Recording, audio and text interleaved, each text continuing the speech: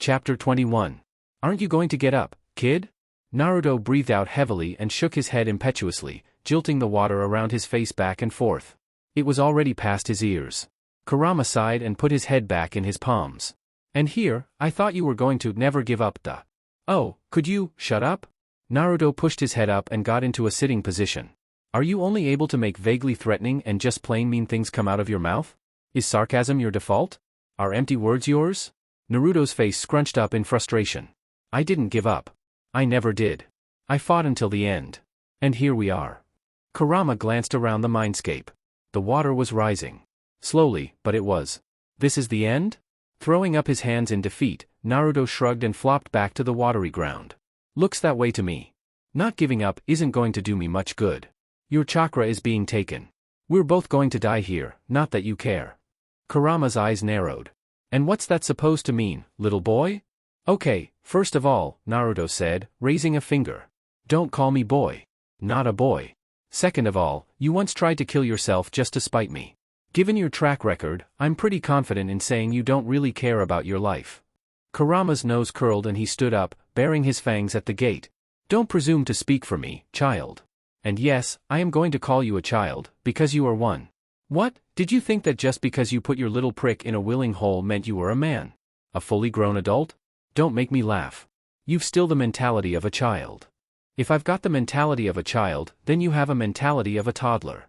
It's always vitriol and temper tantrums with you. The corners of Kurama's lips curled.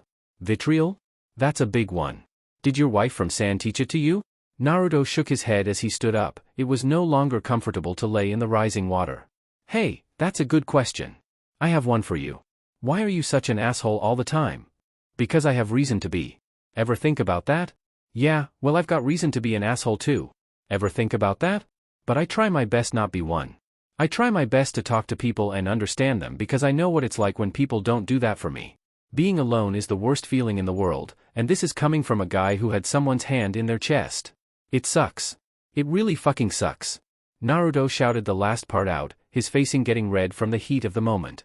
He looked up at the giant red fox. Kurama was staring at him, eyes shifted all over his comparatively smaller frame. The fox was trying to figure out what to say next, Naruto could tell. Probably something snarky and mean. Naruto took a couple of breaths to calm himself. Why are you like this anyway, huh? Did someone hurt you? Did someone betray you? You got captured, that's obvious. But who did it? And why? Kurama shook his head and turned away. You don't care what happened to me. There's not even a morsel of sincerity in your words. You don't get to decide if I'm sincere or not, you big lug of spite, Naruto said, his brow set forward. He pointed at his chest with his thumb. You know my story already. You've been with me since I was born, after all. But I don't know anything about you. Just that you're big. And you're mean. You want to kill me sometimes and let me live other times. And also someone hurt you, or else you wouldn't be like this. Kurama's hackles rose. What did that kid know about him? Huh? Nothing. That's what. That child thought sugared words and friendly smiles solved all the problems in the world and they don't. Not even a little bit. He didn't understand anything.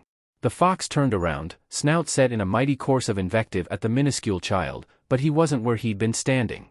He was gone. Kurama's eyes narrowed. Had he gained consciousness?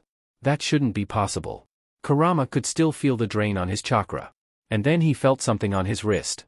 He looked down and saw that the kid had entered his cage and hugged his little body around his appendage. Just because you've been sad doesn't mean you can't be happy. Just because someone hurt you doesn't mean everyone will, the kid said, burying his face into his fur. Kurama let a few ragged breaths escape his lips. He could squash the kid and that would be it. Granted, they were both going to die in a little bit, so it didn't really matter. But, well, it's not like he had to kill him. Kurama let one last large breath out and curled up in a ball. It all started with the sage. 000000000. Naruto opened his eyes. The ceiling was white and the walls were too. The room he was in was sparse. Only a wood dresser that clashed with the room color and a mirror at the opposite wall of the bed made up the furniture. And the only source of light was a window above him, spilling golden rays of sun in the room. He sat up and looked to his side at the shock of platinum blonde hair peeking over the covers. Yujito shuffled in the sheets and stretched her back out as she sat up, pulling her arms back as she did so with a massive yawn belting from her lips. She wasn't wearing any clothes. Morning. How'd you sleep? Naruto couldn't speak. The last thing he remembered was being pulled into blackness after listening to Kurama's story. Am I dead? She smirked a little bit. She looked almost playful. Do you feel dead? He looked down at his hands, fingers splayed, and made a fist a few times. I don't know. I've never been dead, so I don't know how it would feel. Though. He looked up at her. Usually, her features had a certain edge to them. A rigidity that bespoke of someone who had faced hardship and had hardened as a result. But now, her face looked softer. A lackadaisical smile. Drooping eyes. A jaunty air. I think I might be in heaven. And then her brow fell slightly into sadness. There was regret in her eyes. Sorry, not even close, she said as she shucked the sheets off her body and stood up, going to the dresser and putting her clothes on. What's the last thing you remember? I was talking to Kurama dash. Kurama? He lets you call him that? Naruto blinked. Yeah, we're getting to be on better terms.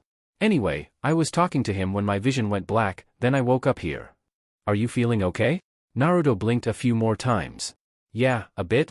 He paused to yawn widely, groggy mostly. His eyes went wide as saucers. He turned to Yujiro, fear at his throat. Is everyone okay? He almost shouted. One of her eyebrows went up. Do you really think I would be here, lounging about at noon with no clothes on if anybody were seriously hurt? She flattened out the last article of clothing and went to the mirror next, already getting started on putting her hair into a braid. Well, then, what happened? He pressed. Mission success, she said. Well, that's the short story anyway. B's back. He'll be fine, mostly. There might be permanent damage, but nothing he can't muscle through. But? He put a hand to his face, trying to remember the last thing outside the mindscape during the mission. We left Tamari and the rest of the Kage to that Madara guy and then. He blinked a couple times. And then I got knocked out immediately. Yujiro nodded as she turned around, flipping her braid behind her back and doing a pose. That's right. How do I look? She was wearing a lavender sundress over baggy shorts that cut off just above the knees. Her braid was also a bit less tight with some strands falling out to frame her face. He didn't comment on her dress. He looked down and to the side, his expression turning sour. And then, you saved the day, I'm guessing. She crossed her arms over her chest. And I thought I looked pretty good. Anyway, no, it was a group effort. His jaw clenched. A group effort that I didn't help in. Are you going to start yelling? She asked, her brows knitting together out of concern. Naruto's jaw unclenched and he fell backwards onto the bed. No, he said in a sigh. It was like there was a heavy weight on his chest, making it hard to breathe. He wanted to cry. He couldn't remember the last time he wanted to cry. Because he felt so damn pathetic. Kurama's previous words were starting to sound truer and truer by the second. All he was empty words. No matter how much stronger or how much more he trained, he never progressed in any way. It was like he was on a treadmill while everyone was racing ahead. And no matter how hard he ran, he was always in the same place saying the same thing. But he couldn't cry. Not while Yujiro was there. He didn't want to worry her. The bed shifted as Yujiro sat down next to him. Her fingernails brushed against his cheek. It's okay to cry, you know. His lips were pressed in a thin line to keep them from trembling. Huh? She pushed herself back until she was leaning against the headboard. You heard me. He pushed his hands against his eyes. He could feel water on them. I wasn't. He started, wiping the fluid away. Yes, she interrupted. You were. Don't try to hide it. I can see it a mile away. He curled up a little bit and turned away from her, deigning to remain silent. Yujiro had a wistful smile on her face. Oh, how the tables turn, she said. Looks like I'm the one comforting you for a change. When he didn't respond, she sighed and turned her gaze up to the ceiling. I don't remember how many times I've cried myself to sleep staring up at that ceiling. I've always had to be the strongest, show the greatest example, and never fail. And I often fell short of those ideals, as you can imagine. And when I did that, I felt so pathetic. I put all my worth into how strong I was, and then when my strength wasn't good enough, neither was I. In retrospect, it was quite silly. But that doesn't mean it didn't hurt. She looked down at him, wallowing in despair, and smiled. It felt good to know that even he showed weakness sometimes. Do you think I went on to save the day unabated by anything in my path? She continued on. That? Naruto's voice cracked. That's how it sounds. Well, it's not, she said gravely. After you got knocked out, I got furious and nearly lost myself to my rage. And then I, myself, got knocked out, perhaps just as badly. Naruto turned his head slightly so that he could make eye contact with her. But? She nodded and cupped his cheeks with her hand. But how did we make it out? Everyone got put under, and it's only through the grace of a psychopath's whimsy that we're all still alive. Matatabi, Chome, Kurama, and Gyuki all almost got taken away from us. By all rights, we should have failed. Naruto sat up. His eyes were red. Then, wait, I'm confused. She smiled a little bit more. It makes sense that you are. By all rights, we should have all died in that cave. We didn't though. Did you know that it's possible to hold mastery over the tailed beast's power? He blinked at the seeming non sequitur. No. Well, it's true. It latches onto hatred and other negative feelings and runs wild from there. So, if you don't have those, then it can't do anything to you. I've never been able to master that. It didn't matter how much I tried or how much counsel B gave me. I never succeeded in doing it. To me, it was all futile. And, while I was dying with Matatabi in my mindscape, I had this realization. It was why I loved you. What I realized, what attracted me to you in the first place was, yes, because you were a Jinchuriki and went through all what I did and yada yada. But what made me fall in love with you, really fall, was because you were happy. Happy through all the things that happened to you.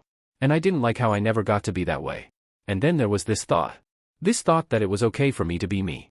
All the good and the bad and the in-between was all that I was. I can't push away my weaknesses and pretend they don't exist. If I did that, I would be pushing away a part of myself. And after that, my darkness went away. And I could use Matatabi's chakra without fear. So I did. I grabbed everyone and got the fuck out before anyone could catch me. Not the most elegant of ways to get a mission success, I know. But I got there. Naruto sat up next to her and wiped his dried face.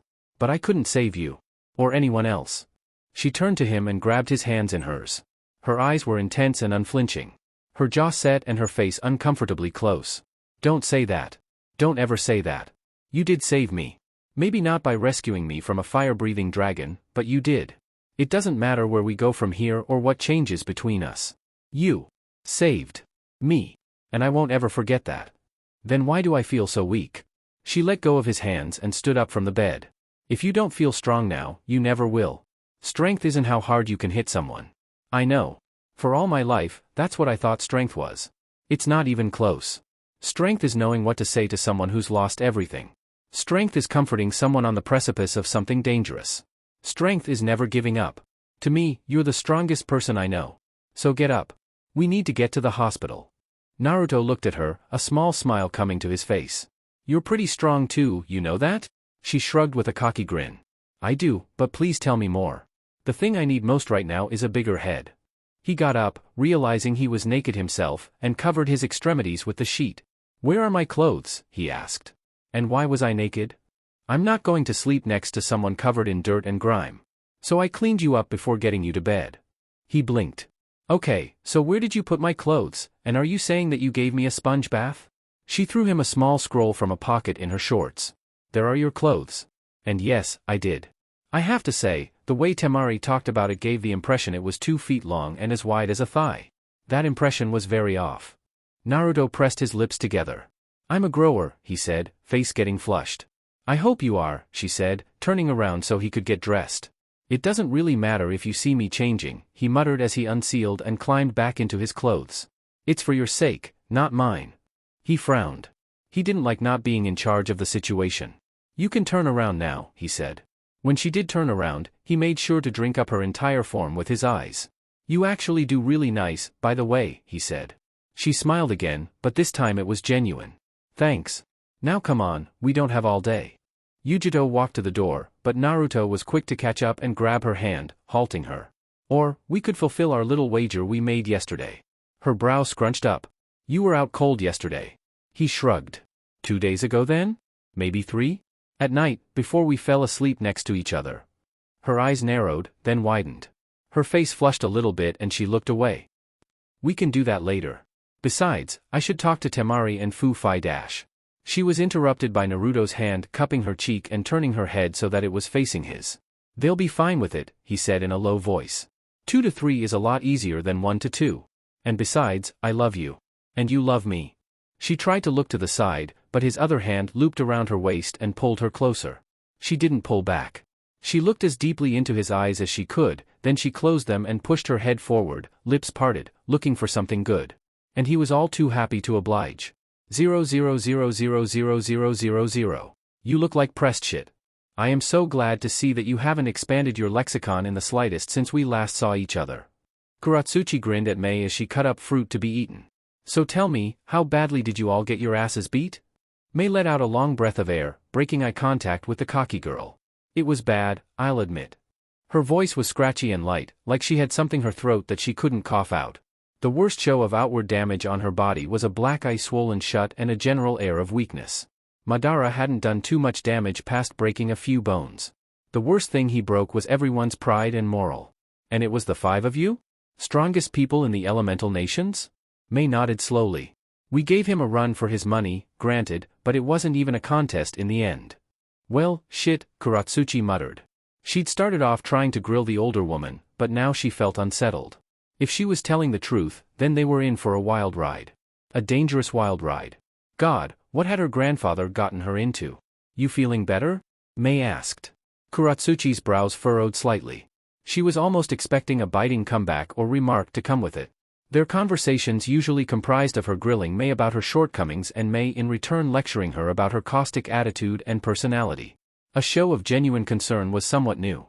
She set down the peeled apple and put her hands on her knees. I'm fine. 100%. Ready and fit to do whatever needs to be done next. Mei pushed herself up a little bit so she was sitting. Good. Because we're going to need all the help we can get if we want to win this. Kuratsuchi looked behind her, to the ceiling, to the walls or floor. It was hard to maintain eye contact with the woman. Guess it feels good that the peace treaty is starting to justify itself. Guess we're just lucky that we fell into the thing that's going to save us. Hopefully save us, Mei corrected her. Hopefully. There was a silence between them. She didn't know how it got so somber, but it did. How do you feel about Naruto? Mei asked suddenly. Kuratsuchi's eyes widened at the suddenness of her question. She wanted to evade it, but she had a feeling that the woman wasn't going to relent in her line of thought. I like him. I really do. I'm not sure if it's love or something else. But I like being with him. Mei smiled a little bit. That's a good feeling. Hold on to it. You might miss it when it's gone. The finality of that statement shook Kuratsuchi a little bit in an unexpected way. There was no uncertainty about it. Eventually her feelings for him were going to change for either the better or the worse.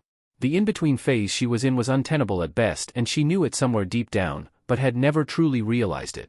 Yeah, she said slowly. I might. Kuratsuchi shook her head and took a deep breath. She didn't like the air that the room was getting. Anyway, how do you feel about him? Mei's smile turned impish. He's good, for his age. Good attitude. Good personality. Good body.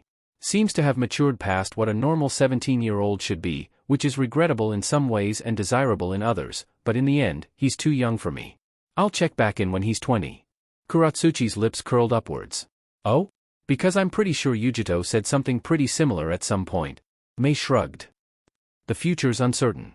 If there's anything these past months have told me, it's that. But the chances of that happening are slim. Before Kuratsuchi could speak again, the door opened and a nurse walked in, head turned away addressing someone else. She's right in here, the woman said, an arm pointing into the room. Naruto and Yujito entered slowly at first, like they were afraid of waking her up, and their faces summarily lit up at seeing Mei and Kuratsuchi. Mei, Naruto spoke her name like he was sighing from relief and exclaiming from excitement at the same time. Her face lifted in brevity. Still alive, somehow. He walked over to her quickly and came to a sudden stop by her bed, face at war with itself. He wanted to give her a hug, but he didn't know if it was going to hurt her. Mei couldn't help but chuckle in mirth. Come here you little guy, Mei said, outstretching her arms. Naruto dove down and hugged her to his chest, doing his best not to make her uncomfortable. Yujito stood next to Kuratsuchi with one hand on her hip, a half-smile on her lips as she looked at them. You feeling better? She asked. Kuratsuchi was starting to feel a sense of déjà vu. I am, she said measuredly. What about you? I heard some pretty crazy things about you. And, you also feel a bit different? Yujito proffered. Kuratsuchi nodded lightly.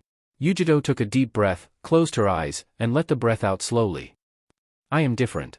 At least a little bit, I'd hope. Mei laughed in a lecherous tone, marking the end of hers and Naruto's hug.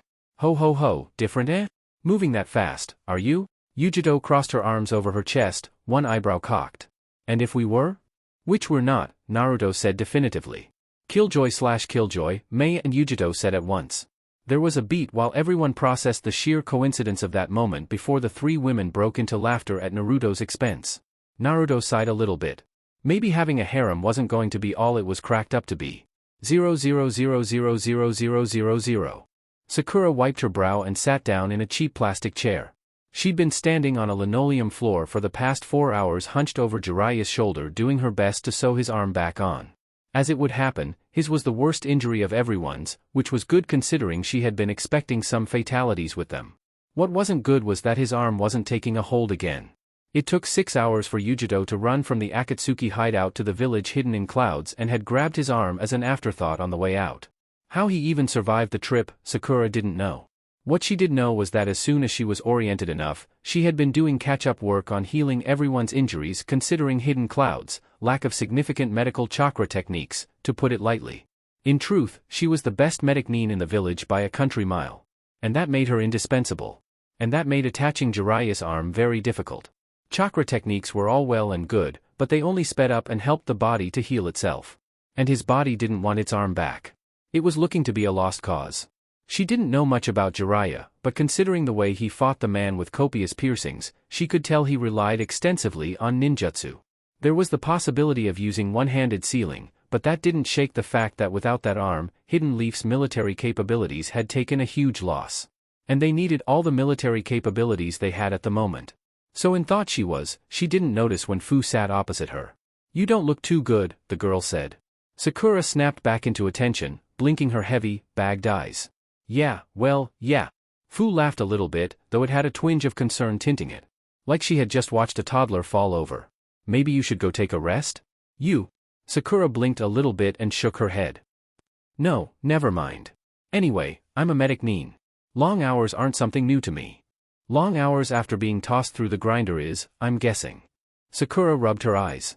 "What about you? You almost got your tailed beast ripped out of you. You should be knocking on death's door, like B was." She shrugged. "I've got a good constitution." "That's one word for it," Sakura murmured. "And, to answer your question, no, I cannot. I'm the most accomplished medic nin here. I rest, people dia." Fu clicked her tongue. "Sounds like a shit life." Sakura looked away. "It isn't for everyone. But then again, you're a Jinchuriki. Yours wasn't all sugar and roses." She crossed her arms over her chest and looked away. "It wasn't the best. But if it happened any other way, I wouldn't be here where I am." Sakura's eyebrows rose. "And that's a good thing?" Fu looked her in the eye. Any pretense of a lackadaisical attitude was gone. Her face was genuine. And it was genuinely happy. "Of course it is. Because of Naruto?" Fu tilted her head a little bit to the side. "Yeah, that's part of it. But now I have so many friends. I'm not alone with Chome anymore. That's not to say Chome isn't good company, but it's hard to have a birthday party with 2 people. 3 if Shibuki comes." Sakura's jaw set in a line and she looked down. A lonely birthday party sounded like the most crushing thing to her. And both Naruto and Sasuke have had their fair share of them. "That's it?" Sakura looked back up to Fu.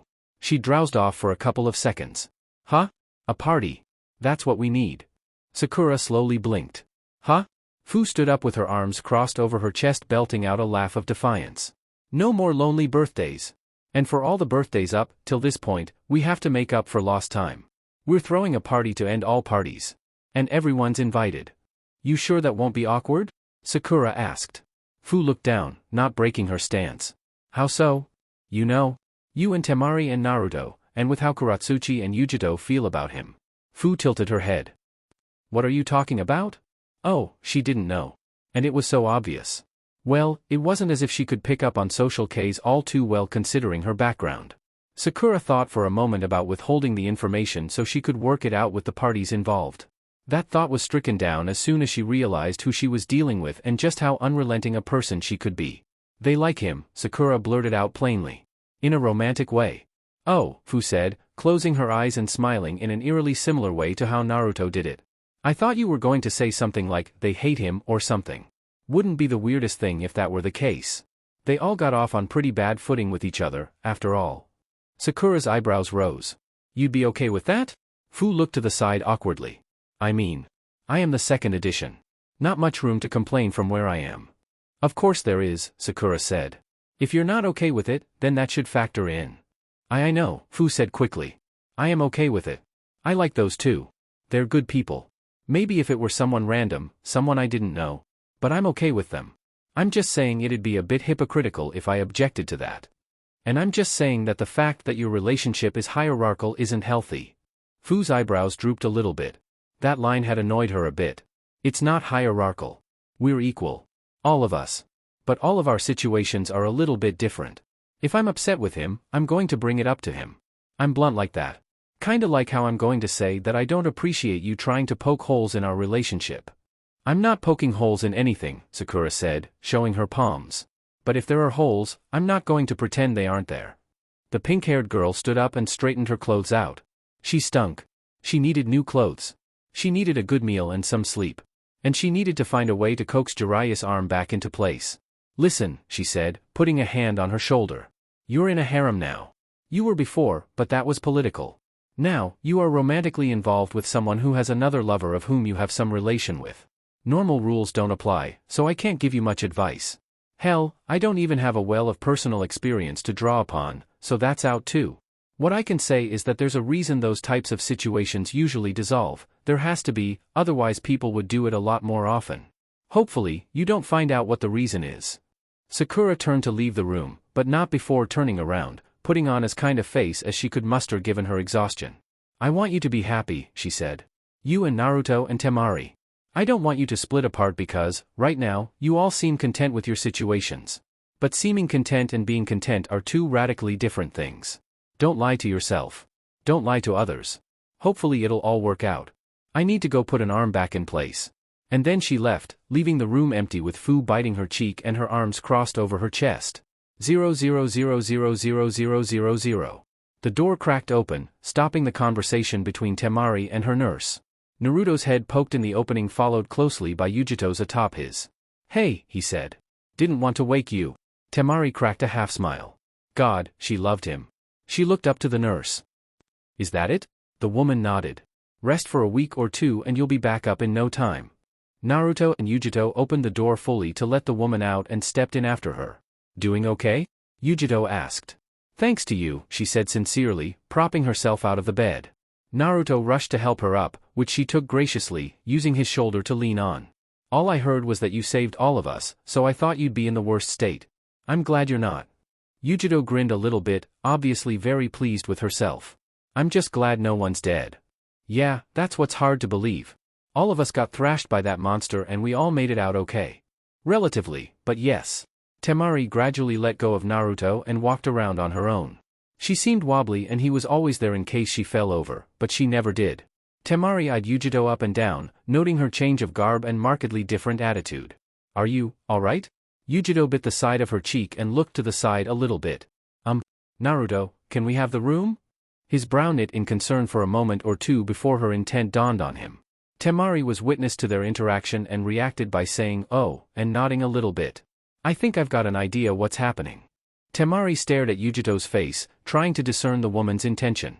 She was nice, but in a deep-down kind of way. Earnest and hardworking with seeming no ill intent. Somewhat dry and cold, but not unjust in her actions. A stand-up and good person. And she was playing with her hair, refusing to meet eyes with her. Tamari smiled a bit. So you finally told him, huh? Yujito's eyes widened in shock. What, you knew? Of course I knew. You were very obvious. Yujito looked taken aback. How so? You stared at him a lot. Hung on his every word. Looked at his ass every now and then. Yujito's cheeks flared up in indignation and embarrassment while Naruto was doing his best to hold in laughter. Maybe a harem was all it was cracked up to be. We'll all sit down and talk with Fu, Tamari said. I'm tentatively okay, but I want to get to know you better before I share a bed with you, which I think is reasonable. Everyone okay with that? The two nodded, Yujito adding under her breath, you really like take-charge women, don't you? I am a Kage for a reason, Tamari said dryly. Naruto crossed his arms over his chest. And my tastes range widely. As evidenced, Yujito said, smiling a bit. Tamari smiled too. I think I like this new Yujito. Yujito smiled back, just as brightly. I do too. 000000000. It was the last door Naruto had to open. And he had to open it alone. His jaw was set and his gaze turned downwards. Taking a deep breath, he plastered a smile on his face and opened the door. Heya, you old pervert. Up yet? The man sitting in the hospital bed was still towering despite what most would be enfeebled by. There were dark bags under his eyes and his face looked gaunt, but he still had the energy to smile back at his apprentice. "Hey kid, I'm up and raring to go." Naruto's heart sunk a little bit when he saw Jiraiya's lack of a right arm. Its inexistence struck him. He didn't look whole without it. Which would normally go without saying, but it made him look eerie. And Naruto couldn't help but feel at least in part responsible for it. The sun was setting and the window out to the village got a perfect view of it just starting to dip below the clouds. "Is everyone all right?" Jiraiya asked. He didn't sound worried, which made Naruto think he already knew the answer to the question. "You got the worst of it," Naruto said. "And you're still smiling through it, somehow." He shrugged. "Can't let the youngsters show me up. I've got a reputation to uphold." In the end, Sakura wasn't able to reattach his limb no matter how hard she tried. She kept at it until she nearly collapsed from exhaustion. Naruto's smile began to vanish. "Are you okay?" he asked. He couldn't act like there wasn't anything wrong anymore. Jiraiya's face turned slightly somber as he looked at the void where his right arm used to be. "I'm old, kid. Not as old as the third when he kicked the bucket, but I'm old enough that an early retirement would suit me well." He looked back up to Naruto, his face deadly serious. "There is one more thing I need to teach you as your master. After that, you're on your own." Naruto waited a beat or two for him to continue. When he didn't, Naruto leaned in a little bit. "And that thing is?" Jiraiya leaned back, a lecherous grin on his face. "I'll tell you, but first you gotta tell me how your first threesome went." Naruto's face went into his hand. "I would throw something at you if you weren't in a hospital bed right now. I see you aren't denying you've had one. How was it? Great, right? Honestly, threesomes don't work well with me. Too many things to focus on. That, or you're just there while they're having fun. No, it's gotta be mano a mano for me." "I should have expected this," Naruto murmured. "I appreciate a woman with giant knockers, but I have had quite a few sessions with women with more lithe frames. They're always fun. Not much to grab onto, if you get my dri. Jiraiya's mouth clacked shut when he got domed in the head with a scroll, courtesy of one Naruto Uzumaki. "You get one," the younger lad said. Jiraiya couldn't help but to chuckle like an idiot. "What did I do wrong this time? We're both men now. We should be able to talk about this candidly." Naruto's eyes went half-lidded. "Just because I've had sex doesn't mean I'm a man." Jiraiya shut his mouth for a second or two to think about what to say next. "Yeah, well, you realizing that puts you somewhere along the road." Naruto sat down in a chair next to the bed with a prolonged sigh. He was tired.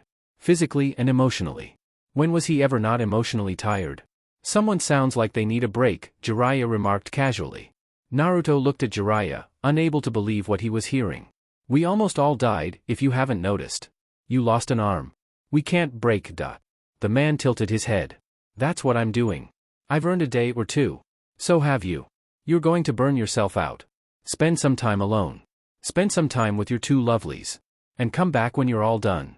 Naruto blinked. "Like, right now? I'm not going anywhere," Jiraiya sighed, closing his eyes. "Besides, I need rest. Now beat it, kid. We can talk about what I'm going to teach you later."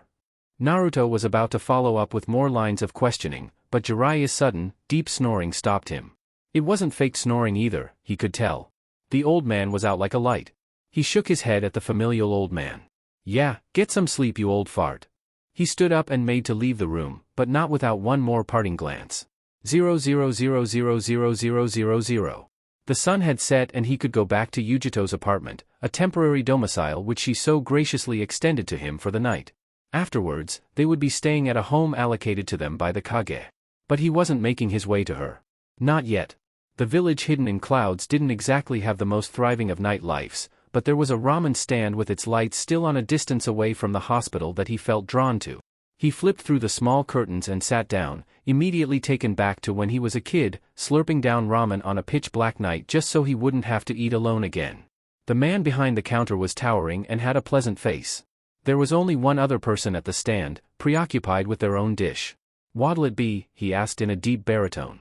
Naruto took a few seconds to answer. "Does Kumo have any specialties?" It was at this time that the man noticed his forehead protector and the leaf engraved in it.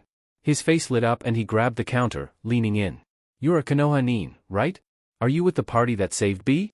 Naruto felt a smile coming up on his face. "Yeah, that was us. Group effort though. All the nations came together for that one." The man stood back, obviously pleased with this information. "Anything you want, on the house. It's the least I could do for a person who helped save the hero of Kumo." The man turned around and got to preparing the dish. You're from Konoha, so that means lots of ground animals, right? Beef, chicken, pork? Well, you haven't had ramen until you dash. The man paused to grunt as he hefted up an egg that looked like it was bigger than a baby. Have had fried pig raptor egg. Pig raptor? The man chuckled, pleased at being able to show off his village's specialties. If you think the egg's big, the bird'll have you shitting your pants. Well, maybe not your pants. You kicked the ass of whoever took B, after all. Naruto's face fell a little bit. Yeah, well, group effort. The man continued to talk on and on about the world in a way Naruto hadn't felt. Trade was booming and so was business. People were getting along better at the borders. Fights still broke out every now and then, but they were punished on both sides severely. It was becoming safer. You hear about the minor village conference in the Land of Iron? The man asked. Naruto's eyebrows scrunched. I feel like I've heard of that before. The way I hear it, it's going to be a big shitstorm. How so? Everyone wants a piece of the pie. And if they can't have that, they want a piece of the person who took a piece of the pie. Too many egos. Too many blood feuds. The bowl was set in front of Naruto. Everything in it was obscured by a giant fried egg. The man looked on proudly. There were a lot of egos with the big villages, you know, Naruto said, breaking apart his chopsticks. The man considered it. Yeah, but that's different. Like, I don't know. It's not the same. How astute, the person next to Naruto said. They were obscured by a cloak, but the voice was obviously feminine. And also not a way of speaking he had ever heard before. Yeah, the man said, nodding with his words. I get it, geopolitical genius, I am not. Mark my words, it's going to be bad. Duly marked, the woman said. Naruto looked at the cloaked individual. Kuratsuchi, he asked. Godfuck it, she said, wrenching her hood off her head. Knew I shouldn't ve said anything. Naruto pushed his chopsticks into the fried egg, spilling egg yolk into the noodles below. Did you want alone time or something? She shook her head, twirling the scant remainder of her meal with her chopsticks. No, I thought you did. He hummed, biting into his food. You've got a lot on your shoulders. Or at least, you seem to put a lot on there. You're stressed out and sometimes people need alone time. Show why were you here? He asked between bites. Coincidence. I saw a ramen stand. Was a little bit reminded of how we acted back in Hidden Leaf. Little things. Why'd you stay? She looked at him, concern in her eyes. I wanted to make sure you were okay. He swallowed his noodles and wiped his mouth, unsure of how to respond to that. A show of genuine concern was rare for the girl with raven hair. She got up from her seat, walked over, and enveloped him in a hug from the back. I'm terrible with advice. So just, make it out, okay? She left the stand, leaving Naruto alone with his ramen and the company of a stranger. 000000000. When he opened the door to Yujito's apartment and saw her blonde hair peeking over the covers, he smiled, feeling pricks of water at the edges of his eyes. It was a good feeling. Chapter 22.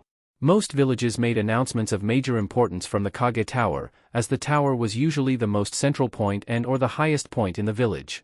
Not so for the village hidden in clouds. Made in the mountaintops clearing low-altitude clouds, there weren't many flat spaces for many people to gather at once. And so, they made one for just such an occasion. Structured like a very large amphitheater, there were great rows of seats large enough for the entire populace to view said announcement, performance, or other such event of importance. It was Naruto's turn to be up there. Him along with his political harem, AI, and B, of whom he had just met an hour prior. He was a good man. Yujito had compared them together, which Naruto couldn't see in the slightest, yet drew sounds of confirmation from the rest of his peers. AI was giving a speech in front of all of them. The entire populace knew of the treaty at that point, but they were still doing rounds. Must have been for the sake of equitable treatment, or something like that. He wasn't even 100% on what equity meant or how it differed from equality. Tamari had been inadvertently lecturing him about how economics and social systems worked since he arrived at the house allotted to them from Yujito's apartment. It was interesting to be sure, but he didn't think he would ever have a full grasp of its entirety. The man was still speaking and he couldn't really concentrate on it. He was looking at the populace's faces. There wasn't a glimmer of a glower anywhere.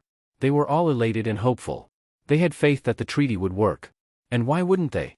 An entire troop of shinobi from various nations had banded together and risked everything for the sole purpose of saving one of their most respected protectors. Naruto snapped out of it when AI took a step back and Yujito took a step forward.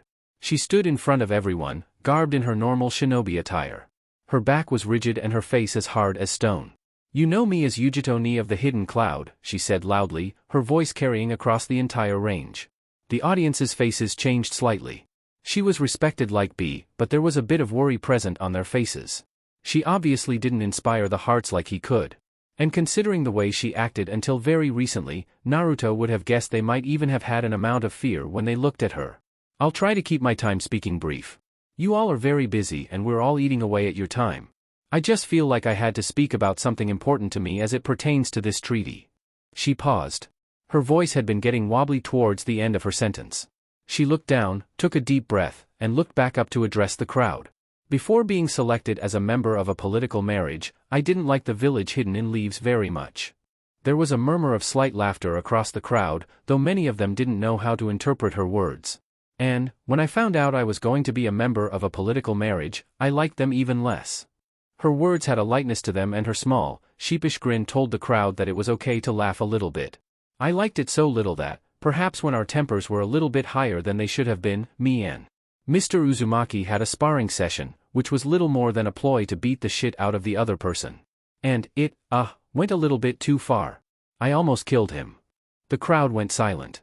Under normal circumstances, that would be it. Treaty over. Nice try. Better luck next time. But it wasn't, or else I wouldn't be standing in front of you all today, smiling instead of grimacing in regret. The reason it wasn't was because he covered for me, said it was an accident or something, I don't quite remember. He forgave me. He laid some blame on me, laid some blame on himself, then I helped carry him back to the house we were staying at when he couldn't do it myself. And I was walking there, with him on my back considering him. Thinking of how we were different and how we might be similar. They didn't know how to react, Naruto could tell. There were hushed side conversations and uncomfortable shifting in seats. Over the course of our coming here, much has happened, some of which you have heard about. I was, initially distrustful of everyone behind me, as I'm sure any of you would be. But as I've come to know them, speak to them, fight with and for them, I see that they are good people, people who I would be honored to call my friends, as well as a lover. There were those in the crowd that gasped and Naruto's eyes shot wide open. He looked to his sides and saw that he wasn't the only one shocked by her announcement. I'm in love with him, she continued, a light dusting of pink on her cheeks. In fact, I think I love all of them. They're the people most precious to me. And I would do anything for their sake. And I'm comfortable knowing they would do the same for me. She paused again and looked up to the sky, taking a deep breath and closing her eyes. A flare of blue fire ignited at her feet and traveled up her body, encompassing everything, leaving a faint outline of her body. It contorted and compressed until it was like a bodysuit over her own. She smiled and raised a fist into the air. Apart we have found strength, but together is how we know how to use it. This is a moment that will go down in history. The world will know peace. True peace. Her fire flickered out and she returned to her position at the lineup. For a scant few seconds, nothing happened. Then one person started clapping. Followed by another. Another. Then a cavalcade of clapping followed. Some even rose up and started cheering. Even despite himself, Naruto couldn't help but smile. 000000000. What is up with you and shopping for clothes? Naruto asked, only to get smacked in the face by a flying t-shirt. I'm not shopping for clothes, Kuratsuchi replied. We're shopping for clothes. Got it? And we're shopping for clothes for you, so be grateful. I don't need clothes. Kuratsuchi looked at him as if he said something about not needing hydration, food, or another necessity. The only pair of clothes you have left is the one you have on your back. They're shipping the clothes from Rock over here. Which will take a couple of days, Kuratsuchi said with a bit of a mumble as she looked over at a pattern on a shirt. She snapped back to him, showing the front of the article while saying, I don't even know how you can operate on one pair of clothes. Anyway, how do you like it? It was a long-sleeved black shirt with a skull-like emblem going from top to bottom. Naruto half frowned. It's not really my style. One of her eyebrows titled up in amusement. Not for you. For me. And I thought we were shopping for me, Naruto said, putting his hands on his hips, eyebrow cocked. We were, but I've got a blank check for getting you garbed and I'm going to make good use of it. So back to the question, how do you like it? He crossed his arms over his chest. First of all, that's a man's shirt. I'll get a small. It's a bit gothic. She flipped a hand through her hair. I'll get a highlight to match with it then. I've never tried the goth look. A hair highlight? What color are you thinking for it, pink? Kuratsuchi walked over to a full-length mirror, splaying the shirt over her torso. Why pink? She asked, half paying attention. Your eyes, obviously, Naruto said, joining her, looking at their reflections. She was smiling a little bit while his face looked neutral. They made eye contact through the mirror. She was looking at him pityingly. Turning around to face him, Kuratsuchi tossed the shirt aside and said, "Are you okay?" He shrugged. "I'm fine. I just don't want to go clothes shopping right now." "Well, what do you want to do?" "I wanna train. I was tossed around by the mask guy and didn't help anyone in the end. I don't want to feel that weak ever again, and I want to protect my precious people." It was her turn to cock an eyebrow. "You don't sound too passionate regarding that, you know." He didn't have an answer for her, choosing instead to bite the side of his lip and look to the side, doing his best to think up a suitable response. She didn't give him the time, grabbing his elbow so that he would look at her and saying, "You're sad, aren't you?" Damn. Was he that obvious? And he'd been trying to make sure she wouldn't notice. He bit his lip and nodded his head up and down. I don't know why I'm sad. I should be bouncing around the walls, saying stupid shit, trying on clothes, working my ass off, but I don't want to do any of that. And what's worse is that I don't know what I do want to do. I just know what I don't. And I know I sound like a petulant child, but You don't, Kuratsuchi said firmly. It's fine. I understand what you're going through. Naruto's face scrunched up in confusion. How do you know? I don't even know. She sheepishly looked to the side. Well, I don't know for sure. I'm not an expert on these things. But it sounds like you're depressed. He crossed his arms. Depressed? I'm not depressed. She raised her hand up and pulled down one digit for every point she made. General feeling of sadness, lack of motivation, feeling guilty about being sad when you know you should be happy. Ticks all the boxes. He looked to the side at a rack of pants. How could he be depressed? Sure, he got sad at times, especially when he was a kid, but now he was surrounded by people who loved him and who he loved back. He was in love with 3 women and they accepted that and reciprocated it. He shouldn't be depressed. Noticing he didn't respond right away, Kuratsuchi closed the distance between them and wrapped her arms around him, putting her head against his chest. It's a hard thing to wrap your head around. I know that. I know that better than a lot of people. And I also know that hollow words of encouragement don't really help. And I also know that when people act like they know you better than you know you, it gets you frustrated. I know all these things. Naruto's lips pressed into a thin line. He looked at their reflection again. His face was not the face of a happy person. His jaw locked and he leaned forward until his head was on top of hers. I don't like feeling this way. How do I get better? She took a deep breath and let it out slowly. I don't know, she said. It's probably different for everybody. I got depressed when I realized nobody was trying to get to know me for me. All my peers put me on this pedestal and I didn't want that. It lasted for a while. And I got out of it when I stopped caring what they thought of me. But I don't think that'll work in your position. Kuratsuchi disengaged and looked him in the eyes. It hasn't really been a long time since we met, but we've got history, you and I. Some bad, some good. But I'm not going to abandon you. I care about you, you know that. And no matter what you need to help yourself out of it, I'll do my best to give it to you. He smiled a little bit. Hearing her words made his heart flicker around a little bit. Despite her brazen attitude to a lot of things, it was nice to affirm every now and then that she was a nice person. Kuratsuchi, A feeling of utmost dread and horrific, bone-chilling disgust swept through the store like a flood. Everyone stopped doing what they were doing to look up, eyes wide. Naruto knew that feeling all too well, and Kuratsuchi was feeling a major sense of déjà vu. It was the ghastly feeling of tailed beast chakra swamping over everything. The fellow shoppers started murmuring amongst themselves. I don't know. Is that B? Couldn't be. Yujito looked like she was in control. It feels different. Are we safe? Naruto and Kuratsuchi met eyes. Wild, alert, scared eyes. If everyone was in control of their tailed beasts, then that only left one logical conclusion. They were being attacked. 0000000. A few minutes ago. Despite being the oldest at the table, Yujito felt like she was wilting under the unflinching gaze of the 2 girls. They were sitting around a wrought iron table outside a cafe. There were cups of tea in front of each of them that sat cooling. Past pleasantries, little of substance had been said as of yet. They had gotten a couple of odd stares since coming there, but nobody had approached them. I guess I should start, Tamari said, prompting Fu to reach forward and take a sip of her tea, only to summarily recoil from it. Is this what tea tastes like? She asked, interrupting Tamari's train of thought. Tamari blinked and looked at her. How had she already been derailed? That strand of tea, I suppose. It tastes like dirt.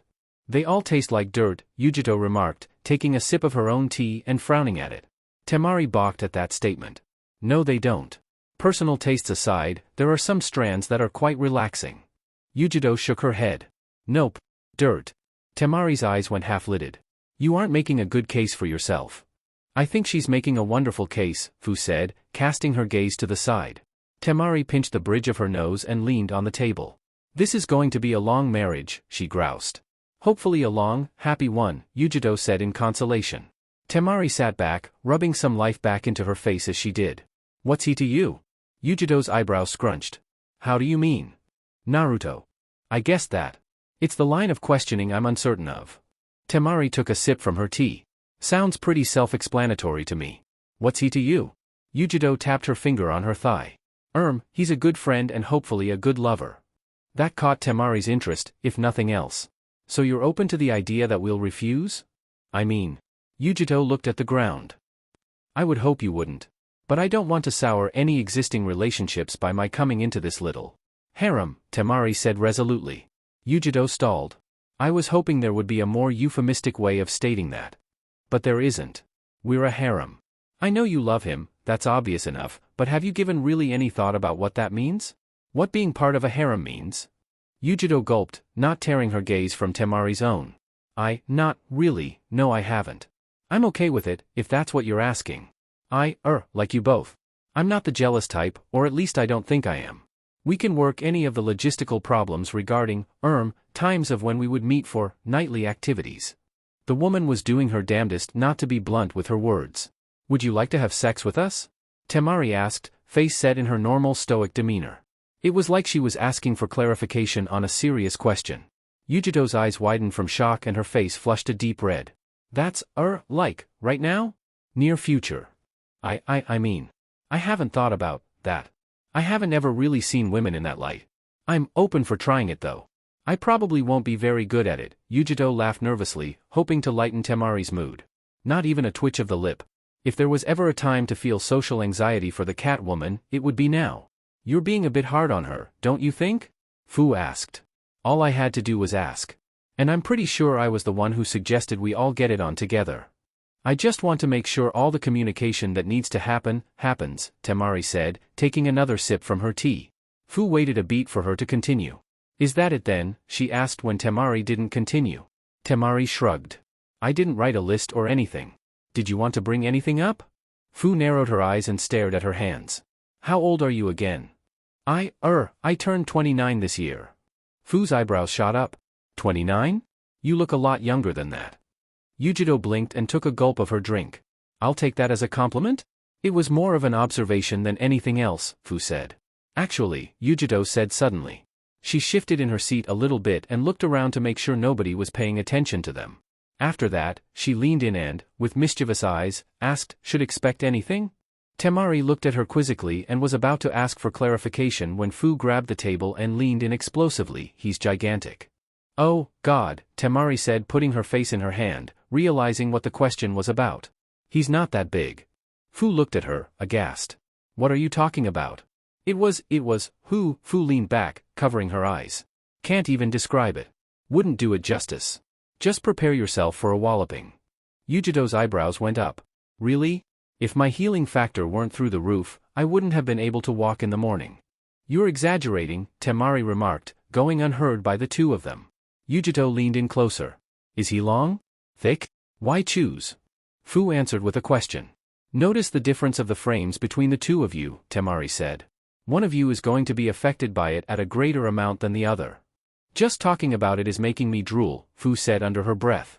From the mouth? Yujido asked, noticing the girl's lack of drool. From the lower mouth, Fu clarified. This is going to be a long marriage, Tamari repeated to herself. And thick apparently, Yujido said with a smirk. Fu barked out in laughter and raised her hand for a smacking, one which Yujido was all too happy to comply with. Where is he anyway? Fu asked. Shopping for clothes with Kuratsuchi, Tamari replied. Oh, I can help with that, Fu said, jumping up from the table.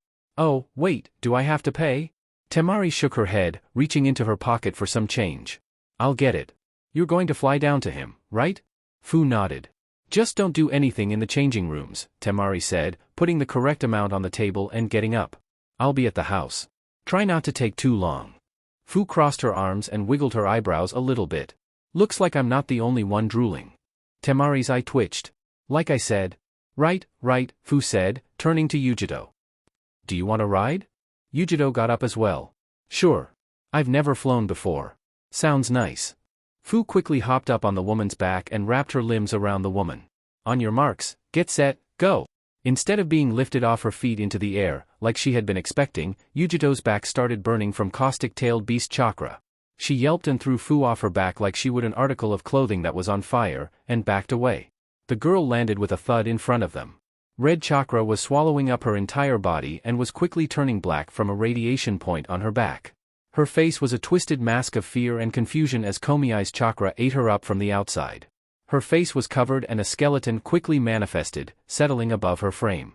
The monster that was Fu stood up and looked at them like a wild animal would, sizing them up, seeing what kind of threats they could be. Seeing who would be the easiest to kill.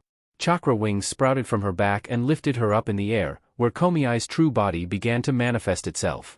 Tamari and Yujito couldn't believe their eyes at what they were seeing. How had the girl lost control? She always had control over herself. We need to alert the sealing team. Tamari shouted. Where are they? Yujito's chakra cloak lit up her body and an arm wrapped around the other girl's body. I'll get them. You alert Jiraiya. You can fly, right? I can glide a little bit, Tamari answered, regretting every word coming from her mouth and thanking whatever religion was in charge that she brought her war fan with her. Without another word of warning, Yujito's chakra arm wound back and threw Tamari at the general direction of the hospital, halfway across the village. It was going to be a wild flight to be sure, Yujito knew. But they all had jobs to play when the shit hit the fan. 000000000. Naruto and Kuratsuchi ran out the store, eyeing around for where the intruder was. Sakura had told everyone what had happened when she woke up and knew about the masked man's conversations with his would-be ally. The way they conversed made it seem like they had time, a week or two at least, to shore up their defenses and prepare for another attack. No such luck, as it would seem. Where do we go? Kuratsuchi asked. The house? Nobody's going to be at the house, Kuratsuchi said, looking down at the ground as she tried to think. She remembered back to the siege of Konoha, fighting for her life in the streets with no direction at all. She didn't want that again. A stratified chain of command with some sense of direction does a soldier good. The clothing store they ran out of was on one of the inner mountains making up Kumogakure and also part of the commercial district. Added to that was a good view of the center of the village, where the Kage administration was, a building that almost completely enveloped the tallest mountain in the range. And from behind that building, a giant beetle with a strangely armored head and 6 wings flew from behind of it. It landed on top of the mountain and undulated its body up and down to screech terribly across the range. Even from the distance they were from it, Naruto and Kuratsuchi had to hold their ears to their head lest their eardrums explode. Is that Fu? Naruto yelled out, his hearing dull and muted. Unless you know any other Jinchuriki for a giant flying fucking beetle. We need to help her. She looked at him like he was speaking in tongues. I'm not a monster like everyone else. I'm sure you could do your thing, but I get near that, I die. A mass of crimson blackness percolated around its mouth and began to grow in monstrous size. Naruto didn't know what it was, but he surmised that it couldn't be anything good. And then it turned to look at them, its head and upper chest obscured by the beast bomb. Naruto's eyes widened and red chakra flowed up his body, manifesting in a two-tailed cloak. He grabbed Kuratsuchi and launched himself away to another of the mountain peaks. His chakra ate at her a little bit, but it was leagues better than being in the path of whatever was in Komiai's mouth. For Kuratsuchi's part, she grunted and winced, but never cried out in pain. She was a trucker, that girl. He impacted the base of the peak and set Kuratsuchi down on the nearest path, standing up to get a good look at the tailed beast rearing up and getting ready to obliterate part of the village. A cold hand of helplessness rooted him in place. Not again. Another situation where he couldn't do anything. Another situation where everyone's lives depended on action and he had no action to give. The chakra cloak dissipated and he crouched down, hands grabbing the dirt. Why couldn't he do anything? Giant purple tentacles flowed from inside the building out to wrap around the beetle's head and body, wrenching its aim upwards and jettisoning the bomb into the sky. The rest of the purple monstrosity flowed out, a giant with the torso of a human and the head of an ox, and began struggling with the monster in turn. No. Naruto? Kuratsuchi asked, running up to put a hand on his shoulder. Are you okay? We need to get out of here. He stood up and stared at what Fu had become. What was he going to be if he couldn't leap into action when someone he loved was in trouble? The cloak came back, enhancing his features and making him look more bestial. Kuratsuchi took a step back.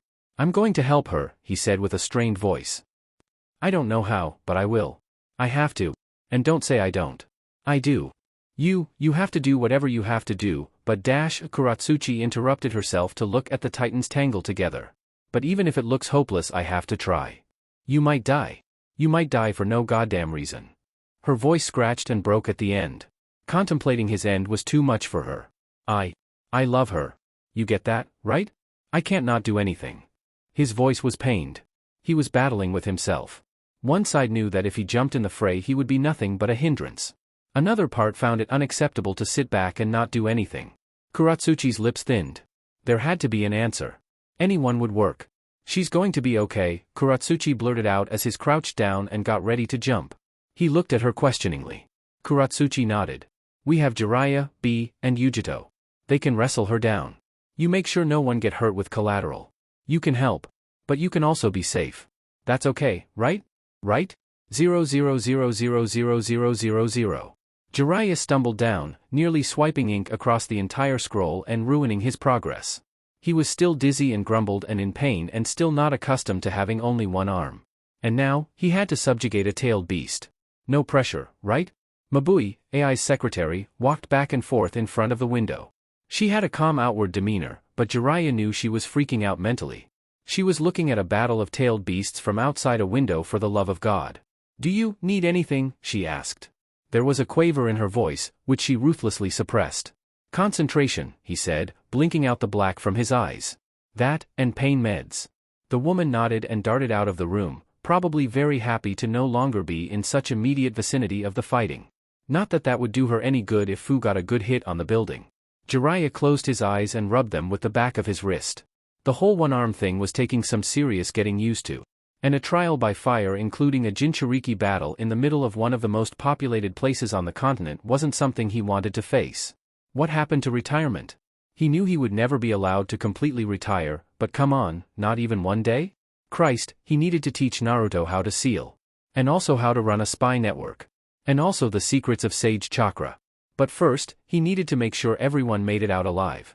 And that meant inscribing a seal on paper that will relinquish a Jinchuriki, who has gone into their full-tailed beast form, of their power, while suffering from a lack of sleep, while buzzed up with hospital drugs, with one arm.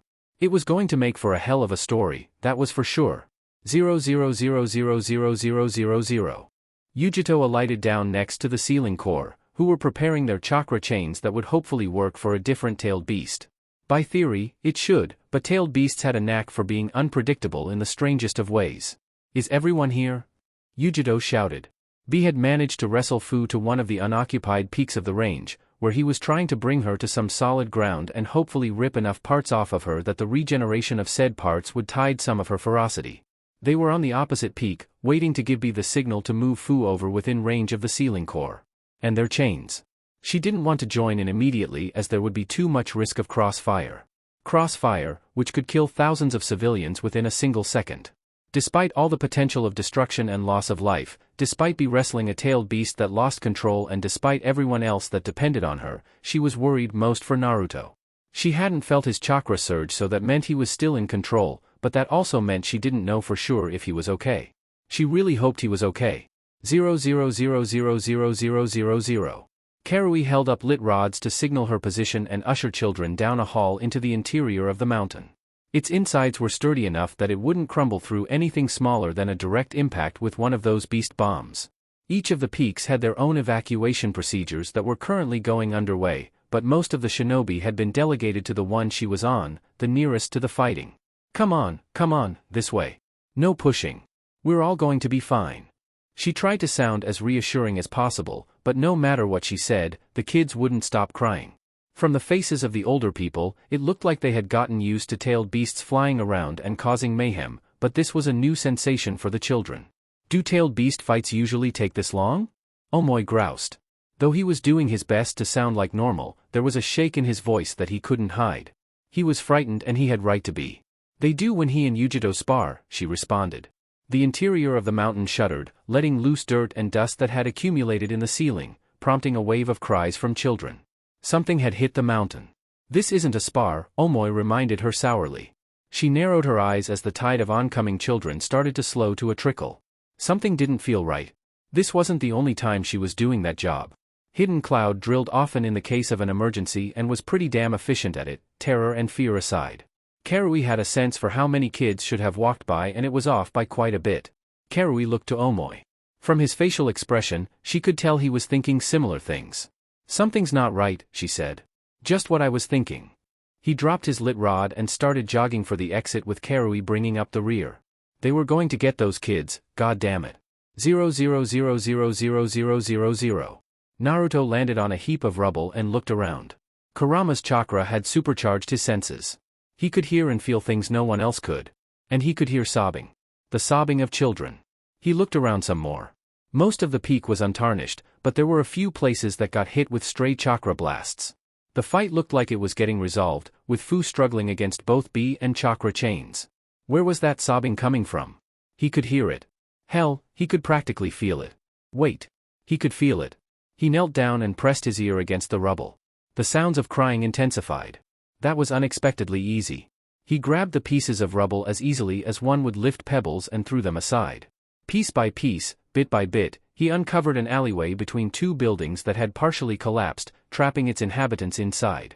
They were all kids with one delirious chunin, probably a teacher, huddled down in various states of mental disrepair. They looked up, dumbstruck by the sight in front of them. Naruto let the chakra cloak dissipate and fell down to them. Is anybody hurt? He asked. All the kids looked at the chunin. There was rag wet with blood on his temple. It probably wasn't serious, but he wasn't lucid enough to communicate. Are you all students at a ninja academy? One of them stepped forward. A little girl with her chin stuck forward. There were tracks of tears rolling down her cheeks, but her eyes were resolute in the moment. Azuma-sensei is the only one hurt. And yes, we're all academy students. What happened? We were evacuating when our path got closed off. Azuma-sensei tried to get us through a different way, but then something hit near here and everything got blocked off. Naruto nodded. Right, well, the fighting's nearing the end. We're probably safe from those two, but we need to get everyone out as soon as we can. Can any of you all walk? We haven't learned that yet, the girl said. Naruto put his hands on his hips and smiled at them like a fox. Then hop on and I'll get you out. He turned around and knelt down. 2 at a time. Single file. Come on. As he carried the children up and out of the hole, he made sure to keep a close eye on the subjugation of Fu. Whatever kind of fight it was supposed to be, it was close. Fu, or whatever was in charge, didn't want to go down without a fight and did everything she could to break free. Even with the chains wrapped around her appendages and wings, she managed to fly up and down a couple of times before slamming back down to the peak. The fighting wasn't pretty, but the ceiling core looked like they knew what they were doing. Are we going to be okay? One of the kids asked from his back. Of course, Naruto said with a pointed thumbs up and a wide grin. Your ninja know what they're doing. Soon, they were all out except for the little girl and the teacher, who she was dragging forward for him to take. First you, then him, Naruto tried to say as sternly as he could. She shook her head. I'm the leader. I go last. You're also a kid. Kids go first. I'm not a kid. I'm a ninja. He wanted to argue more, but a pain scream from Fu reminded him that there wasn't much time to waste. Okay, he said, shouldering the older man. But get ready to point me to where the evacuation route is. On his way up, he heard distant murmurings and the voices of 2 others, adults probably.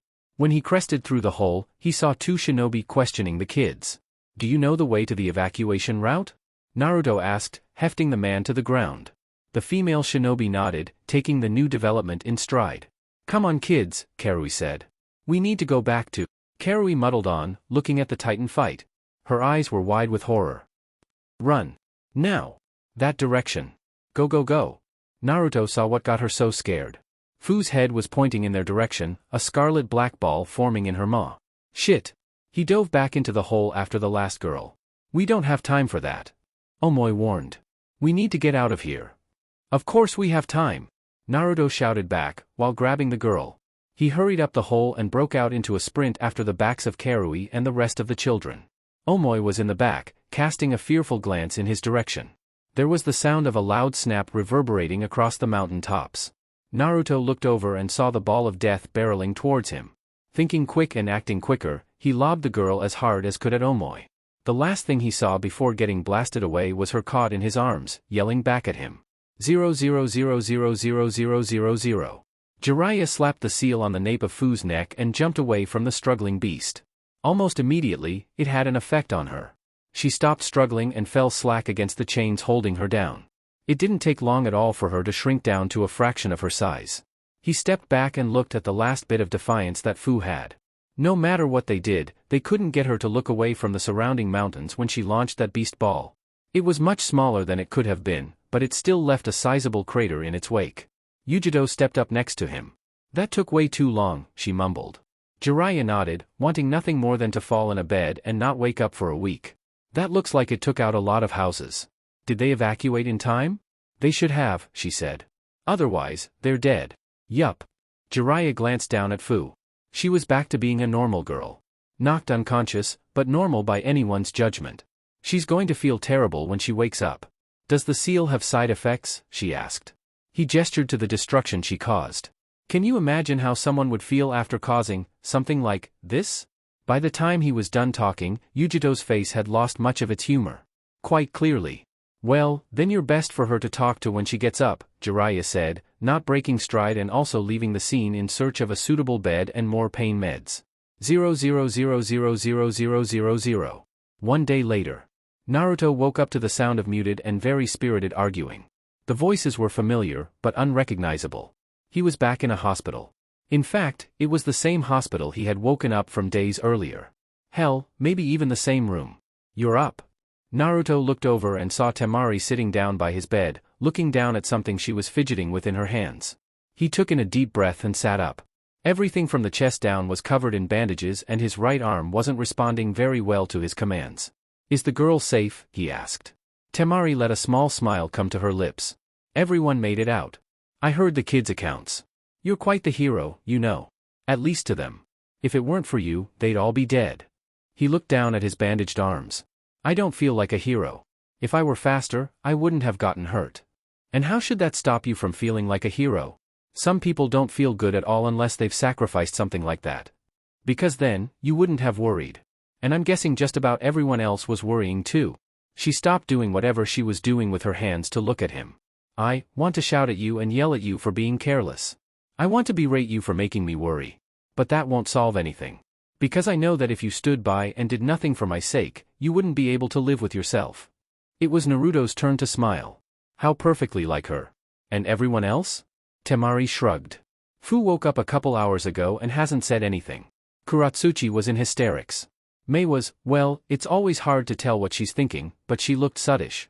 Yujito didn't look too pleased either. And now, she's arguing with Jiraiya over something. I don't know what, so don't ask me.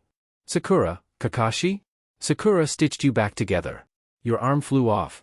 Good thing we still had it, else you'd be walking around with a prosthetic. Which, not the worst thing in the world, especially if we had Kankuro here. And Kakashi just looked exasperated if nothing else. You pull this type of thing quite a lot, after all. Can't deny it. The arguing stopped with a fizzle and a pop. She held up what she was working on with a half grin. It was a piece of fabric with 2 needles at the top of it. I'm taking up knitting, she said. I know it's pretty domestic, but it's relaxing. I like it. Naruto nodded. Good for you, what now? We're all going to Mist. Except you and maybe Fu, depending on what Yujito and Jiraiya agree on. Naruto's brow crossed. What? The door flung open with a grim Yujito striding in followed by an irate Jiraiya. Her voice broke at the sight of him. She coughed into her arm and addressed him again. We're going to get you and Fu mastered with your tailed beast's chakras. Then you're going to train with Jiraiya. Naruto blinked and waited a couple of seconds for any follow-up. Okay, he said, once he realized nothing else was coming. Chapter 23. Mei awkwardly patted Kuratsuchi on the back as she puked into the deep blue water below. There, she said, much to the girl's ire. I'm fine, she growled out with spite seemingly being the only reason for her continued speech. As soon as she finished talking, another wave of nausea forced itself up out of her stomach, making her puke even more into the sea. There, Mei said, patting the girl on the back. I didn't think she would be the one to suffer from seasickness, Tamari said, joining the two on the prow of the ship. What made you think that? Mei questioned. I'd bet she would stave it off from sheer anger alone. I'm not always angry, Kuratsuchi muttered, looking down at the waves as they undulated up and down. Up and down. Up and down. You're right, Tamari said, nodding her head up and down. You're not always angry. You're just usually angry. Fuck off. Like right now. I'd kill you if we were on flat land. Well, first of all, Tamari paused as Kuratsuchi clutched the railing and looked like she was about to throw more chunks to the wind. When nothing came, Tamari continued, saying, "First of all, no you wouldn't. I'm easily stronger than you. Second, we're not on dry land, so get fucked." Kuratsuchi's response was to flip the bird and say, "At least one of us is getting fucked." Something which Tamari found amusing to no end. Mei hopped up on the railing and gazed at the horizon, at the dots of land popping up every now and then. She took a deep breath of the salty air and smiled. It was good to be back home. Kuratsuchi vomited again. "Should I call Sakura over?" Mei asked. "I know you're seasick and all, but don't you think this is a bit much?" "I'm sure she'll be fine," Tamari said, as carefree as the wind. "Fuck everything." The seasick girl in question groused, launching herself away from the edge and towards the undercarriage where Sakura was. There had to be something to knock her out for another 36 hours. She'd only been on it for 12 and that was already way too much. As Kuratsuchi trundled along like a severe alcoholic would away from a watering hole, Tamari joined Mei at gazing at the horizon. "So," Mei said with a smirk. "Now your husband and Yujito are off alone somewhere. Any twinges of jealousy?" Tamari shrugged. "Not really. I like her. And seeing how the two of them have bled into each other thus far, it would be reductive of me to wish ill will." Mei smiled knowingly at the girl. "You're bi, aren't you?" Tamari quirked a brow at the woman. At this point, Kuratsuchi is the only one who isn't. And even that suspect to change by the time this is all over. Mei put a hand over her chest in mock outrage. "My word, to presume my sexuality. Do you have no shame? What I don't have are any refutations of my presumption from you." Mei tilted her head to her. "Indeed you don't." Tamari cracked a smile, considering their exchange for a couple of seconds in her head and looking back to the door leading to the undercarriage, Kuratsuchi on her mind. "Huh? I'm probably going to have sex with that girl by the time this is all through." If anything, she sounded contemplative. It was a weird thing to say contemplatively. That depends if she reciprocates his feelings, and or directly engages with him. The latter seems unlikely. And the former is only going to happen if he actively pursues with her. Which, knowing him. Indeed, he hasn't been very dominant throughout this whole shebang, has he? "Not that you know of," Tamari said, a smile tugging at her lips. Mei gained an impish look as she glanced at Tamari. "Oh, is there something I should know?" Tamari's smile vanished at the same time as her jovial attitude. "I don't know? Is there?" Mei's face soured and she looked away, back to the view of the islands in the distance. Back to her home. "I'm just having a bit of fun, is all. No need to take it so personally. Would it surprise you if I said that I'm not having fun here?" Mei hated that. She'd had enough of serious conversations. She didn't want any more. The actions of the rebellion had devolved into what amounted to terrorism by the end of the war. Time spent not thinking about her decisions from back then was time well spent in her mind. Mei decided to humor her. And why not? Tamari listed off the reasons on her fingers. "My loved one is depressed. The girl I share a bed with is unstable. They're being hunted by? I don't even know what anymore. And now they're off on some secluded island training to subjugate their tailed beasts, instead of here, with me. So no, I'm not having fun. I'm doing work. My work is my fun," Mei said, as carefree as the wind. "Your work involves how my husband performs in bed?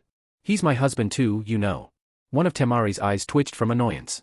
"I know you do it on purpose," she said slowly. "Everyone does. But that's your intention, otherwise you wouldn't do it." Mei hummed quizzically. "Hiding your emotions. How you speak. How your face looks. How you dress. How you feel." Tamari joined her by the railing, leaning her elbows against them and looking at the same horizon Mei was. "It makes talking to you a pain and trying to understand you even worse. In all honesty, I hate interacting with you. People hiding how they feel, it's hard to deal with." Mei's face remained the same as ever, gazing over the water in such a way that Tamari might have believed she wasn't even listening. "What are your intentions with him?" Tamari asked. Mei didn't answer. She didn't speak again, choosing to close her eyes and lean back, letting the rocking of the boat lull her into rhythm with the sea. Tamari clicked her tongue and followed the path Kuratsuchi took back below deck. 0000000. "Wow, you sure picked a great place to fight a civil war for, didn't you?" Kuratsuchi said sarcastically, face still dangerously pale as she stepped off the boat and back onto sweet, dry land. "What's that supposed to mean?" Mei asked, breathing in the salty, watery air. "Nothing beat being home. You can't see jack shit, is what it means." Kuratsuchi's feet were still wobbling and she had to step carefully lest she faceplant. "Does the mist ever go away?" "It wouldn't be a village hidden in it if it did," Mei said simply. In truth, it did, very often in fact. But it was sporadic and often hard to predict. "At least in rock, we can see each other." Mei pushed her index finger in Kuratsuchi's side suddenly, unbalancing the girl and causing her to fall face first into the ground, where she lay, breathing in and out and getting a feel for dry land. Though it was meant as a way to not so subtly show Kuratsuchi her ire, the woman had a feeling that laying on the grass was better for her. She checked behind her at the railway to make sure the rest of the entourage were coming. Kuratsuchi had the worst of the symptoms of seasickness, but almost everybody had been affected by it in some way or another. And as amusing as it was to see Inoki with a green face, it was definitely not as amusing to listen to him piss and moan the entire way through. Mai! The woman being shouted at turned to the boy shouting at her and let a small smile fill her lips. Chojuro, she called back fondly, waving in turn. Chojuro was jogging up to her as Ao followed from a way back, walking more sedately. There were new furrows in his brow, probably from dealing with mist while she was away, but he also did appear to be relieved at the sight of her. As soon as the boy was within talking distance, he started babbling off questions to her. How are you? How was the trip? Is your husband an ass? Do you have any luggage? Are you feeling okay? Though to others it might seem a bit too much, Mai was happy that he was excited. He usually approached everything meekly and with a quiet voice. It was like seeing a small dog up and about when it usually cowered at others' presences. I'm okay, Chojuro, Mai said calmly. She then went off to answer his myriad questions with one or two answer responses and walk forward to Ao. We'll speak more when I'm situated. Ao walked up to her and nodded his head in a slight bow. It's nice to have you back, he said. I've taken care of the village in your absence, though it's been a bit of a tough ride. Mai's smile never vanished. As I'm sure it would have been. How's the public reception been? It was obvious what she was referring to. She wanted to know how the public was reacting to her being in a marriage with 4 other women and girls. She just didn't verbalize it that way. Ao nodded and turned his head to the village center for a second or two. It was rocky at the start to say anything. Indeed, it's still not the best it could be, but ever since the trade routes got established and more products are easily attainable, it's improved. There are still those that don't see you as fit to rule, however. She had a feeling that was going to be the case. She'd been very popular in the weeks after abdicating Yagura of his throne, however, that popularity waned when she took up the mantle of rebuilding Mist back up to where it could be, as sacrifices had to be made to that cause. Higher taxes was almost never a good way to build support from the people. And when she broke the news to her most loyal subjects about the marriage idea, there was a huge amount of pushback, most notably from Ao and Chojuro. I see, she said, nodding her head. Have there been any murmurings of revolt? He was quick to shake his head. Drunken ramblings here and there, but no one wants to start something else so soon after the last civil war. Besides, political marriage or not, your league's better than Yagura ever was. The corner of her mouth twitched a little bit at the mention of a marriage. She knew that she sometimes misunderstood his statements in regards to her relationship status, and she may or may not perhaps overreact somewhat in those situations. Who wouldn't? She couldn't do that anymore, however. It wouldn't make any sense. Perhaps that line of reasoning sounded a bit too logical for what amounted to a situation dealing mostly in emotions, but that didn't refute it. She was married now. Faithfully married. She turned around to look at the rest of the disembarking crew. They were all getting off now. Ai and Inoki and Shibuki and Jiraiya and Kakashi and Sakura and Tamari. Their crew had been reduced and with them, their liveliness. Tamari stopped by the ramp to check up on the still recumbent Kuratsuchi, shaking her a little bit to make sure she was still conscious. Mai didn't make any delusions. The trip to her home nation sucked. Like, a lot. She missed Naruto. And she missed Fu. Hell, she even missed Yujito. Now, all she had was Tamari, who didn't know how to take a goddamn joke, and Kuratsuchi, who was what amounted to an adolescent boy in temperament, thought, and action. There were the others too, but they kept to themselves. It was nigh on impossible to carry on a topic with any of them. Her expression lost its luster and she deflated, shoulders sagging and a long breath leaving her lips. Before the raid on the cavern that held B, Naruto had opened up to her slightly while they were alone. Being an orphan, he was alone all his life and without a family, which is why he wanted to be a Hokage, so that he would be respected and people would have to like him. That reason gradually changed for him. The way he interacted with all of them was as close to a familial bond as he had, and he loved it more than anything else he'd experienced. And, more than that, he wanted that relationship to spread through all of Konoha, making everyone his family. It was a nice sentiment he had. And for a second, she had deluded herself into thinking into something along the same lines. She liked being with them, sharing laughs and shouts and tears and just about everything. But no, it was obvious that it wasn't real. Not in any tangible way. They weren't a family. They weren't even close. Mai? Ao asked, brows furrowed from concern. Are you okay? Mai cleared her throat and turned back to him. Yes, I'm okay. What are we standing around for? I need to get back to work while I can. 000000000. Elsewhere? Sasuke's hand twitched to his sword. In front of him was the stalwart figure that had haunted for so long. His older brother. Itachi. The older Uchiha took a step forward and the younger's hand grabbed his sword, pulling it out of its sheath. They were standing on a dirt road which went from one small village to another. One might chalk it up to chance that they met on that road, but Sasuke knew that couldn't be the case. Have you finally decided to try and kill me? Sasuke asked, a snarl on his lips. His heart was pounding. There was sweat on his temple. It took his all just to push those words out. This wasn't supposed to be happening. He was supposed to hunt Itachi. Not the other way around. Itachi remained wordless as he bent his knees and got into a simple fighting stance. This wasn't how he wanted Sasuke to end things, but events had conspired against him. If his little brother was going to go back to the village that he loved so much that he killed his entire clan for it, things would have to end. Even now, he could barely stand from how much pain his body was in from the sickness. It would have to end. For the love god, it would have to end. 000000000. Mei took in a deep breath and let it out slowly, remembering and savoring the scent of her office. She remembered the first time she had walked inside of it, smelling the same smell that Yagura had smelled when he ruled over Hidden Mist. The smell had given her pervasive headaches for the first week, but she refused to add any perfumes or scented candles to make it smell different. Now it smelled like home. Real home. Not the home you feel when you walk by familiar architecture, but the home you feel when you at last sit in your bed. Yes, she was back. And then Ao came in through the door with a stack of paperwork so high that he rested his chin on the top to keep it from collapsing. Ah yes? Home. Hey now, don't look so disappointed, Ao said mirthfully. You signed up for this, remember? I know I signed up for something, she said, resting her head on a bridge she made with her hands. I'm not sure if it was this. They had gone through that routine perhaps tens of times already. It looked like neither had gotten too sick of it yet. He walked forward and plopped the papers down on her desk. The air it displaced whooshed by with finality in its breath. Back to work. There would be a brief aside where they all go to the Land of Iron where the minor village alliance would hopefully be happening, but after that, she eyed the papers distrustfully. It wasn't that she disliked her work. She'd rather be a state builder than a revolutionary rebel any day of her goddamn life. It was just, quiet now. Quiet, she liked quiet, didn't she? Quiet meant no screams of pain and no explosions off in the distance. Quiet meant no hushed whispering in a command tent figuring out which location to strike next. Quiet meant peace. Quiet meant good. But quiet was lonely, wasn't it? Where's Chojuro?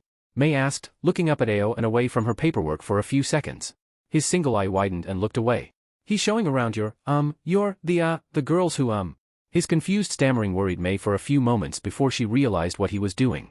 He was trying to say, sister wives, in any other way than saying, sister wives. My sister wives? Mei asked playfully. His mouth pressed to a thin line and he regained his composure. Yes. Them. His head was titled down with slight shame. And, if it wouldn't be too impolite of me to ask. Her eyes closed as she smiled at him. Yes? She asked, drawing it out. Ao usually wasn't one to mince words. Especially when things got serious. Are you doing okay? One of her eyebrows quirked up questioningly. That was it? Yes, I'm perfectly fine. He was drumming his index finger against his thigh. And your husband?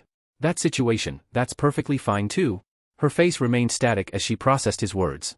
She looked down back at her paperwork and took a piece from the top, settling it in front of her. Mei was under no delusions about it. The reason she had put her hat in the ring for wifehood in the first place was because she had given up. No romantic love for her. No one to connect her heart to and spend countless nights just being around each other. Nope. Just a kid for the sake of her country. He was asking if she was still okay with it. And she was. She just wished it didn't feel so lonely. Work kept her busy and away from thoughts of what her future looked like. And the mountain of paperwork standing defiantly against her gave her a slight inclination that perhaps that was it. Her future in paper form. She nodded. He's been a perfect gentleman. Well, as perfect as a teenager could be. She paused slightly, brows furrowing as she looked back up at him. I wasn't like that when I was a teenager, was I? Ao looked from side to side, unsure of how to respond. Well, I've never met Naruto, so I couldn't say. What I can say is that you were the pride of the rebellion when you were his age. You never gave up, no matter what happened. No matter what obstacle was in your way, you never wavered. You never gave up. And look, he said, gesturing around the office with his hands. It all paid off. She smiled a little bit, gaze filtering downwards. Yes, she said. Mei took in a deep breath and swiped the paper from the top of the stack and put it in front of her. It all paid off. 000000000. Oh, for the Lord above and everything else between, does this feel good, Kuratsuchi said in all one exhale as she sank into the steaming water. Her head titled back and rested on the hard volcanic rock, eyes closed as she savored the feeling of the hot water permeating her body. The trip to the infamous hot springs of the Hidden Mist was doing its job at the moment. Tamari eyed the girl from across the pool, smirking in amusement from the way her body melted into the water. She was feeling a little bit of ancillary joy from Kuratsuchi's relaxation. Listening to her minge and moan for 48 hours was enough for Tamari to start feeling shitty for the sake of the other girl. Watching all the toxicity sap away was oddly satisfying. I could get used to this, Kuratsuchi murmured. Tamari nodded along with her and sank further into the hot water herself. She was starting to think she wasn't really a bath kind of person, but she could appreciate a little bit of communal relaxation. So what's it like being the leader of a village? Kuratsuchi asked explosively. There had been silence for maybe 3 seconds between them. Tamari started to think that Kuratsuchi wasn't really a bath person either. Tamari shrugged. Mostly just a shit ton of paperwork that doesn't make sense and feels like it could be done more efficiently in another way. When I get back, it's going to be more about public appearances, overseeing other people doing work, and other stuff. Sounds like a cushy gig. Tamari shrugged. I'm not in immediate danger anymore. If there is danger, then I'm on the front lines, to be sure, but now people are willing to die for me instead of the other way around. Kuratsuchi whistled appreciatively. That sounds like it sucks. It sucks and it doesn't suck. A silence fell over them for another time. What's it feel like to get dicked? Kuratsuchi asked, just as explosively as the first time. Tamari's face scrunched inwards from the crassness of the question. You have no eloquence. I have no idea what that means. Tamari sighed. Feels good. That it? Yup. A couple seconds of silence. You sure? Tamari let her head swivel on the rock so she could make eye contact with Kuratsuchi. She tried to talk again, but realized she didn't have an answer for her. Tamari glanced away until she could come up with an appropriate answer. I don't know, when I was a virgin, sex was this monolithically huge important giant thing that separated me from the adults. It was the special thing that only special people do. Now that I've done it, it's just mundane now. It's just something that I do and something that happens to me. It feels good. I like it. What a slut, Kuratsuchi said, doing her best to keep the smile from showing on her face. Tamari let a chuckle spill from her mouth. If that makes me a slut, I'm the sluttiest of the bunch. And God, if I don't love it. Why are you asking? Kuratsuchi rolled her head back so it had a good view of the orange sky. It was just about evening now. Just curious. I mean, like. Tamari sat up in the water so that her shoulders were exposed to the air. Kuratsuchi sat up in response. The sand wife leaned in a little bit like she was about to divulge a great secret and the rock wife leaned in with bated breath. It hurts like a motherfucker the first time. Is he big? Kuratsuchi whispered scandalously. I don't know, Tamari said, doubting her own knowledge. It's the first one I've ever seen, so I don't have a reference point, but the way Fu talks about it. Wait, has she seen another one? Tamari shrugged. I don't think so. She was definitely a virgin, but the way she talks about it makes it seem like a fucking monster. Kuratsuchi tilted her head. I mean, she is smaller. Tamari nodded. That's what I was thinking. Maybe it's just a proportional thing, but, man, I just can't say for sure. Kuratsuchi looked down and to the side. I hope they're okay, she whispered softly, so much so that Tamari doubted what she heard for a split second. Tamari's mouth pressed into a thin line. She followed Kuratsuchi's body language. I hope so too. But they're strong. If anyone could get out of it, it would be them. Kuratsuchi blew out a hefty lungful of air at the night sky. Yeah, they're strong, but if it's not the challenges outside that wear you down, then it has to be something else. Nobody is invincible like that. Well, Tamari didn't know what to say at that. Well, I have faith in them. That's good, Kuratsuchi said softly, her mood soured by the subject she brought up herself. They need that. 000000000. May smiled distastefully at the man in front of her. In one of his hands was a glass of wine half empty and 4 times refilled. He was portly and didn't know how to hold his liquor nor his tongue. He was also clad in decadent finery the likes of which most people in the room could only dream of. A noble of a nation to the south of water. An important fellow, considering his nation, though small, made up a large sum of her mission requests.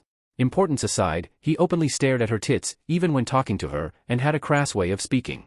More than once already, he had made jokes about giving her village large sums of money for only a night with the woman. Hate was a strong word and she reserved it only for the most reprehensible of people. It didn't suit him. Less than hate, she found him absolutely deplorable. And it didn't take a high intelligence to figure out why the model-like woman with a fake smile plastered on her face was hanging on to his elbow like a lifeline, laughing at all of his unfunny jokes and listening with rapt attention whenever he had something insightful to say. And through it all, May grinned and nodded along with his words. She needed his business after all. More than that, however, she was looking for an excuse, any at all, to get away from his dribbling mouth and vapid stories to just about anyone else in the room. Well, maybe not anyone. She was at a surprise party, or as much as a surprise party anything could be to the leader of all the ninja in a certain region. Despite Chojuro's fervent denial of such a thing if he were pressed, the event wasn't really for her. It was for all the people who influenced the village and supported her coup. It was so they could see that the leadership was still helping the village and, more importantly, their interests. She did fight a war and those tend to cost money. Rare was the bill paid with the patriotic good feelings of the people. And the ones who invested wanted a return on investment. That in and of itself wasn't bad. She was prepared for that. She was even prepared for the occasional lewd comment, sordid backtalk, and undertones of sexual energy from nearly everyone who wanted something from her. She was using her body and her personality to her advantage in that regard, prying information from someone thinking with their dicks, or clits, for that matter, more than their heads. It was a strategy. A big game. The ones who thought they were clever were the easiest to manipulate. After all, they thought they knew something she didn't and could possibly lord it over her as a gambling card. Those gambits worked in their favor about as often as swine have taken to the skies. But, like the lord in front of her, there were also those whose interests were simple. They wanted to fuck hot chicks, go on decadent escapades, eat tremendous amounts of delicious foods, and drown in the finest of drinks. They wore their intentions on their sleeves and that made them easy to appease. At least until they turned their interest onto her. After all, what greater power trip was there than to thrust their pole or grind their cunt into the leader of a nation of shinobi? The answer being, few. And also by far seemingly the most attainable, especially when she owed them something. Funny how that worked.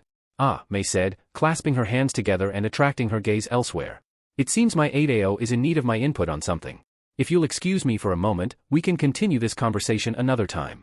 Without waiting for another word to droop out of his gaping hole, May stalked away from him, beelining to a pillar of marble. The reception hall they were in was something of Yagura's make, before he went mad. It was large and stylish and spacious.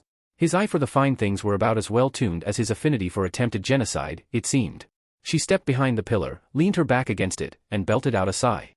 She'd been going at it for about an hour already. Was there no end in sight? She peered behind the pillar to steal a glance at Tsunade. The woman had made it there slightly after her party and had spent most of the day trying out various watering dens while complaining to her now one-armed teammate.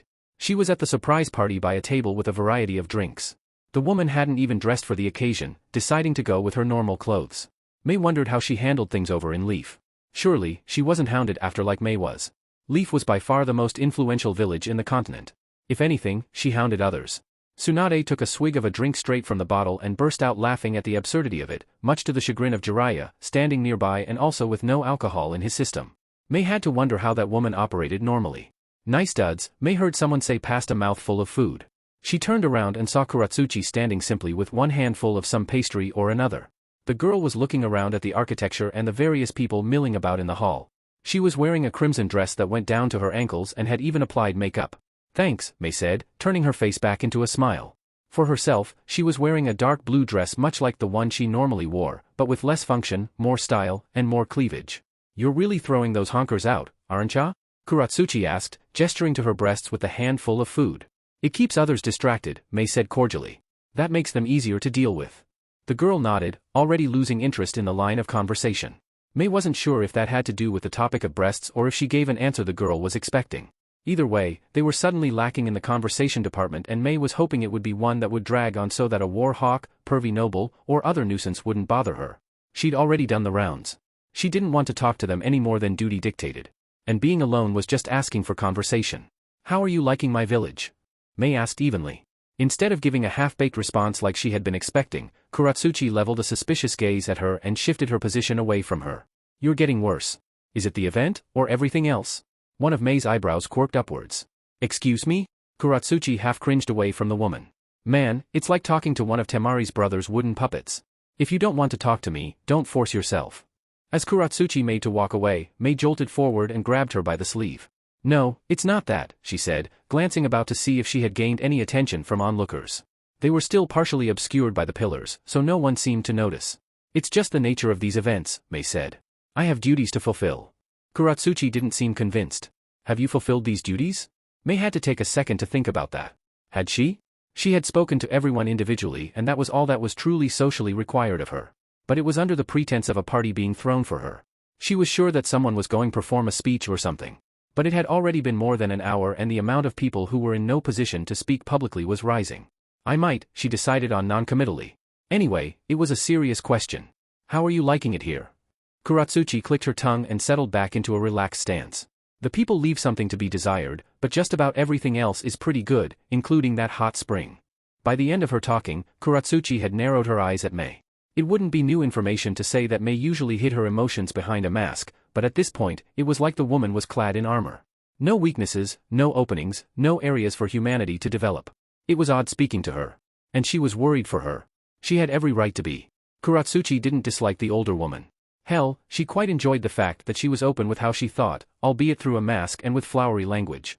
The May right now looked like a toy wound up way past the point it should ever get.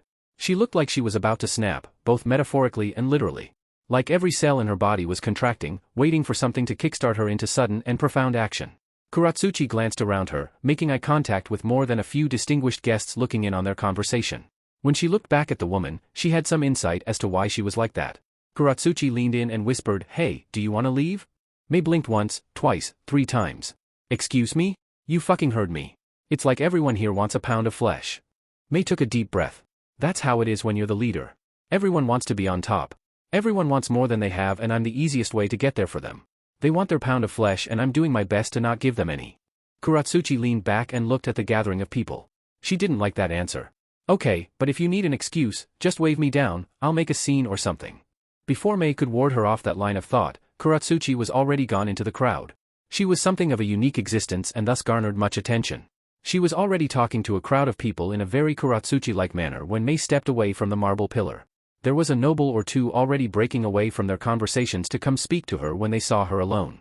She was getting prepared to speak to them when she heard the sound of a utensil hitting a glass.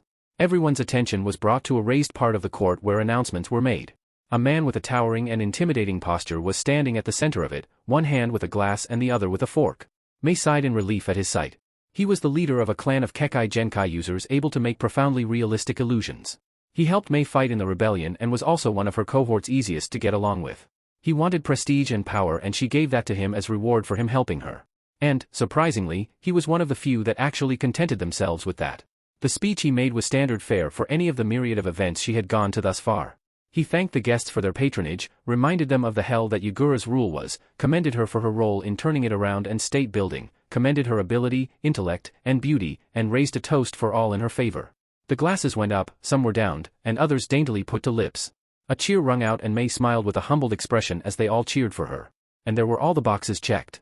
She could go fuck right off and nobody would give a word edgewise. Thank God for that. After waiting about for a couple minutes, Mei made a generic excuse to the people around her and made towards the side exit of the hall. It led to a small hallway and out towards the back of the structure. No grand hall exit with gilded statues by its side. Just a concrete hall with a glowing exit sign just above the door. However, the hall wasn't vacated.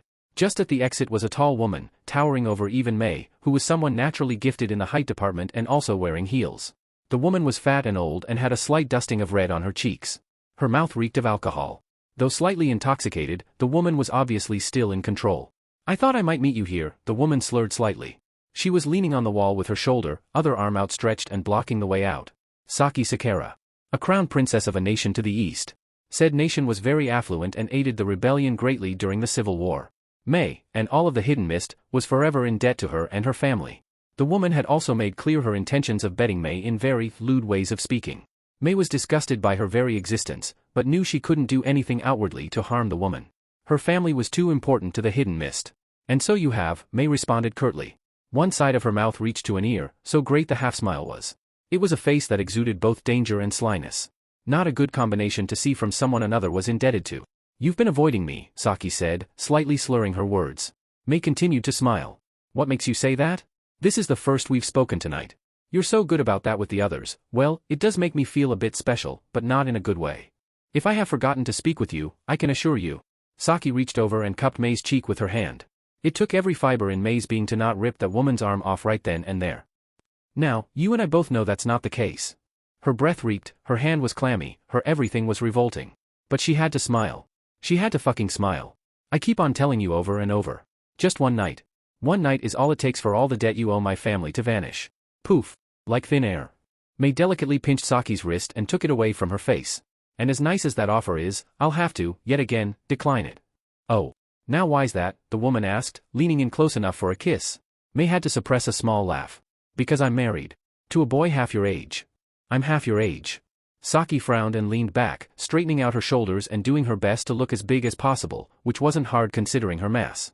"Do I have to remind you how much money my family sunk into your little rebellion? There was a genocide happening. If it weren't for us, you'd still be huddled around in tents thinking about your next move. It was us that gave you the resources you needed. We would have won without you. And now, at the chance to make that obligation disappear, you pull away. What would your population think if they knew? They'd understand if they saw you up close." Mei was keeping all those comebacks in check. The woman was just a bit drunk and feisty. Nothing to ruin the future of her village over. Nothing to commit murder over. But did she desire? All of Saki's supposed malice seemed to disappear from her face and she adopted a more relaxed posture. "I'm sorry, that was unbecoming of a lady such as myself. It's obvious my presence isn't wanted. I'll take my leave." Mei didn't say anything as she brushed past her. A large portion of her was glad that nothing else happened and she was allowed to go back to her house and get some sleep. and then a hand grabbed her by the ass. Mei twirled around to face the obvious perpetrator. She wasn't sure what she might have done because any actions she could have taken were interrupted when Saki's smug, lecherous face swung around in the opposite direction like she had been struck by something hard. A shimmer of the air and Tamari came into existence, arm extended like she had just slapped someone. In her hand was a small collapsible fan. It still evidently retained some functionality, as it dripped with blood from the tip and there was a small splatter on the wall from the direction of the hit. Saki looked like she was going to collapse for a fraction of a second before she righted her stance and looked at the girl who just bitch-slapped her. Her hand went to her cheek, feeling the slick red running down it. Tamari didn't look the least bit regretful for her action. Instead, her hard brow just intensified at the look on the woman's face. "Do you know who I dash?" Crack. Tamari lashed out again, but this time hitting the side of her forehead, splitting open the skin and allowing a waterfall of blood to pour out. The woman screamed like a banshee as she held her head. "I'll have you fucking killed, you bitch." The girl's eyes narrowed. Her fan flipped open, showing that the edges of the fan were razor-sharp on the inside. She pushed it against Saki's throat, cutting into the blubbery skin slightly as she pushed her against the concrete wall. "1, Tamari said, her words as menacing as a rumbling volcano. "I don't know who you are. And I don't give a fuck. 2, be careful with where you levy your threats. I can kill you 43 different ways in 3 seconds. 3, if you ever make unwanted advances on Mei ever again, I'll carve out your uterus and rip off your clit. Understand?" The woman's nose curled up. "I am Saki of the Sakura family. The Hidden Mist owes us a great debt from our service in the war. If they hear that her friend threatened to kill me, we'll pull all financial funding from the Hidden Mist. It'll bankrupt them." Tamari pulled the fan away and clicked it shut. Saki smirked in victory, only for her nose to be smashed in by Tamari's fan. Saki crumpled to the ground and held her bleeding face, screaming in rage and pain. "Any debt incurred will be paid in full by the Joint Shinobi Alliance. Oh, and be aware that all your indiscretions will be backed up by me. Now leave while the damage to your face can still be fixed." The woman scrambled away from the two of them and pushed herself out the door, screaming obscenities at the both of them as she went away. Tamari flicked the blood away from the fan and put it inside her dress. She turned to address Mei and crossed her arms over her chest. "So? Why did you do that?" Mei stuttered. "Why?" Tamari asked that as if it were the most obvious thing in the world. "It's because you're my friend." Mei's mask finally cracked. A wellspring of tears flooded her eyes as she rushed forward and wrapped Tamari in a big bear hug, crushing the girl's face between her tits. "I'm sorry," Mei blubbered. "I'm sorry." Tamari was taken aback by the woman's new extreme personality flip, but cautiously wrapped her arms around Mei's waist in response. It's fine. You don't have to be sorry. You didn't do anything wrong." Mei quickly wiped her tears on her dress and held her away by her shoulders. "Did you mean that?" Yeah, well, depending on how much you owe to them, we can figure out where the money is going to come from." "No," Mei said, interrupting her. "Not that. I could give a shit about that right now. The other thing."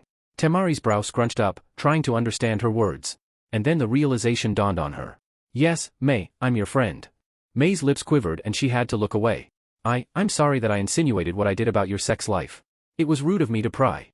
I'm sorry for being emotionally distant. I'm sorry for being blunt with my words. I'm sorry." Tamari patted her on the shoulder. And I shouldn't have gotten like that on the boat. You were just having fun. I wasn't in the mood because of everything, I guess." Mei's face steeled itself and a look of anger took over. "I fucking hate people like that. I hate that I can't hurt them when they do that shit because it'll hurt my image and my image is just about the only goddamn thing running this country. I hate that I have to go to these fucking things. I hate the booze. I hate the food. I hate all of it. I just want to go home and soak in a bath and eat some chocolate and not have to worry about any of it." And Mei wrapped her arms back around Tamari, burying her head in the crook of her neck. "And I'm happy you think of me as your friend. And I'm happy you did that, but don't do it again." Tamari hugged her back, squeezing the woman to her body and laughing lightly. "No promises on that regard. Especially if they get handy." Mei pulled away and looked her in the eyes. "I can live with that." Tamari tapped her elbow against Mei's. "Hey, we're family now. Living with each other and not tearing each other's heads off is just about the best we can do, right? Family." "Yes, Mei quite like that." "Oh make." Kuratsuchi peeled down the hallway, sword in hand. She turned the corner in a fighting stance, ready to carve up anybody who had hurt either Tamari or Mei. When she saw Tamari apply the genjutsu and head after Mei, she had stuck around the door just in case things went sideways, which was good, considering she heard the sounds of screams not minutes later. When she turned the corner, she saw Mei and Tamari laughing in a hallway lightly stained with blood. "What happened here?" she asked loudly. At the sight of her sword, Tamari looked at her searchingly. "Nothing much. Where did you get the sword?" "It's my sword." "But where did you get it?" Kuratsuchi sheathed it and got back into her normal posture, seeing as there was no danger. "Every lady has a secret or two." Tamari whistled appreciatively. To think that your vagina was long enough that you could keep your sword in there, bravo. Hey, not the vagina? Asked then? Kuratsuchi pinched the bridge of her nose, turned away, and trundled back to the party. She was never going to win, was she? Chapter 24. Naruto had experienced frustration before, but never the likes of this. He stared at his own, cruelly smirking reflection and sighed, putting his fists down and crossing his legs. The mirror followed suit, though its demeanor suggested it was doing that under its own free will as a way to mock him. We've been at this for a few days now. What do you want? The mirror shrugged. The only difference between Naruto and the mirror was that its eyes were black and red instead of white and blue. You know what I want. I'm you. You're not me, Naruto was quick say, just like he had said time and time before whenever it made the assertion that they were the same. He blew air out his mouth, toying with various ideas in his mind. If you're me, then what I want will set me free, right? Once I get that, I'll have control of Kurama's chakra. If the mirror was at all threatened by the way Naruto spoke, he didn't show it. Maybe. It depends on what you want. Will finding Sasuke set me free? No. Will eating ramen set me free? No. Will fucking my hot wife set me free? That's a definite no. Naruto went to list all of his banal enjoyments and casual fancies and was met with the same answer over and over again. He even tried delving into his mind, teasing at what the mirror could want. When that didn't work, he tried to figure it out like a riddle and was about as effective at it as he was with any other riddle, not at all. He ended their conversation by letting his head fall into his hands as he screamed into his palms. What do you want? You know what I want. I'm you. Naruto sighed. No you're not, he said silently. Fighting it didn't work. In fact, it did just the opposite. He had tried to muscle his way through the night before and all the way up to the evening of the second day when he tried to actually talk to it. It was morning on the third and he was just as close now as he was then. And he was really starting to hate that fucking smirking face. His eyes narrowed at the mirror. Dark Naruto. You know what I want, he asked suddenly. Dark Naruto's eyes perked up and he straightened out his back, putting his hands on his knees and listening with rapt attention. I want to be strong enough to beat the shit out of you, so I can go back with everyone to Mist and prepare for whatever swirly face has in store for me. Are you sure that's what you want? Dark Naruto asked, grinning like a madman about to get exactly what he wanted. Looking up, concern on his brow, Naruto considered this new response. Was he sure? Pretty damn sure. Yes, Naruto said as seriously as he could. That's what I want. Dark Naruto's grin fell. Man, I didn't think I acted like this much of a child. If that's not what you want, then what is? You know what I want. Naruto's lips curled up in a snarl. That's not what I want. Yes it is. Dark Naruto stood up explosively, a look of utmost and profound rage glimmering behind his eyes. You sit there and whinge and moan and complain and piss yourself like a little fucking child when all you have to do is admit what you fucking want and you don't fucking do it. Do you enjoy pain? Do you enjoy suffering for others? Do you like playing the martyr? I just don't want anyone I love to be hurt. And you would rather be hurt in their stead. Naruto shrugged. He couldn't help but feel he was getting pulled into the way of thinking that Dark Naruto employed and that couldn't end well. Yes. I would. Dark Naruto smiled like a demon. But you can't. Because you're weak. He spoke the word weak like he would a contemptible person. A thing that could only be reviled. You're weaker than them and you hate yourself for it. No matter how much they love you or tell you how strong you are because of your feelings, it doesn't work because you know how fucking worthless you are when the shit hits the fan. Naruto's lips pressed into a thin line. His own rage was bubbling up as he listened to his other half speak. You're wrong, Naruto said. Dark Naruto found that hilarious. If I'm wrong, then so are you. And what does that make us? Admit it and set yourself free. You hate yourself because you're weak. Speak it. Put it into words. Make it real. Realer than the both of us put together. Naruto, sour-faced, turned away from Dark Naruto and walked away from the waterfall. His mirror started laughing. A broken sort of laughter that sounded like it could only be produced from an animal or a monster. Whatever trance he had been put under while talking to Dark Naruto broke and he found himself blinking at a normal wall of falling water. By his side, Fu was cross-legged with a peaceful, nearly sleeping face as she looked toward the water. He hoped she was finding whatever it was that she needed, but he doubted it. Whatever troubles he had faced, she was facing twofold, it seemed. Or, if not directly more, then it was definitely having a terrible impact on her psyche. After the first day of no progress, she had secluded herself in a shell and spoke to anyone bitterly and rudely. She didn't want to talk and she didn't want help. She wanted to sulk and hate and be alone. The second day was very worrisome in comparison. After a second fruitless session, it seemed like she rubber-banded the opposite direction. She was full of frenetic energy, doing her best to love life and do things and talk and be talked to and laugh and kiss and writhe and entangle. But it was sickly sweet. It was false. An act to make everyone, even her, think she was alright. She wasn't. She wanted to have sex with him and he didn't want to. It didn't feel right. Like he was taking advantage of her in some strange way. Like he was enabling her. She crashed when she heard that, devolving into a hysterical bout that he couldn't help her from no matter how hard he tried. He just stayed awake with her until she fell asleep. It was the only thing he could do. And now it was the third day and he didn't know what to expect. He stood up and turned around, walking away from the waterfall. Almost immediately, he was beset upon by Yujito.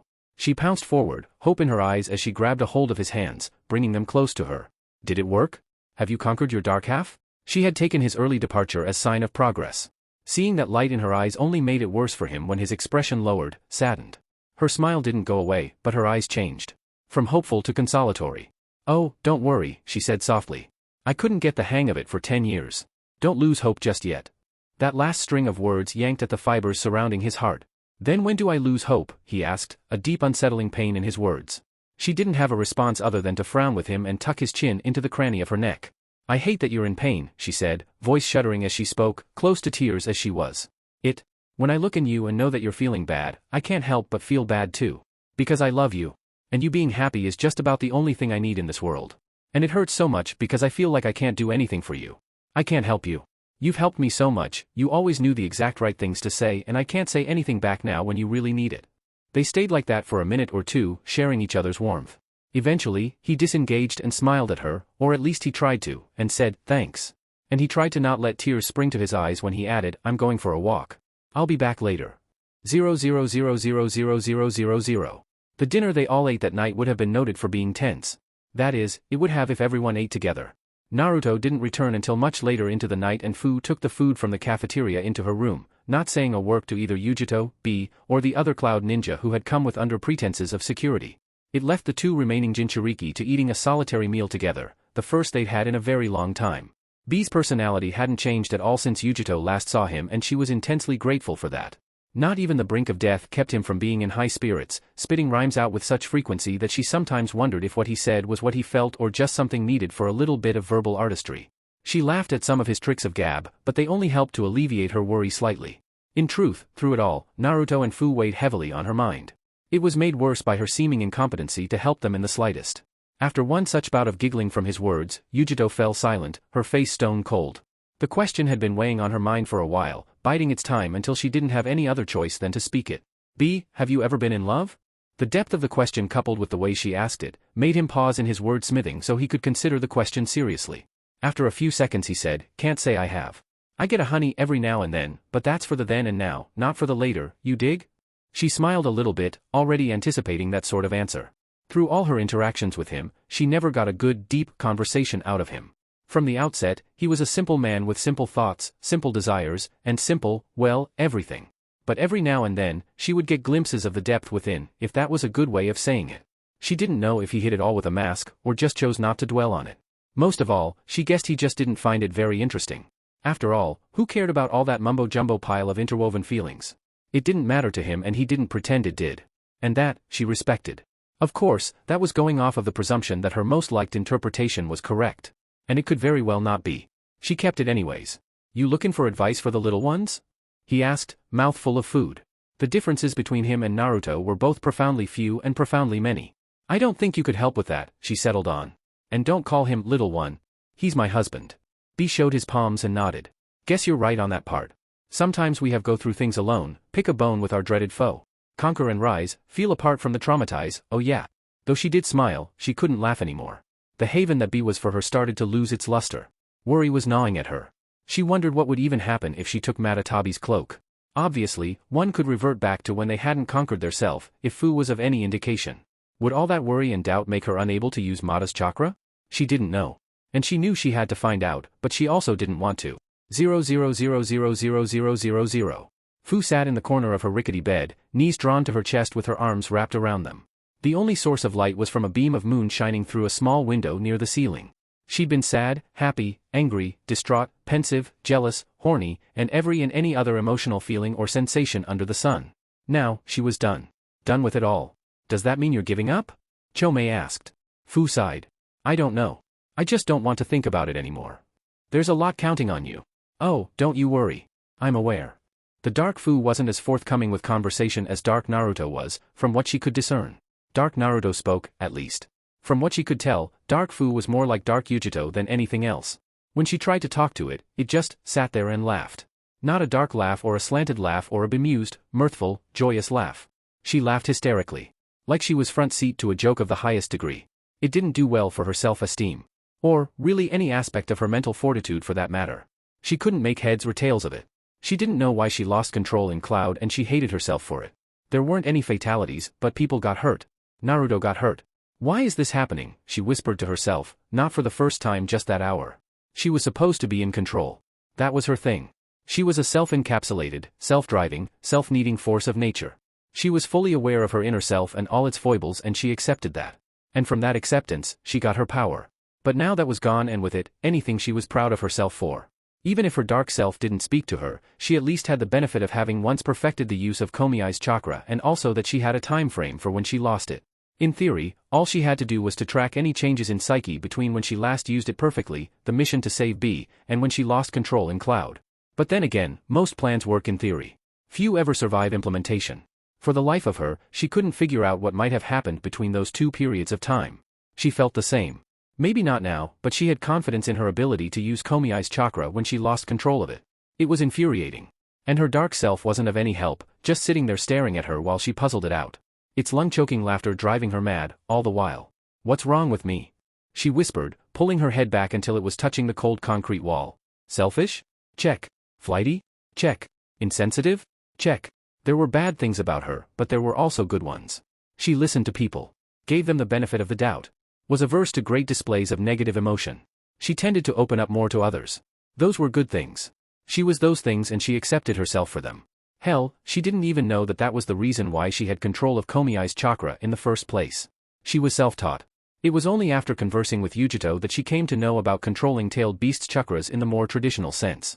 So what was missing now? She wasn't in denial. At least not consciously. She didn't know what she was doing wrong. She didn't know what could be happening. She thought she had self-reflection in spades. She thought she was a paragon of mental health. And now she wasn't. And that was worrying. A knock on the door brought her out of another bout of spiraling thought which would inevitably lead to nowhere. She tried to speak to beckon them in, but only a scratchy moan came out of her mouth at first. She'd cried and screamed the last 2 days enough to wreck her voice. Clearing her voice, Fu Whisper yelled, "Come in." The heavy metal door shuddered and squealed forward, its joints old and rusted. A long red mop of hair pushed its head in cautiously along with a strip of light from the outside. Fu quirked her head to the side. The woman looked familiar, but she couldn't place a name to the face. "Hey," the woman said, no small amount of trepidation in her word. "Is this a bad time?" Fu shook her head, not trusting her voice. The muscles in Karui's legs tensed and untensed. Her body wasn't sure what move to make. "Do you mean, it is a bad time, or?" Fu shook her head and cleared her throat. "It's okay," she tried to say. Her voice was scratchy and foreign. She sounded like a senior citizen who'd smoked since they were 2. Karui stepped in and closed the door behind her. It clicked shut and with it, the only source of direct light. She blinked a bit and felt around for the nearest chair, sitting unevenly while her eyes adjusted. After a few moments of terse silence, Fu squinted at her and said, I'm sorry. I don't think we've met." Karui squinted at her in return, but ultimately, she looked away. "Yeah, I know. I'm Karui. She let out a breath of air, eyes turning downwards. She cupped her head in her hands. "I don't even know why I'm here, to be honest." Fu waited for a couple seconds for her to follow up. "In what sense? The world? The giant turtle? This room?" "Ah?" Another bout of silence. It was starting to get Fu frustrated. "Look, if you have something to say, then could you get on with it?" Karui tapped her index finger against her knee. "In Cloud, when you lost control, there was a group of kids trapped in an area between buildings. Their teacher was knocked out and they were scared. We were on our way to help, but before we got to them, Naruto, your husband, was already there. He was helping the kids out of the area. And then you launched a giant Bija bomb and instead of running away from it then and there, he dove back in to save the last little kid in there. He ran out and tossed her over at my friend. Then the ball hit him and I thought he was dead." With every word out of the woman's mouth, Fu's attitude worsened. Her talking just made all the memories come back to her and with it, all the feelings of self-loathing. She'd almost killed those children. She continued on. "I just wanted to thank him, but he'd not here right now. And he didn't look like he was in the right mood for it either. So, I came in here." Karui wasn't expecting a response and she didn't get one. But she also didn't want to leave on that note either. "He's a hero, you know. Could you please leave?" Fu's voice was quiet and defeated when she requested that. Karui was halfway to obliging her, but something she couldn't quite explain made her stop. I don't blame you, if that's what you think. Please go." Karui's face didn't fall at the order. "Yujito lost control sometimes too," she said softly.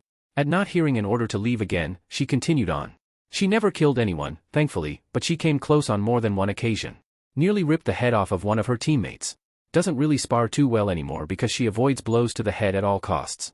And, I wasn't alive when it was happening, but I heard that before Kumo had a really hard time finding Jinchuriki for Gyuki. They'd go crazy every now and then and kill a few people. So, hey, at least you're not the worst rampaging giant monster to lay waste to Kumo. Not even by a country mile. Karui laughed lightly at the end of her story, hoping to liven the girl up a little bit. Even just a little would do. She peeked her head up over her knees. That doesn't change the fact that I hurt people. I hurt them a lot. And if Naruto wasn't a Jinchuriki dash, her voice caught on itself, sudden choking sobs racking her throat. Her eyes were wet with tears again. If anything happened to him, if I had done anything to him, I wouldn't be able to forgive myself. I lost control when I shouldn't have, and because of that, I nearly murdered the person I care most about in this world.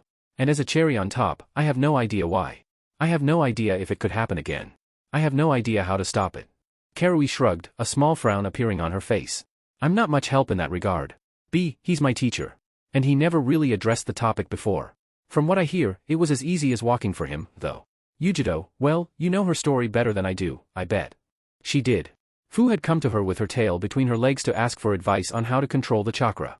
The woman tried, she really did, but nothing helped her in the slightest. And as terrible as it was to understand, her happiness really irked Fu.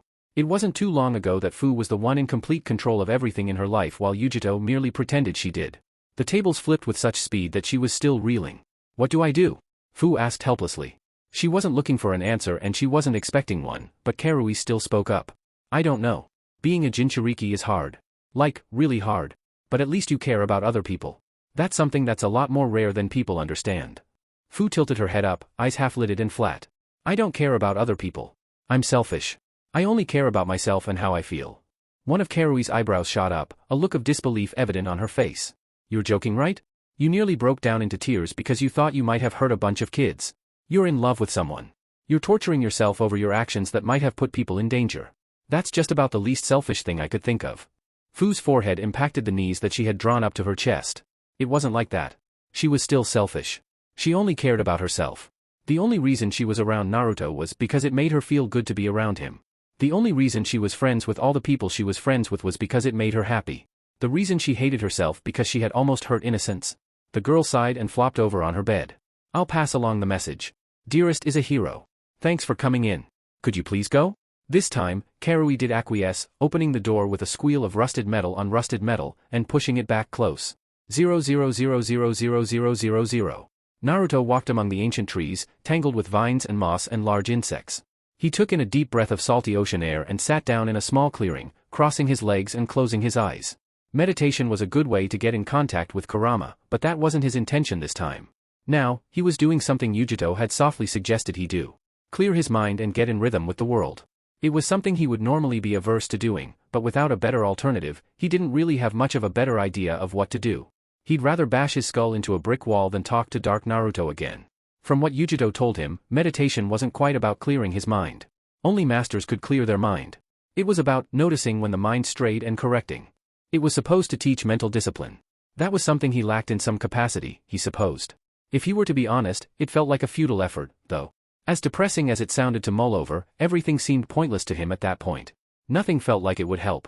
And agreeing to Dark Naruto's terms felt to him like making a deal with the devil. There was no winning for him. Taking in his first deep breath of air, he closed his eyes and tried to focus on his surroundings. The trickle of water, the rustle of leaves, the screeches of animals off in the distance. It was easy to listen, but very difficult not to think. There were different parts of his psyche with different loudnesses that compounded on each other at every distraction.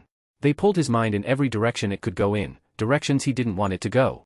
Every direction was a spiral into the worst possible scenario imaginable. It was like his brain was a focal point for whirlpools of depression to launch from. And pulling it back from those spirals was like pushing a boulder up a hill just to watch it roll down every time. He hated it.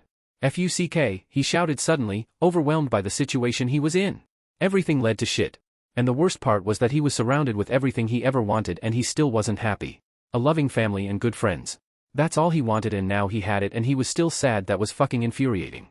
Something flinched in front of him, unsettling the leaves and scaring the dick out of him. In front of him was a giant snake at least as thick as some of the tree trunks in the forest.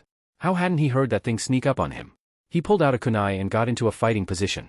He didn't have a good track record with giant snakes. Don't be scared, it said. I was just curious about you. Naruto put his knife away, but he didn't relax just yet. The forest did have quite a shocking amount of giant animals, but he wasn't on good terms with them yet. And also, well, snakes. Curious about what? It uncoiled itself and slithered up a nearby tree, draping itself across the huge boughs. Its coloration was that of an anaconda's and its voice was difficult to discern whether it was feminine or masculine. About why a human would be closing its eyes in the middle of a dark and dangerous forest. I was meditating, he said unsurely. I didn't think anything would sneak up on me. I wasn't making an effort to. You were just lost in thought, I guess. Guess so. When the snake didn't get anything more from Naruto, it tilted its head and stared at him questioningly. Rather than slitted, its eyes were round and surprisingly human-looking. He couldn't tell whether that made him feel more or less on edge. It chuckled a little bit. What's got your goat? If you don't me asking. Naruto sat back down, grabbing his thighs. It's a bit of a long story. And I don't think it would make much sense if I told it to you anyway. It hummed a little bit and relaxed back on the tree. Indulge me some, would you? This island is all territory disputes and pissing contests. He looked at the ground in front of him, trying to figure out a way to word the situation he was in. I guess. I'm sad and don't have any motivation and I don't know why because I have everything I wanted in life. The snake considered his words and nodded along. Depressed then, huh? Yeah, he sighed out. Depressed. What do you have that you wanted? He pursed his lips. Friends, family, people I love and who love me back. Those kinds of things. The snake considered his words again. Well, what do you do? Naruto looked up at it. What do you mean? Occupation, hobby, trade, what do you do? I'm a ninja. A strong one. Why dash he stuttered. He was strong. That much he was sure of. It was just that he wasn't strong enough. Yes. I'm strong. I need to be stronger. And I can't get to the next level without making a deal with the devil. That sounds ominous. It's not the actual devil, he said softly. It's like? I don't know what it's like. It's the dark part of me, I guess. It wants me to admit that I hate myself because I'm weaker than the ones I love and that I feel like I can't protect them at all. Does it speak the truth? He shook his head furiously. Of course not. I love them. I love them more than anything. But it's you. It's not me. It's everything I hate. It coiled around the tree and went back to the ground below, slithering in and out of the clearing. Everything you hate about you is still you. Without a word more, it made its way out the area, leaving Naruto on his own. 0000000. It was another tense dinner for Yujito. The cafeteria was empty except for her, Naruto and Fu. They were grinding away at their meals in silence, refusing to meet eyes with anyone at the table. Her heart ached for them, it really did. There was something about seeing someone who you loved in pain while not being able to anything that ate away at that person. Somewhere, she knew that the best thing she could do for the both of them was to just be there for them and offer encouragement. It hadn't been that long, less than a week for all three, but every second felt like forever when your significant others, in this case, was chronically sad. So, Yujito paused to gulp hard. She'd been pondering whether or not to bring up any mentions of progress. Her body made that decision for her. Any insights? Naruto started immediately before considering whether or not it was actually a good idea to divulge what was on his mind. I talked to a giant snake, he settled on. Yujito blinked. That wasn't quite an answer she was thinking she'd get. A snake? He nodded. Giant one. What did it have to say, if you don't mind me asking? He chewed his food slowly, sifting through his memories to try and summarize their encounter. I don't know, he said. Asked me about my problems and told me that I was shit. Yujito looked back down to her food. That can't be good for your mental outlook, she said with a slight upward tick in cadence, hoping to draw some laughter out of him. She didn't get any. He hummed an affirmative and went back to his food. The clanging of metal on metal brought their attention to Fu, who had dropped her fork on the table. Her face was distraught and she looked to be near tears. She started unevenly. Her voice was still scratchy from the past couple of days, but it was at least better than last night. She looked up and saw that both Naruto and Yujito were looking at her with rapt attention. I'm selfish, she said with such a heavy shake in her voice that both thought they misheard her. I'm selfish, she continued on. I've already told you, Naruto, but I haven't told you, Yujito. That's where my power came from, originally, my power to control Komiai's chakra. Rather than looking to others to validate me, I only looked inward. I loved myself and that was enough for me to use the power. And it was real, too. I filled up the hole in my heart all by myself. But now, I'm not sure if the hole got bigger or I just got smaller, because it's not enough anymore. And more to the point, it's not true. I mean, I still love myself, I don't think that changed. But now I love you too. The both of you. Same goes for Kuratsuchi and Tamari and Mei. Hell, same goes for Sakura and maybe even Kakashi and Jiraiya and Ai and Inoki and Shibuki. I love them all. But that means I can't be selfish anymore. I care about people now. I hurt people back in Cloud. I hurt, her voice closed with a sob and she had to take a second to regain use of her voice. I hurt you, Naruto. If you weren't there, I would have killed children. But you were there and you saved them, but I still hurt you. She clutched at the fabric above her heart. And that knowledge that I hurt someone I love more than I love myself just tears me apart. It's hard to forgive myself even if you have. Tears began to spill from the girl's eyes like miniature waterfalls. Yujito quickly got out of her seat so she could sit next to the girl and wrapped her arms around her smaller frame. She rested her cheek on the top of her head and held her close. Naruto scooted closer and wrapped an arm around her waist as well, joining Yujito. I don't think I'm selfish anymore, the girl said helplessly. I think I care too much about people. I'm not sure if that's good or bad anymore. But I know it's true. Dark Fu would only laugh and laugh at me when I talked to her. Nothing to say. Like I was just a big joke. And in a way, I was. The answer was right in front of me, but I just had to accept it. As she spoke, insectoid wings formed from her back and chitinous purple material traveled up her body, eventually covering her skin in armor.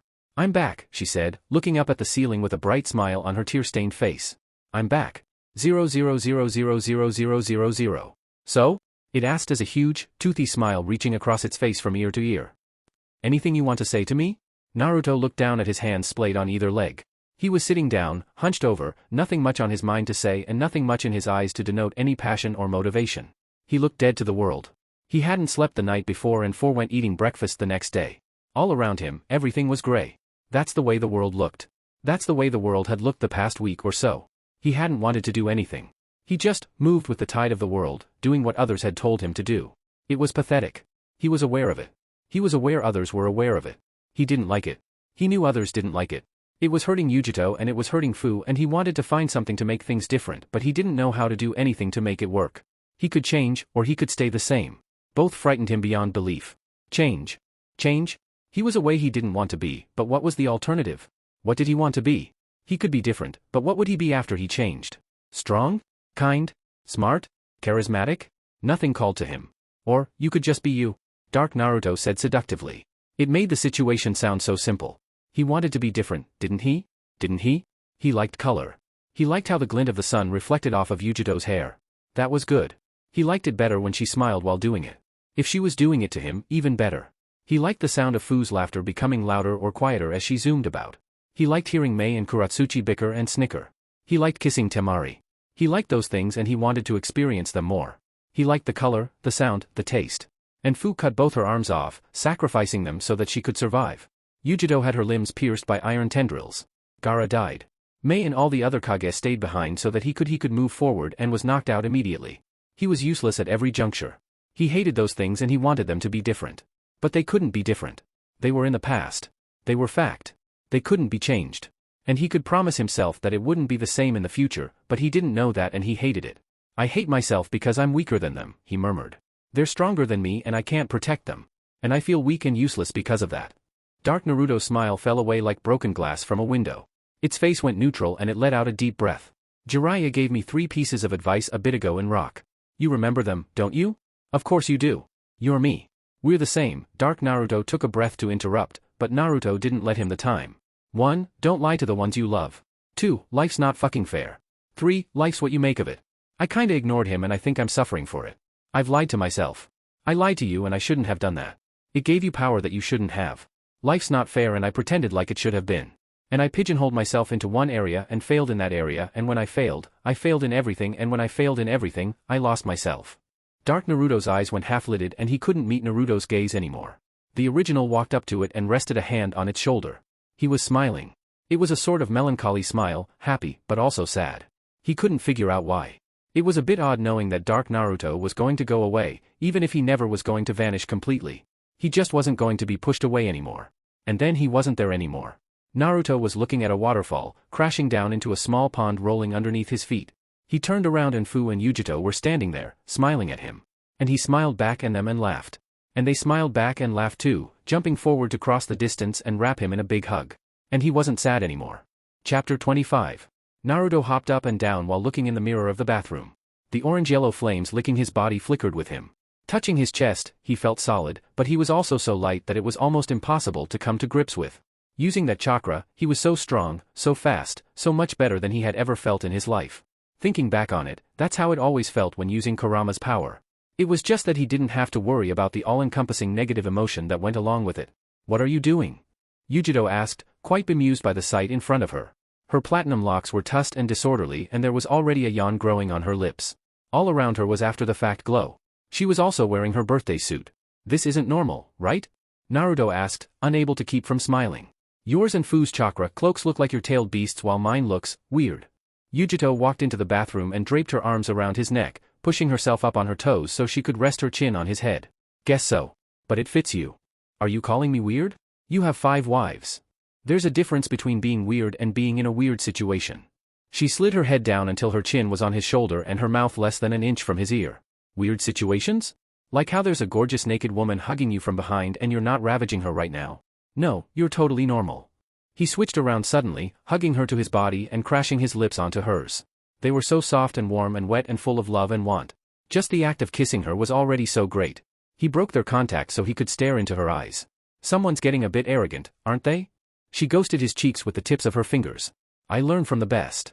He slapped her ass hard enough for the sound to resonate outside of the room. And don't you dare forget it, he replied huskily. Yujito playfully glowered at him, detaching and walking back into the bedroom that the bathroom was connected to. It was the only area in the entire compound that had somewhat complete furnishings and they were making good use of it on their way back to the hidden mist. As much as I enjoy our time together, she said the word together with a licentious lilt. Try not to bother others, would you? Naruto followed her back into the room, where she was getting her clothes from the ground where they had been scattered and leaned on the frame. How am I bothering others? It doesn't take a genius to figure out the sound of an ass getting slapped, especially with the force you put into it. She stood up to look at him seriously. As much as I put up a steely front for myself for years and years, it still made my heart pang with loneliness whenever I saw couples being overly showy in front of me. All else equal, I don't want to do the same to others. One of his eyebrows quirked up. Says the woman who was screaming at the top of her lungs last night. It doesn't take a genius to figure out that sound either. I wasn't screaming, she said dismissively as she slid her pants over her shapely ass, which Naruto couldn't help but to stare longingly at. It was so well formed, after all. You kind of were, Fu chimed in, muffled by the pillow resting over her head. At least for the first part, and also the middle part, come to think of it, the last part was pretty loud too. As she was finishing putting her shirt on, Yujito crossed her arms over her chest and looked back at Fu as if she was telling a bold lie. I was in complete control of my voice. It barely ever rose above casual speech levels in terms of loudness. Naruto and Fu shared a look and did their best not to burst out in laughter, something that Yujito took notice of. What? She asked, already on the defensive. Fu was covering her mouth to stifle laughter whereas Naruto was openly chuckling. I'm not sure if you're not remembering right or if you're just obfuscating, but you were very, very loud last night. I was not, Yujito snapped, face growing red.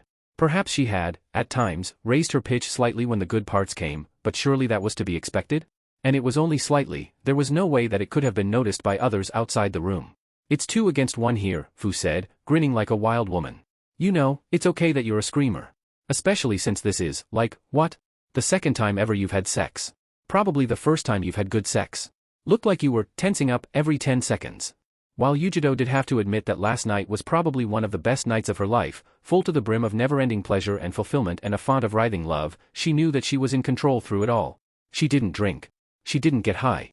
She didn't seek out things that altered her state of mind because she put great stock maintaining a healthy and calm mental state without a speck of mindless overindulgence. It went without saying that she didn't lose herself to the pleasure last night. I do have to admit, Fu said, leaning back against the headboard completely exposed. You were pretty good at the, not straight part of sex. You sure you haven't had any girlfriends? Yujito looked between her and Naruto. I don't remember really, engaging with you all that much. Her eyes went wild with fury. Matatabi. She mentally shouted, a look of rage on her face. Don't blame me for your lapses in memory, kitten, Matatabi drawled out amusedly. She speaks the truth though. For all the times I accused you of being secretly a lesbian and you fervently denying me every time I asked, you were quite proactive with the girl. Yujito felt her skin crawl a little bit. Please don't call her a girl. Especially considering I, apparently, had proactive sex with her last night. Naruto snapped his fingers in front of her, hoping to draw her from her daze. Her face had gone through a hilarious multitude of different expressions during the few seconds she had lost focus. Earth to Catwoman. Her focus snapped back on and she looked from Fu to Naruto a couple of times, doing her best to extrapolate the situation. She shook her head and walked to the door, leaning in to kiss Naruto on the cheek on her way out. It was a really good night for me, she said, drawn away from any embarrassment they were expecting her to feel. I love you. You too, Fu. You can continue with your lovemaking. I'm getting breakfast. And with nary a word edgewise, the door closed behind her, leaving Naruto and Fu alone to stare after her. I'm not crazy, right? Naruto asked. If you're crazy, then so am I. But there's no way she can't remember that. What, does she have selective amnesia? He shrugged. Maybe she just got lost in it last night? It was similar for you for our first time, right? Fu played around with the idea in her head for a few seconds. I don't know, maybe? Naruto clicked his tongue and looked at the closed door for a few seconds, pondering whether to after her or not. But then he looked at Fu in her state of no dress and decided to make good on Yujito's suggestion of lovemaking. 000000000. Yujito sat down at the table with a muted clatter. She was tired and a little bit frazzled from the night before, so her motor functions were slightly off the mark, but she didn't think anyone noticed. She chose the table that B and his apprentices were sitting at, hoping to inform them more personally of the good news that transpired yesterday. It had been a bit of a whirlwind for all three Jinchuriki, so only the barest of minimums was divulged. Now, however, she could take her time and fill in the details herself and catch up with the three of them. B was lost in his writing and Omoi and Karui glanced at her for half a second each before returning to their meals. Somewhat perplexed by their cold response, Yujito stalled for half a second before greeting them. Good morning, she said, nodding to each of them. The two glanced up again and nodded at her, though they couldn't retain eye contact for long. Omoi managed a morning in return and Karui said nothing. Yujito looked down at her food, tapping her fork against her tray. Did you guys sleep all right? She was looking for small talk and probing for something that might be the matter with them at the same time. In the past they at the very least had a professional relationship with each other. She hadn't done anything to invoke their ire, had she? They shared a knowing and went back to their food. I don't think anyone slept well, Karui muttered right before getting nudged hard by Omoi. Yujito waited for an explanation but no explanation came. Was there turbulence? The party could take a boat away from the Turtle Island and arrive at Mist sooner, but after calculations taking into consideration of wind and currents, it would only be by a few hours. They all elected to stay on the Turtle and make course for Hidden Mist. And the Turtle hit choppy waters every now and then. Turbulence? Guess you could call it that, Karui muttered once again, getting a hard nudge from Omoi. Okay, Yujito said, setting her unused fork to the table with a resounding clang. What did I do to you too? Why are you acting that way? The sudden clang seemed to rouse B from his state of writing the sickest of rhymes and brought his attention to Yujito. He started smiling ear to ear and slapped her on the back a few times. Hey, Yujito, congratulations. She looked at him oddly, feeling her heart start to go cold. Congratulations on what? Yo, little queen cat, getting pounced on in the sack, feeling the world go slack, and it all goes black. Whoa. Yujito blinked, blood starting to rise to her cheeks. What do you mean by that? She asked, voice cracking slightly at the end. It means that everyone heard you last night, Karui blurted out. Looking at her face, Yujito realized that there was the faintest of red tinges to the girl's skin. They'd both been blushing up a storm the entire time she had been sitting there. She just hadn't realized it since their skin was darker. Like? You mean? B hummed appreciatively. Sounded like you were having a real good time.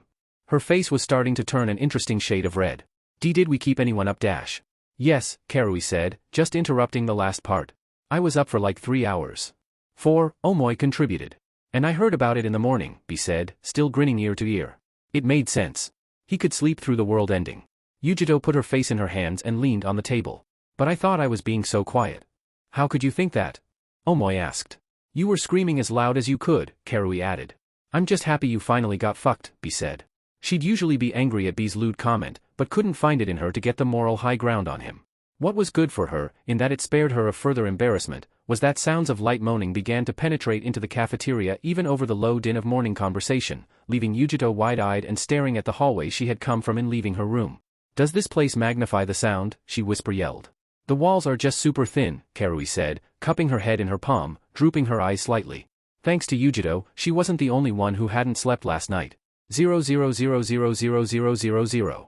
Just as the sex was starting to hit the crescendo for Naruto and Fu, the door slammed open with Yujito in the doorway, red-faced and full of shame. Everyone can hear you too, she said gravely. They looked at her, still entwined and shiny with the slick of sweat on them. Naruto took a bit to catch his breath and process the information. Wait, if they could hear us when we're actually being quiet, then last night. Yujito held up a hand. Just, no more sex, okay? Naruto and Fu started laughing hysterically. 000000000. Naruto landed feet first in the soft dune of sand, sending up a plume that got carried away by the wind. It was a beautiful day in the land hidden in mist and he was having a good time. When they weren't covered in rolling clouds of fog and mist, the beaches were downright gorgeous. Kuratsuchi was making a large sand castle, aided by her nature release. Fu was buzzing around the ocean surf, looking for pods of dolphins she could have fun with while Tamari, Yujito, and Mei were further up the coast protected by an umbrella. He looked to the sky and let a big smile cover his face. It was shaping up to be one of the best days he'd had in a while. Farther away, out of his earshot, was a less wholesome conversation. So how big is he anyway? May asked, the most recent question in a line of grilling. Each one was more searching than the last, not that Yujiro ever made a great effort to dodge them. What is up with you people and the length of his penis? Yujiro asked, genuinely perplexed. Even if it was small, we could work around that. It's not a deal breaker. So it's not small? May asked with an impetuous smirk. Yujiro sighed into her palm. I didn't say it was big either. It's pretty big, Tamari said with a smug smirk. You don't have a frame of reference, Yujiro bit back. Neither do you. I've sexed before. Once. That's not a sample size I can trust. Do you need a randomized double-blind trial too? It would help. Yujiro clicked her tongue and laid back against a dune of sand, letting the sun rays warm her skin. She'd always wanted to get a tan, and with the world almost at peace, it was as good a time as any. Sunglasses, bathing suit, inane chatter with her female friends, and sister wives, but that was a small detail. She felt like a damn civilian, and damn if it didn't feel good. She only wished she would come out on top when talking with Tamari more often.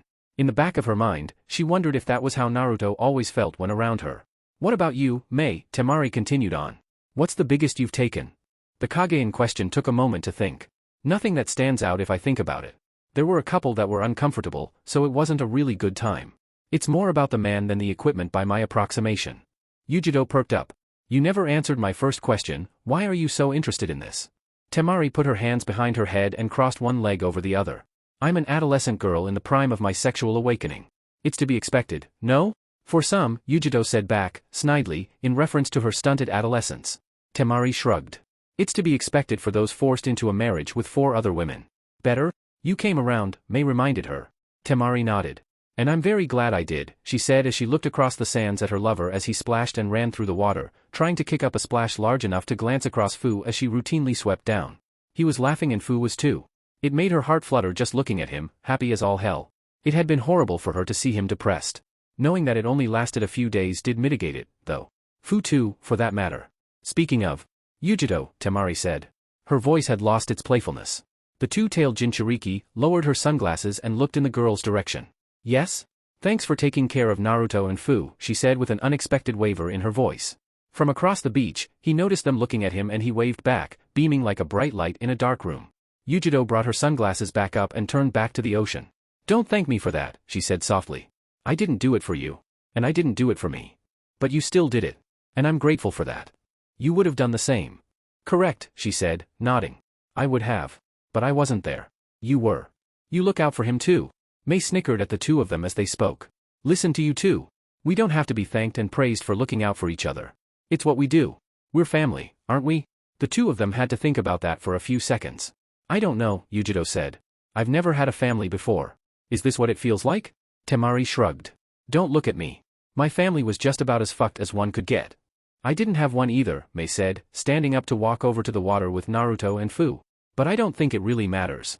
We're together now, and that's all that really matters. With May having vacated their sunning spot, only Tamari and Yujiro remained in a somewhat terse, awkward silence. Tamari looked across at the sunning Catwoman, a small smirk coming to her lips. He is pretty big though. Oh, it's huge.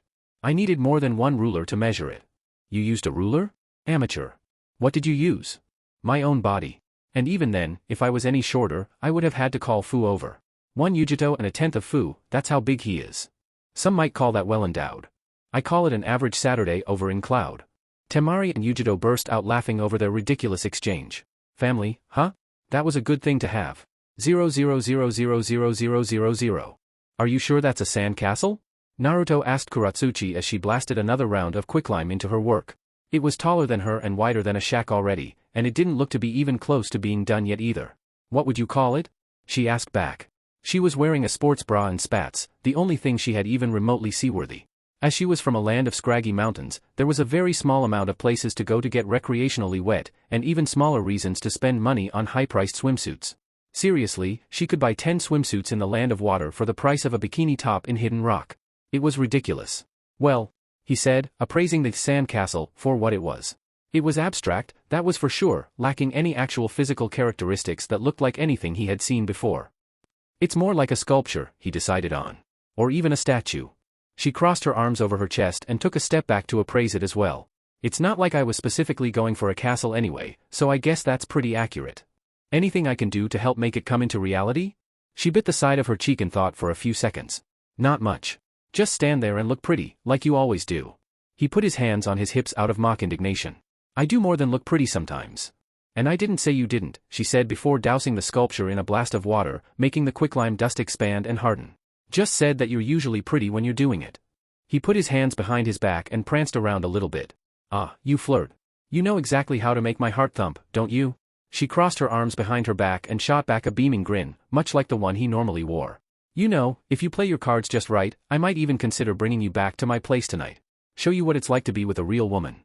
Ah, shucks, he said, batting his pretty boy eyelashes at her. Though it sounds so very tempting, I must admit, I'm married. Kuratsuchi barked out a burst of laughter. Yeah, you are. To me. He nodded his head a little bit while he thought out that piece of logic.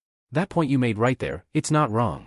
Yeah, she said, turning her focus back to the sculpture she'd been spending the better part of an hour on already. But it's not quite right either. Naruto's exuberance faltered slightly. There was something being left unsaid by the two of them and they both knew it somewhere in their beings. How do you feel about me? It was very important and yet still not the most important, so it went unsaid. But it should be said and Naruto knew that. He could ask directly and hopefully get a direct answer. That was his first instinct to do, but something was holding him back from doing it. Because if she loved him and she spoke it and she made it real, he couldn't pretend they were just friendly anymore. He couldn't face her the way he'd been facing her before. And how did he feel about her anyways? The worst part of the scenario was that he couldn't puzzle out her feelings for him just by their interactions. What was the level of intensity? They were ambiguous and amorphous. He wanted to just stand still, look her in the eyes, and ask her dead on. So why don't you? At least the voice wasn't booming and snarling and vicious.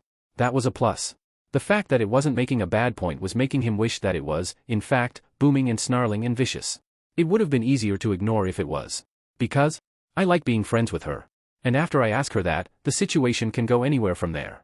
Kurama considered that for a moment or two. Interaction wasn't quite his forte and yet he knew rotten reasoning when he saw it. Well, maybe not rotten. Perhaps it was just too human. If she does love you, then talking to you like she is just causing her pain. Naruto made a face and looked to the side, towards the surf and where Fu and Mei were playing. How the hell? Don't forget I see everything you do. More, probably. Your interactions are too easy to understand. Knowing what to do after is a matter of course. I know what I should do, but doing it's harder than you think. Kurama knew that he didn't know how to respond to that. So he didn't. He just watched some more and paid extra attention, exactly what he'd been doing lately. Naruto turned back to look at Kuratsuchi. She'd been using more chakra and was somewhat exerted because of it. A small sheen of sweat glistened off her skin, tracing the lines on her body where the toned muscle was visible. She swept her hair back over her scalp and put her hands on her knees, breathing slightly harder and staring at the sculpture in front of her intently. As she bent over, the material around her legs stretched a little bit, accentuating her rear quite nicely. A breeze swept over both of them, chilling the moisture on their skin. Her nipples perked up underneath her sports bra. Naruto looked away, a blush starting to stain his cheeks and blood rushing to familiar places. It was weird how such a normal occurrence could look so erotic to him. You okay? She asked, noticing his new, somewhat uncomfortable state. Her lips were parted a little bit and hadn't seemed to have noticed the fact that her nipples were pointing through the fabric. A sudden urge to perform the most carnal and indulgent actions coursed through him for a fraction of a second. Yup. He was attracted to her. No ifs, ands, or buts about it. He needed to talk to Tamari, Fu, and Yujito. He needed to. What did he need to do? He liked being friends. But his imagination was sending him different messages. What did he want more? And more importantly, how did she feel? He nodded after a lengthened pause. Yeah, I'm good, he said. The blonde tried to say something more, but his words got caught in his throat. She noticed that and raised an eyebrow, putting her hands on her hips and shifting her weight to her back foot. You sure about that? What did she sound like? Playful? Flirtative? It was hard to tell. And Naruto wasn't in the rightest of minds to be trying to figure it out. Do you like me? He asked. He didn't cringe or berate himself afterwards. He needed to know. It wouldn't be good at all if they went on and he didn't know. Clarity was an odd thing and came at odd times. He never thought it could happen when he was at half chub. A huff of air escaped her lips. Yeah. She said it like it was the most obvious thing in the world. Of course I do. He smiled a little bit and brought a hand to the back of his head, chuckling a little bit. Yeah. Well, I don't know. Things have been happening too quickly and I haven't really been talking to you that much, so I just... Hey, she interrupted his rambling with ease. We're friends, right? You were feeling bad and, well, I knew the most I could do was to be there for you. Shame I couldn't get on the turtle, but everything shaked out, right? You got a handle of your stuff, got some cool glowy powers, a new sexual partner dash. It's not? He interrupted. He felt a little bit defensive on that. But it wasn't obvious how serious she was either. It's not just that. Naruto finished lamely. A knowing smile was all she had to give him, but capped it off with, you don't have to put up any walls around me. You should know that. And he did know that. And he desperately wanted that. He wanted a good friend to laugh and jest with. But he also wanted to while the hours away with her, tangling in a sexual embrace. God, what did he want from her? 0,000,000,000. Naruto let out a deep breath from the bottom of his stomach and took another swig from the jar of milk by his side. The night was beautiful, especially so from his position on the deck of a wooden lodge facing the sea. The wood was cool underneath his legs and the wind would pick up every now and then, rustling the leaves in the tree and the hair on his head. The stars were out in full view, so much so that he could see the splotch of stars making up the galaxy in the sky. He couldn't see the moon, it was either behind him or covered by the planet. There was an eternal sound of the water splashing on the sand out in the distance. His lungs were still stinging from use and his muscles were loose and well used. If afterglows were visible, he'd be beaming. And yet, he couldn't sleep. Not even after an hour of laying with Yujito and Fu and Tamari, all of whom were exceptionally good sleeping partners. Something was keeping him up, so he grabbed some cold milk and sat on the deck. He could sense the footsteps coming up behind him, but he already knew who they were even without seeing the owner of them. He knew who they were instinctually, somehow, even though he hadn't spent all that much time with them. It was odd how intimate he was with them, all of them in fact. Mei sat down next to him with her legs crossed, leaning back on her hands to look at the same view he was. It was the people I was fighting for, not the scenery, she said first, her voice as soft as the wind through a bird's feathers. But the scenery really helped, she said with a slight laugh towards the end. He nodded. I like it. She leaned over and nudged his elbow with her, a knowing smile stretching her lips. Long day, huh? Even longer night, by the sounds of it. He grinned a little bit and shrugged. I like it, he repeated. Of course you do, you lady killer. I don't know about that, he said, shaking his head. He let out another long breath of air. I have no idea how I ended up here. And I don't know if it's going to last. Mei closed her eyes and let in a deep breath of the salty air. I think it will, she decided on. If anyone here led even a little bit of a normal life, there wouldn't be a snowball's chance in hell that this could continue on realistically. But, you all love each other. I think it'll work out. He puckered his lips a little bit, squinting his eyes off in the horizon. And, how do you feel about me? You're probably one of the best men I know, she said without missing a beat. Boy? Right now, you're in the area between those two, but it doesn't change my sentiment. Naruto laughed a little bit, disbelief evident in the air. Really?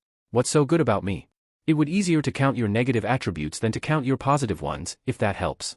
Positive, unyielding, kind, strong, altruistic, funny, though I'm not quite a fan of your humor, I know others are, you always give people another chance, you always look for a solution to a problem that involves the least amount of people getting hurt. But, that's just what people are supposed to do, isn't it?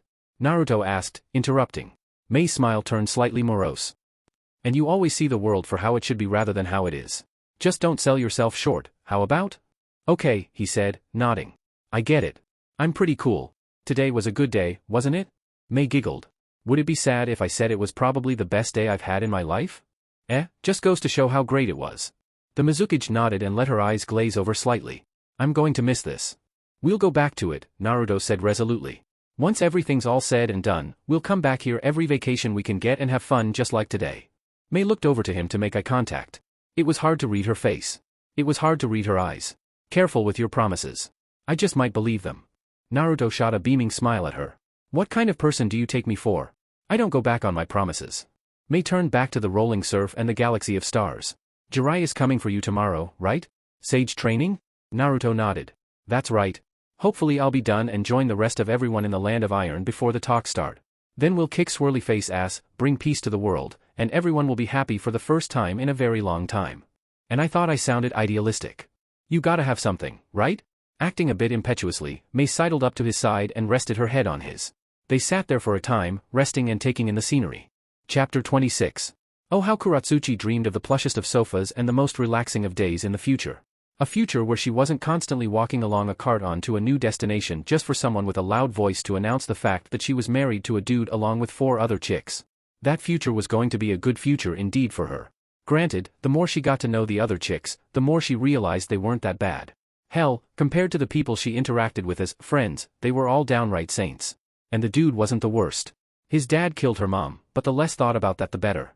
The walking along the cart to a new destination every week or so, however. That would be better off done with as soon as possible. She was just glad there was only one more to go. What made her not so glad was how she had to trudge through trenches of snow to get there. For all the talk of how important she was to the stability of the world, she sure did feel like she got the short end of the stick at times. A flare of bright blue hellfire lit up the road in front of her for a second or two, and a small rush of newly melted water flowed past her boots shortly after. Yujito stood in front of them all, her arms cloaked in the very same hellfire, with her brow furrowed and set ahead to their destination. At least there was a woman who specialized in throwing up gouts of fire in charge of shoveling snow out of the way for them. She was an interesting case study, to say the least. She used to be a hard ass with a haughty, better-than-thou way of speaking. Now, she was quiet, a little bit removed, and kind, for the most part. The woman seemed to have found her peace, a sort of equilibrium to go back to whenever parts of her strayed too far from it. And finding that peace seemed to have been correlated with her relationship towards a certain blonde who she had some relation with. Kuratsuchi took a shuddering breath and hugged the scarf closer to her neck. The only way she knew the sun was setting was because the overcast clouds were losing their grayness to a darker grayness.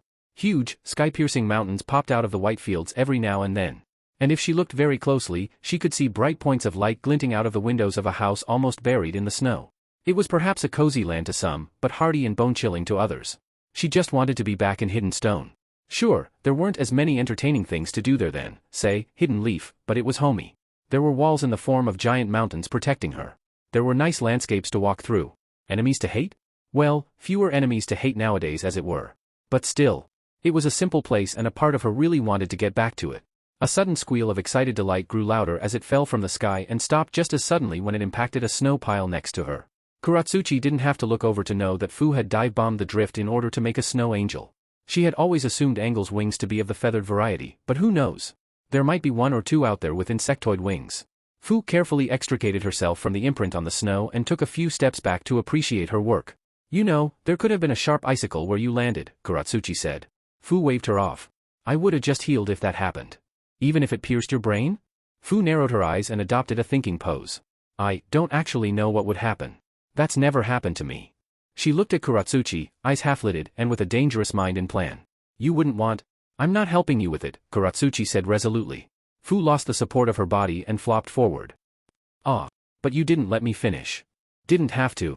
I was just going to ask if you wanted to have a threesome with me, Fu mumbled. Kuratsuchi almost blushed. Almost, mind you. She huffed and turned away. 1. That's not what you were going to ask. 2. No. 3. Naruto isn't even here. Fu got an impish smirk. Who said anything about Naruto? Hey Yujito. What? The woman shouted back from the front of the train. Kuratsuchi wants to have a threesome. I do not. There was a pause and Yujito got her breath back from her labors and processed the information that she had just received. Stop messing around, you two. If you've got time to fuck around, you've got time to help me lead the way. Tamari hopped out of the wagon and started trudging forth. A castle with wide open plains all around it would be a terrible idea if you're being attacked by normal people. But it's just about the easiest way to stop an advance of shinobi. The samurai know what they're doing. And nobody knows what sort of truce the minor nations are going to come up with, so we have to keep our wits about us. Why can't Fu just fly us all there, anyway? Kuratsuchi asked. We've got a giant flying monster. We should be making use of it. For the same reason there's only 5 of us here. We don't know when or if the man with the swirled mask is going to make a move, and drawing attention is the last thing we want. The conference of minor village heads at the Land of Iron is as good a place as any to enact a strategy, but we also can't count on his timing of it. We trudge along and hope we don't get noticed during transit. If he does find us, everyone who's making a perimeter around us converge and give us time to escape. Weren't you listening to the plan? Fu asked. She was asleep, I think, Tamari answered. It took you this long to ask about it? Fu brought up as well. Kuratsuchi showed her palms and shrugged. I just want this to be over as soon as possible. Tell me to follow Yujito through snowy mountains?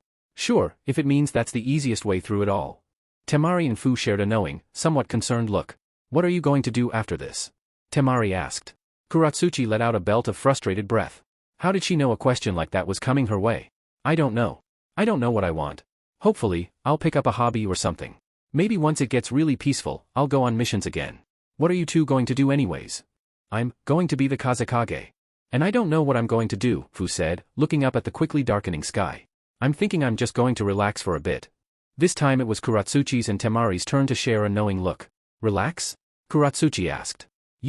I can live without constant excitement, Fu said with a slight pout. Have a little faith, why don't you? We haven't really been given a reason to have faith in you, in regard to that statement, Kuratsuchi said. I think the only time I've seen you relaxed was when you were asleep after Naruto dicked you, Tamari added. Kuratsuchi squinted and pinched the bridge of her nose. You know, I used to think that you were rubbing off too much on him, but now it sounds like he's rubbing off on you. Tamari grinned lasciviously. Damn right he's rubbing off on me. It took shockingly very little time for Kuratsuchi to grasp the lecherous implications of her statement. She gave up when she did, shoulders sagging down and her last remaining breath leaving her lungs. Are we there yet? We'd be there a lot sooner if I got some help. Yujiro yelled back, followed by a bright blue flare of fire illuminating the way forward. Right, Tamari said, walking faster to achieve her original goal of helping Yujiro out. This left Kuratsuchi and Fu alone, walking next to the wagon holding their supplies and last occupant, Mei. Do you really think I can't relax? Fu asked, lacking her usual exuberance. It was really the only way Kuratsuchi knew when to take her seriously. I don't know, Kuratsuchi said. Maybe? I've kinda got the feeling that things aren't going to die down just because there's peace between the nations, so going on real, actual missions to help things out when this is all over sounds like the thing for me to do. But it's not something I've put real thought into. I can't guess what I'm going to want in the future. So I really can't guess what you're going to want in the future. I guess that's fair, Fu said, nodding to what she was hearing. I think I want to be a mom. Kuratsuchi's eyebrows shot up to her hairline. She looked at the other girl mimicking a gaping fish. Vuvuha'a. How old are you again? Okay, in a few years, Fu said, holding a hand up to stop Kuratsuchi's imaginations. Or, I don't know when. I just know what I know. Kuratsuchi nodded. Well, good luck with that. What about you? Fu said with a devilish smirk while leaning closer to her slightly. Do you want to pop any hellraisers out? Well, considering I can't have extramarital affairs, none. Even if I were to throw my shits to the wind and have one, my dating pool is ridiculously small. And even if we're to catch a guy, the possibility of starting a long-term relationship is disappearingly small. So the chances of me catching a guy, going into a long-term relationship, and then having a baby is just about zero. If Fu was anything at that moment, it was that she was impressed by the leaps of logic. Or you could, you know. Kuratsuchi looked at her for a few seconds, waiting for an end to the thought, before finishing it herself. Naruto. I never was clear on how you felt about him, Fu confessed. He's nice. I think we're both aware of his attributes. I want to know how you feel about him. Okay, Kuratsuchi said, putting her hands on her hips. How do you think I feel about him? I like him, okay? He's probably one of my best friends right now. Hell, he's one of my only friends. But what? Is that it? Fu asked, somewhat perplexed. I thought you were in love with him and weren't acting on it because he was seeing Tamari, then me, then Yujiro. I think. Kuratsuchi closed her eyes and took a deep breath. I think I was in love him. And I might still be. But I'm not sure if the same goes for him. After all, he has you, Tamari, and Yujiro. He doesn't really need me anymore. Fu cracked a grin and chuckled a little bit.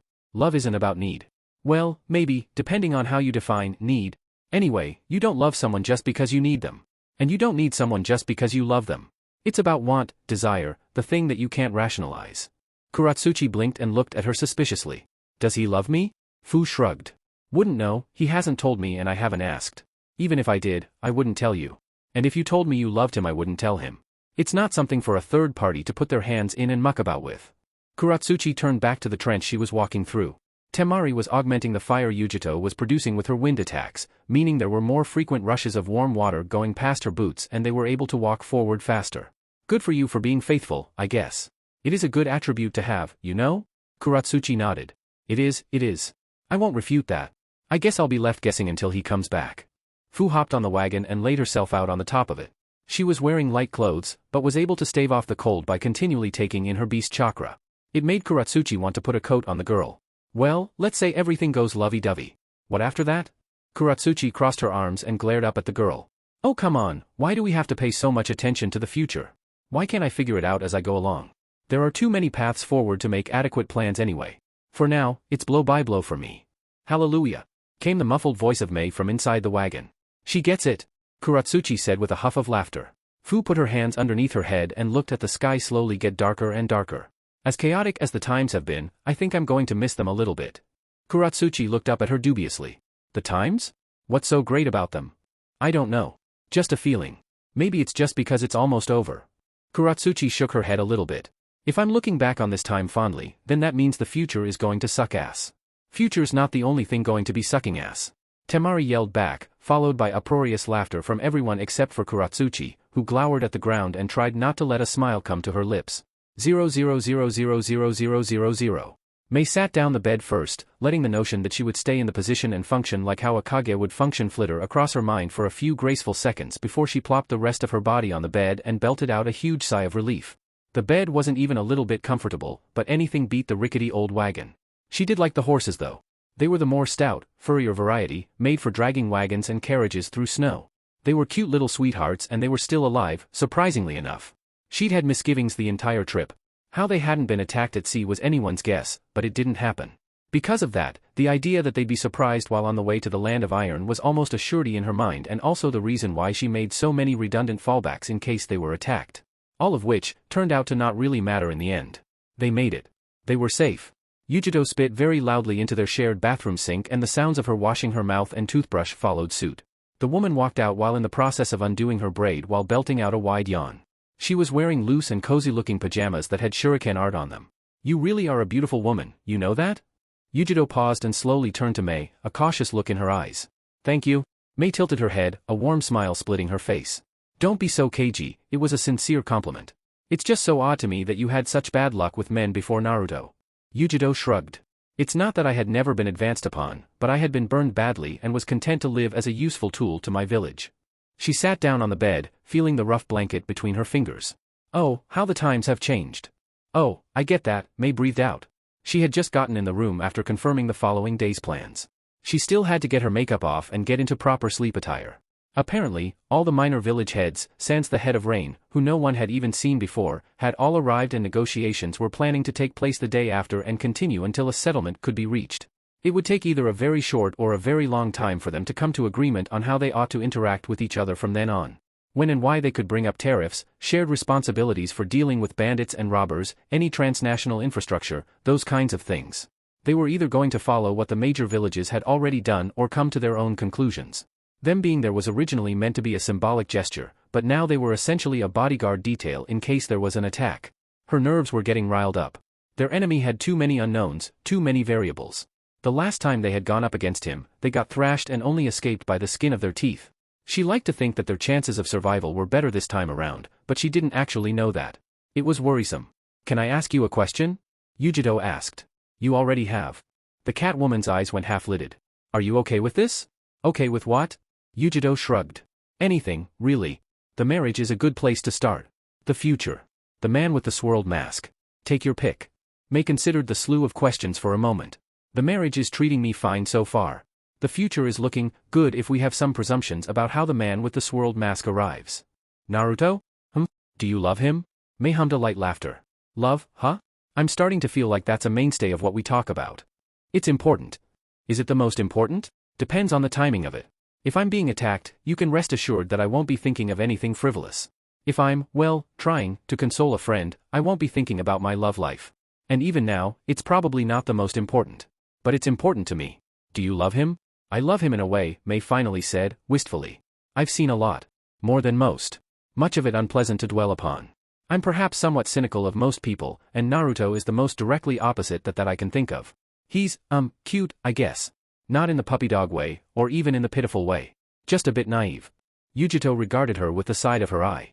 Can you envision a future where we're both in the same bed, talking over him? Mei blinked twice. That's quite a way of asking if I want to fuck him. Not just sex, Yujito added. Mei took a deep breath and let it out slowly. Probably, she said. I want kids. And I also believe in this union from the bottom of my heart. Ergo, you can fill in the rest on your own. Yujito hummed approval, nodded, and sat down on the bed, drawing the covers over herself. Mei waited for the conversation to continue, but after a couple minutes of her staring at the back of the other woman's head, she lost to her own curiosity. Is that okay? Mei asked tentatively. It's not like I'm going to rape him, or emotionally bend his arm into doing it, if that's what you think.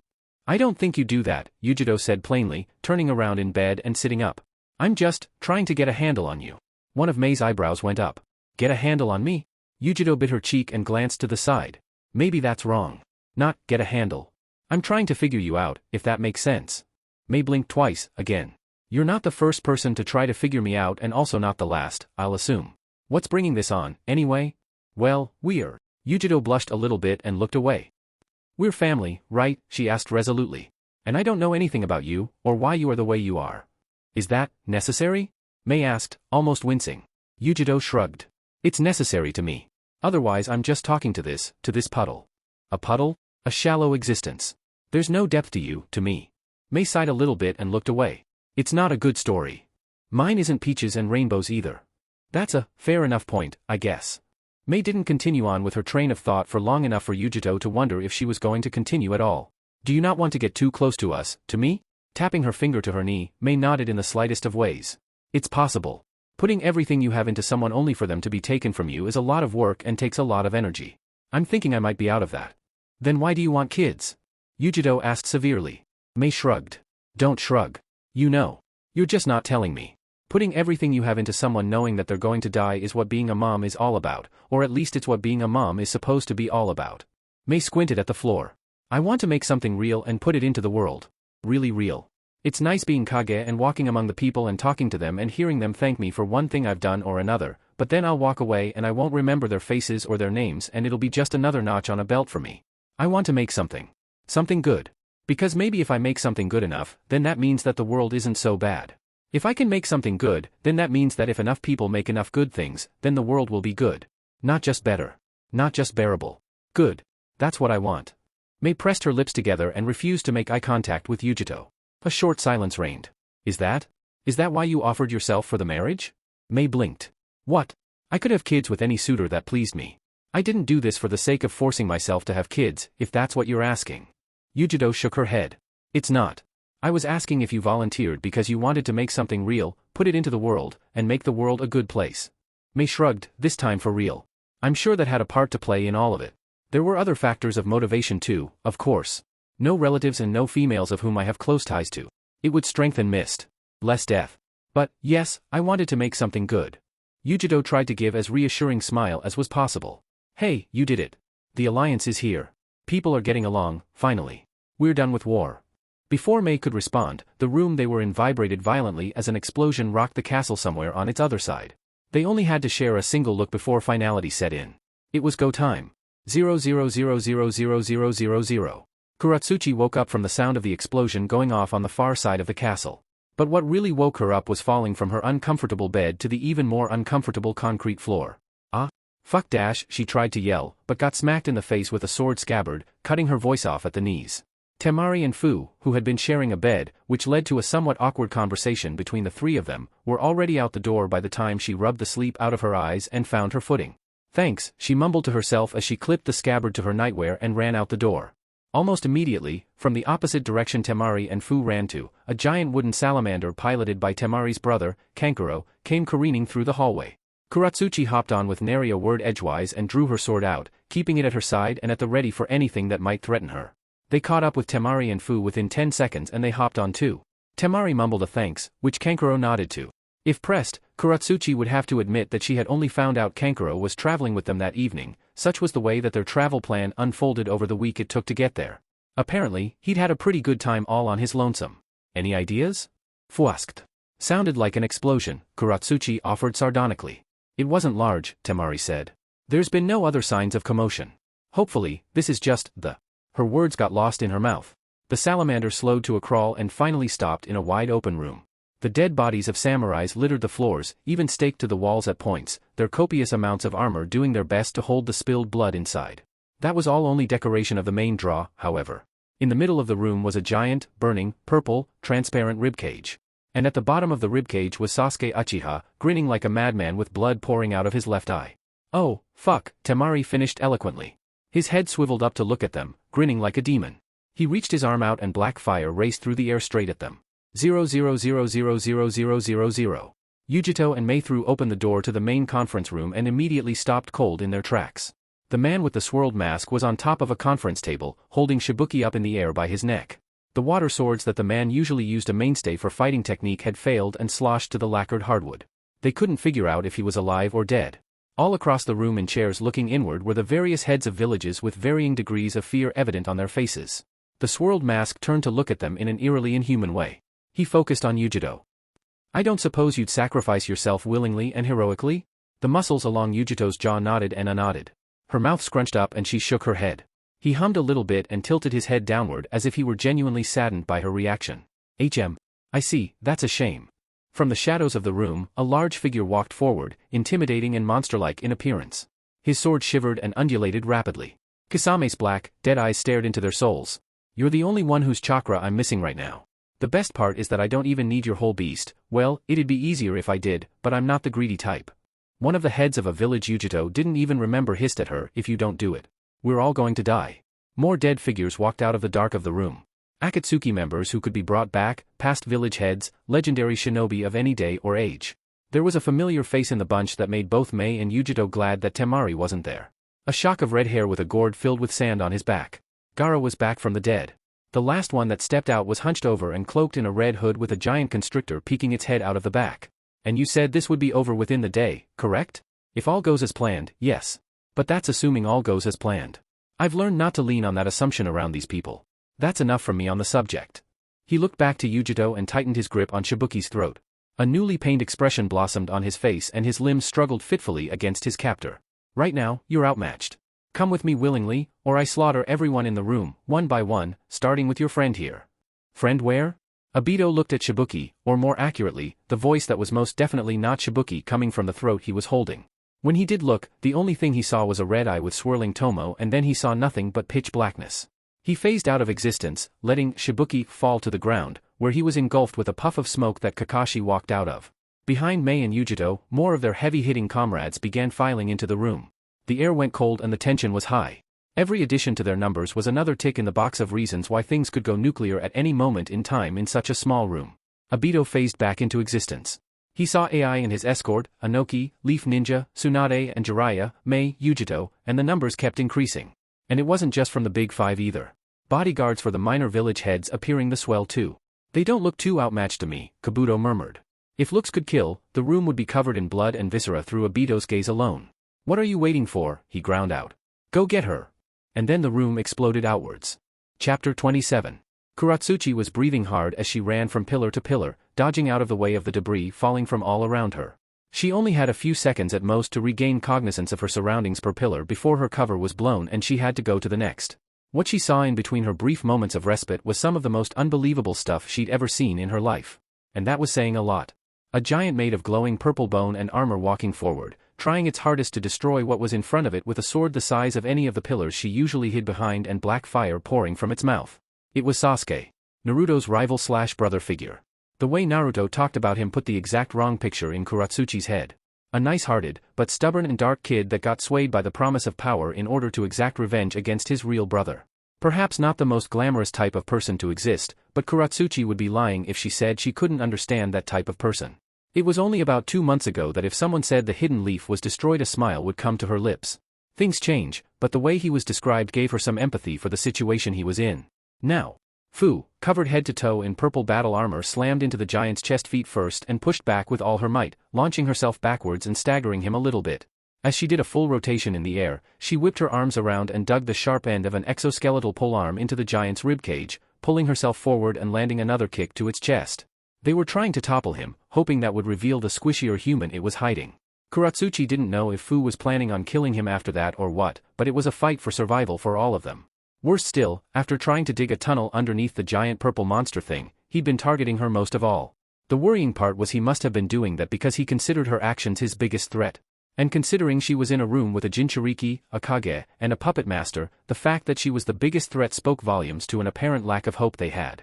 She dashed out between her pillar, quickly firing off a shot of quicklime at the giant's base before diving behind another pillar. The biggest plan she had for her was to pepper him with small shots of the quick-drying cement and douse the base with a lot of water, hopefully blinding him to the outside world and keeping him in place long enough to figure out what to do with him. Tamari and Kenkuro came rolling around on the salamander puppet, doing the dual job of being mobile enough that he can't get a good hit on her and allowing her the vantage point she needed to let loose huge gales of wind at him, further disorienting him. Another hit to the pillar she was hiding behind.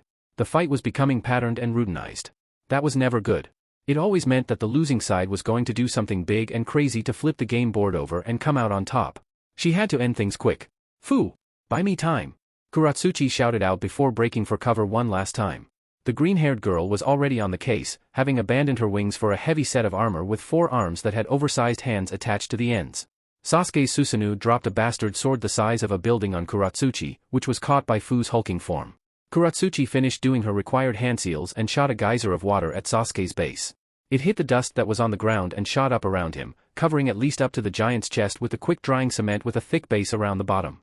She was confident in the strength of her cement, but she also knew that she was a human amongst giants. Being around so many powerhouses at once had started to make her wonder how useful she could be at helping a fight. 1 second. 2. She let out a breath and fell to a knee to catch her breath. She'd been consuming a lot of chakra getting all that quicklime out and running around like a spider trying not to get swatted. But he was immobile and ripe for the picking. The plan worked. That is, until a sword sheathed in a raiment of lightning cut out a hole in the cement binding and flew forward, spearing Fu through the midsection and slicing open a gash in Kuratsuchi's abdomen in one moment. Kuratsuchi grabbed her bloodied side and jumped out of the way while Fu and her ton of armor fell to one knee. She was a normal human, thus Kuratsuchi's wound was more grievous. Despite the fact that her face was scrunched in pain, she was able to glare open her eyes in the direction where Sasuke came from and saw him directly in front of her, sword sizzling its covered blood, her blood, from the lighting chakra coursing over it. His face was like something he'd never seen before. Someone so thoroughly twisted by hatred and a lust for vengeance that it had ceased to be human. His eyes like swirling pools of brackish blood, even leaking the damn fluid.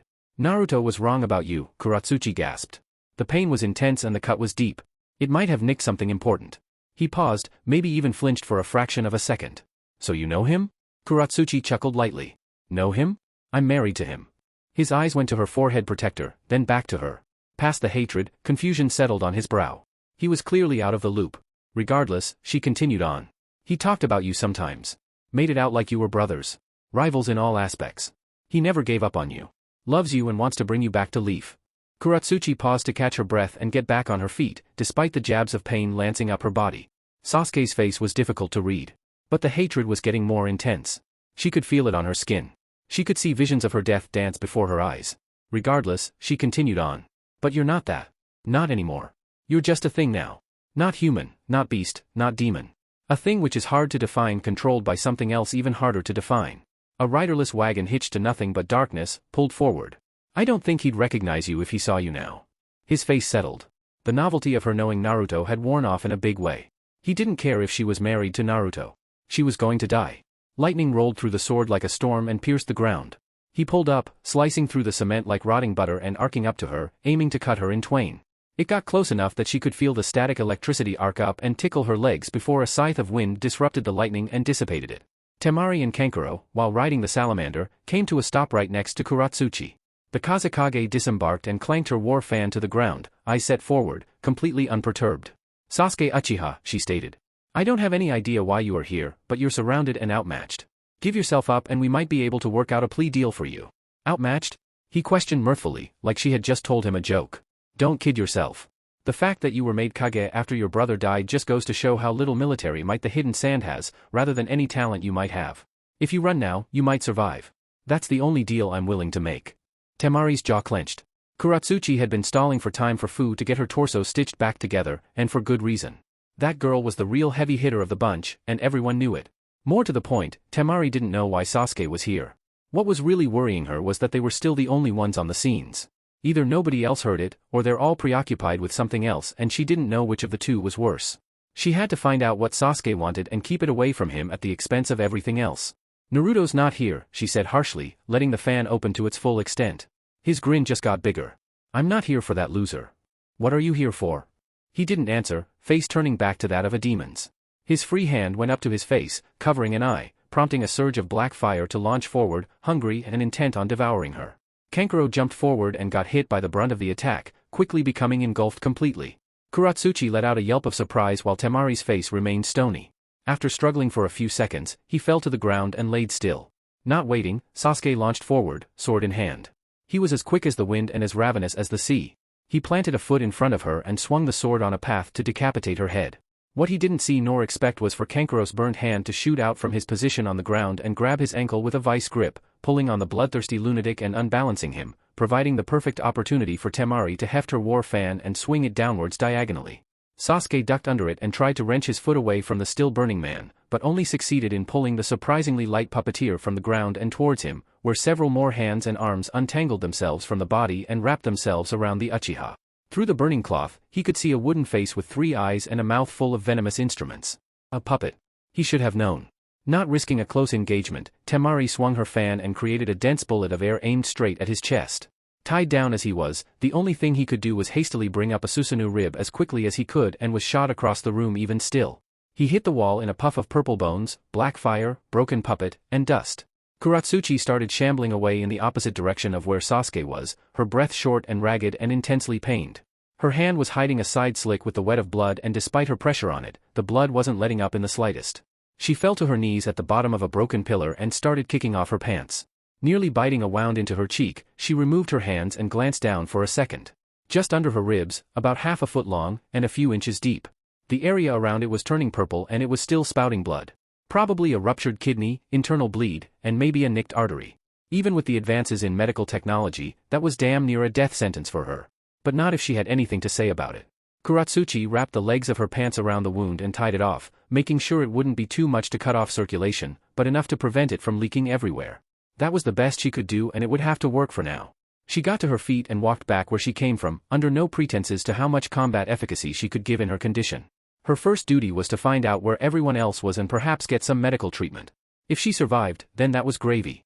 In the back of the room, she could hear the sounds of the fighting starting back up again. The crackle of lightning, the whoosh of flames, the sounds of stone being torn apart and sent flying as shrapnel. It was chaos. She ducked into one of the smaller hallways that lead into the big room and kept her senses about her. The shaking of the castle wasn't delegated to her single fight with the Uchiha, it seemed. She could feel the vibrations of countless battles, explosions, huge releases of the elements, and anything and everything else that could affect happen during a shinobi fight happen all around her all at the same time. Ahead of her, she could see a room that was blasted open and the sounds of scuffling inside. She poked her head in and saw Chojuro fighting against 20 or so white, humanoid-type things, all with various disfigurations and manic grins. He was making short work of them, but there was a lot to contend with. She thought about joining in, but the knowledge that she couldn't even run, much less swing a sword tempered that leaning. She pushed off the wall as quietly as she could and continued on down the hall. The girl from Hidden Stone had no idea where she was going or where any of the hallways went to or where she even should be going. But she had to keep on going, that much was certain. She continued walking until she saw a four-way juncture, each with a hallway leading off into pitch blackness. Forward was empty. Right was empty. Left held a man walking towards her with an orange-swirled mask. Orange-swirled mask? That sounded familiar. Where had she heard that descriptor from? As he walked forward towards her, his eye became more prominent. As red as fallen blood with a strange pattern swirling around in the middle. Oh, right. The mastermind of the whole plan. The one who kickstarted everything shitty going on in her life. The one who sent those immortal people to kidnap her friends who almost killed her. The one who destroyed Naruto's life so bad that he became clinically depressed. The one who disrupted her peaceful, ignorant life. He stopped in front of her. Rather than hatred, his eye held a serious amount of annoyance and frustration. You're not a Jinchuriki. You're, what? The wife from Stone? That's right. That's what she was. The goddamn wife from Stone. She hated that, she really did. Who was she? Kuratsuchi? No. Shinobi? No. Person? No. She was wife. She really hated that. And you're, what? The fuckwit who has no dick and decided the whole world should know. His brow cocked up and then he shook his head, starting to walk past her. I've got no time to waste with you. What do you want them for? Kuratsuchi asked just as he was about to brush past her. He was close enough that she could smell him. Why did he smell normal? He didn't smell strange or horrible or gut-wrenching. He smelled just like a normal guy, not the person responsible for so much wanton and reckless death. Obito looked at her more seriously. The Jinchuriki? Kuratsuchi nodded. I need them for my plan. Kuratsuchi closed her eye and leaned hard against her sword, using it like a cane as it was sheathed in her scabbard. Oh, you're not taking out their tailed beasts for shits and giggles? Man, that's surprising. Would you kindly wait as I gasped from shock? You're not real, he bit back. None of this is real. A reality where something like this his words were punctuated by a particularly large explosion that rattled her bones and sent dust from the ceiling downwards. A reality where something like this is allowed to happen doesn't deserve to exist. I'm going to make a better one. A real one. One where no one gets hurt. One where no one dies. Kuratsuchi's jaw clenched. Her pale, anemic face set into a look nearing rage. You fucking coward. You think you can hide away into a what? A fantasy world? That's why you're doing this? That's why you're murdering people? Just so you can close your eyes to the fact that the world is a shit place sometimes? Everyone who talked about you said you were the strongest person they had ever encountered. Like a tailed beast condensed into human form. But you're not strong. You're the weakest man I know. The weakest one I've ever heard of. His lone eye went half-lidded. You're content with the way things are? She shook her head. Of course not. But at least I'm doing my best to change it. To change it without hurting anyone. Or at the very least, without fucking murder. Like you're doing. He didn't respond to her, instead continuing on his way past her. Not killing her. Not hurting her. Ignoring her. Kuratsuchi snarled and unsheathed her sword, taking a shaky step and flinging the blade end over end towards his back. It passed right through him, like he wasn't even real, but it didn't clang against the floor. His arm whipped back, throwing the blade he had caught right back at her. She couldn't dodge it. It pierced her in the chest with such force that it sunk all the way to the hilt and then continued on, pushing her to the ground. Kuratsuchi was left on the cold stone floor in the middle of the crossroads, staring at the ceiling in a pool of her own blood. 0000000. May Roundhouse kicked the second Mizukage in the back, directly into the waiting ceiling arrangement that Jiraiya had on him. He was easier to deal with than the others because the room they were in was smaller than he could use for his Jinjutsu summons. That, and she knew how to detect his invisibility illusions which, when coupled with hers and Jiraiya's surprisingly good combat synergy led to a very quick sealing. Some of them had turned into puppets, corpses without a brain that retained all their power, while others still had retained some of their cognizance and were doing their best to not murder their supposed quarry. It was working good in their favor at the very least. But that meant they were solely on the defensive. As soon as the battle started, it spread out to all the castle's corners, which May would hazard exactly was what the masked man wanted. They had no idea where he was, or the remaining Jinchuriki were. Yujito, Fu, Naruto. Yujito had been strong before she had gained complete control over Matatabi's power, but now that she had, the woman was damn near unstoppable, somewhere near where Yagura had been in his prime. As far as Fu went, May hadn't even seen her fully let loose. Naruto, however, was the real variable in the situation. From Jiraiya's intel, she knew that the masked man was using the chakra of the tailed beasts to achieve something big, but they didn't know if he needed all of the tailed beast's chakra powers, or a portion. Would he need all 9 if he had 8.5? Would 5 be okay if it was only a portion of all 9 of them? They were dealing with too many unknowns. Jiraiya thumped her on the shoulder and thumbed a direction to their left. He had scouting toads all around the castle, keeping an eye on all of the battles going forth. Almost every one was turning into a battle of attrition since he was practically the only shinobi with the know-how of creating seals powerful enough to contain those powerhouses. That, and there were all those white plant people running around. The Zetsus, she'd heard them call themselves. Almost powerless in and of themselves, but they could overrun the samurai stationed there easily enough in great numbers. The two of them ran into another hallway, blowing past rubble and debris that got in their way like it was made of so much styrofoam. "How's it look?" she asked. "Where's Yujito and Fu?" Yujito's fighting Kekai Genkai holders in a training room on the opposite end of the castle. "She's doing fine. Fu's with Tamari and Kankuro fighting Sasuke. He isn't one of the reincarnated, so they should be fine. I don't have eyes on either the masked man or Kuratsuchi, which I don't like. Kuratsuchi's a hardy girl, she'll be fine. More importantly, she's smart enough not to get involved with anyone too much stronger than her," May said almost breathlessly as she blasted a hole in the wall, leading to a room where AI and the third Raikage were fighting, each blurs of electricity in their own right. The two of them leapt into the fray, chakra collecting in their hands, ready to fight. May, however, wasn't concentrating on the fight. All the better for her, considering if she was thinking about it, she could lose an arm or her head, such was the lethality that the third Raikage represented. Instead, she was thinking about Naruto. As things were, she didn't know if it was better for him to stay on the Toad Mountain, or for him to come and join the fray. The only thing she'd heard about his powers were hearsay from Yujito and Fu from the island, putting him only slightly weaker than them. And he was only getting stronger on the Toad Mountain, supposedly. Bringing him here would put him in danger, but severely bolster their own ranks against the masked man's. That may also be what the masked man was hoping for. If Naruto joined them, he could get hurt. He could die. That wasn't something she wanted to chance. Compared to her in age, he was a child, but more and more she had been looking up to him as something she wanted, something she was grasping for a very long time. Not even as a romantic partner. The kind of life he led was the kind of life she wanted. Completely unafraid to attach himself to anything he deemed worthy enough and to not let go, no matter how much it pained him to do so. Now that was something she had never seemed to be able to grasp. And it came so naturally to him that it almost made her jealous. There was something about him that just seemed so pure and unadulterated that to put him in harm's way would be like committing a grave sin. Like showing up to a funeral drunk. Throwing mud at a wedding dress. Something that just shouldn't happen. Maybe it was just that she wanted to protect him. If he died, if he got hurt, if he got jaded, if he grew to hate the world that he used to love, a piece of her would go with him. In truth, a lot of her was riding on him. More than she would like to admit. More than anything, he was the answer to the question of what it was all for. The reason why she shed so much blood and so much blood shed from her. Why so many people had to die. She'd been let down so many times before that if she was broken one last time, she knew that it would be over for her. The lightning between the two leaders of the village hidden in the clouds finally dissipated. The third had been sealed and the fourth still looked pretty good. Most of the battles the two of them had solved had left the person who was keeping the reincarnated at bay so exhausted as to not be able to rejoin the battle. It was good that AI was still around. They needed him. "Go that way," Jiraiya said, pointing behind him. "You'll find Shibuki holding off a wave of the Zetsus. Don't let him die." AI nodded without a word edgewise and ran to go help the minor village head. Jiraiya turned to May and narrowed his eyes slightly. She was looking to the side, breathing slightly heavily being the only sign of battle stress on her. She was out of it in a big way. How she'd been able to fight the third Raikage like that was anyone's guess. "Have you been hit?" he asked. She noticed him with a start and shook her head. No, I'm good. Where to next? He hesitated for a fraction of a second and moved to exit the room from where they had entered from, finding his way back into the labyrinth that comprised most of the castle. This way. Tsunade's fighting Kakuzu. Kakuzu? You fought him before. He had iron-hard skin, was full of tentacles, and had multiple hearts in his body. Mei nodded and continued after him. So that's what his name was. She's holding well, but she can't summon Katsuyu until he's taken care of. When he didn't get a response from her, he looked back and noticed she was looking down, eyes completely focused and unmoving. Again, she was out of it. What's wrong? Questioned aggressively. She started again, looking back up to him. I think you should make sure Naruto doesn't come back.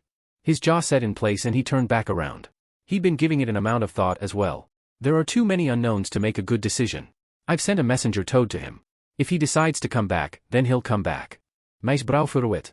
If you let him know what happened, then he'll come back regardless of whether he's finished his training. He's learned a lot since he was a kid. He's got more wisdom than he has any right to have. If he comes back, then I trust he'll have put some thought into it. 000000000. On Toad Mountain. I'm going back, Naruto said resolutely, eyes tinged with the telltale signs of sage mode. Pa put his hands up, eyes closed from annoyance and an unbelieving smile across his mouth. Why don't you put some thought into it? You just figured out how to collect the sage energy on your own. You don't know what dash. I've thought about it enough, Naruto said, completely unwavering. Now send me back. Chapter 28. Yujido ducked under an orb of scorch release and swept her tail broadside against the shinobi from sand that sent it her way. The tail of blue fire bisected her, flinging out bits and pieces of ashen paper and putting her out of commission for at least 30 seconds.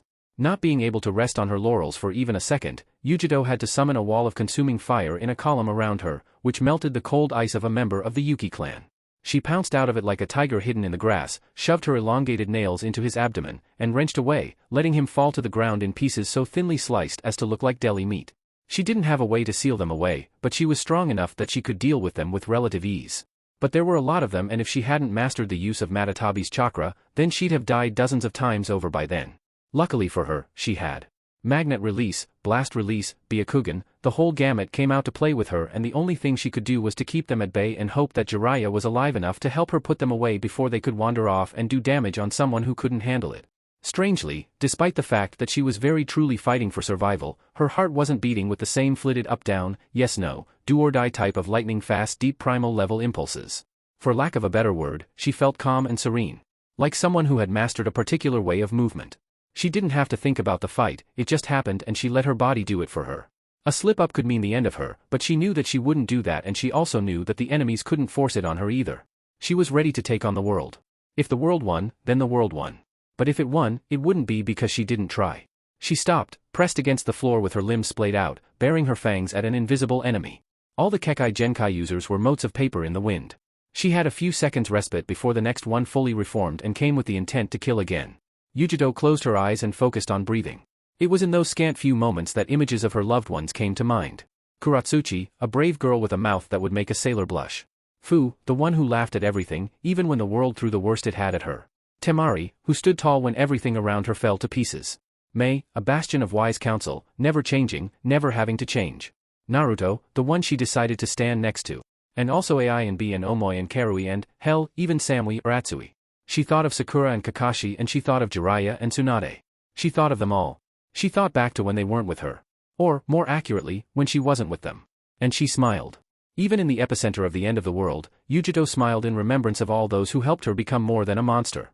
And when she opened her eyes, Fu flew into the room, her back a mass of strange purple extensions that scooped down and entrapped the reforming Kekai Genkai users in an instant and dropped off, leaving an inescapable coffin with a struggling zombie inside in its wake.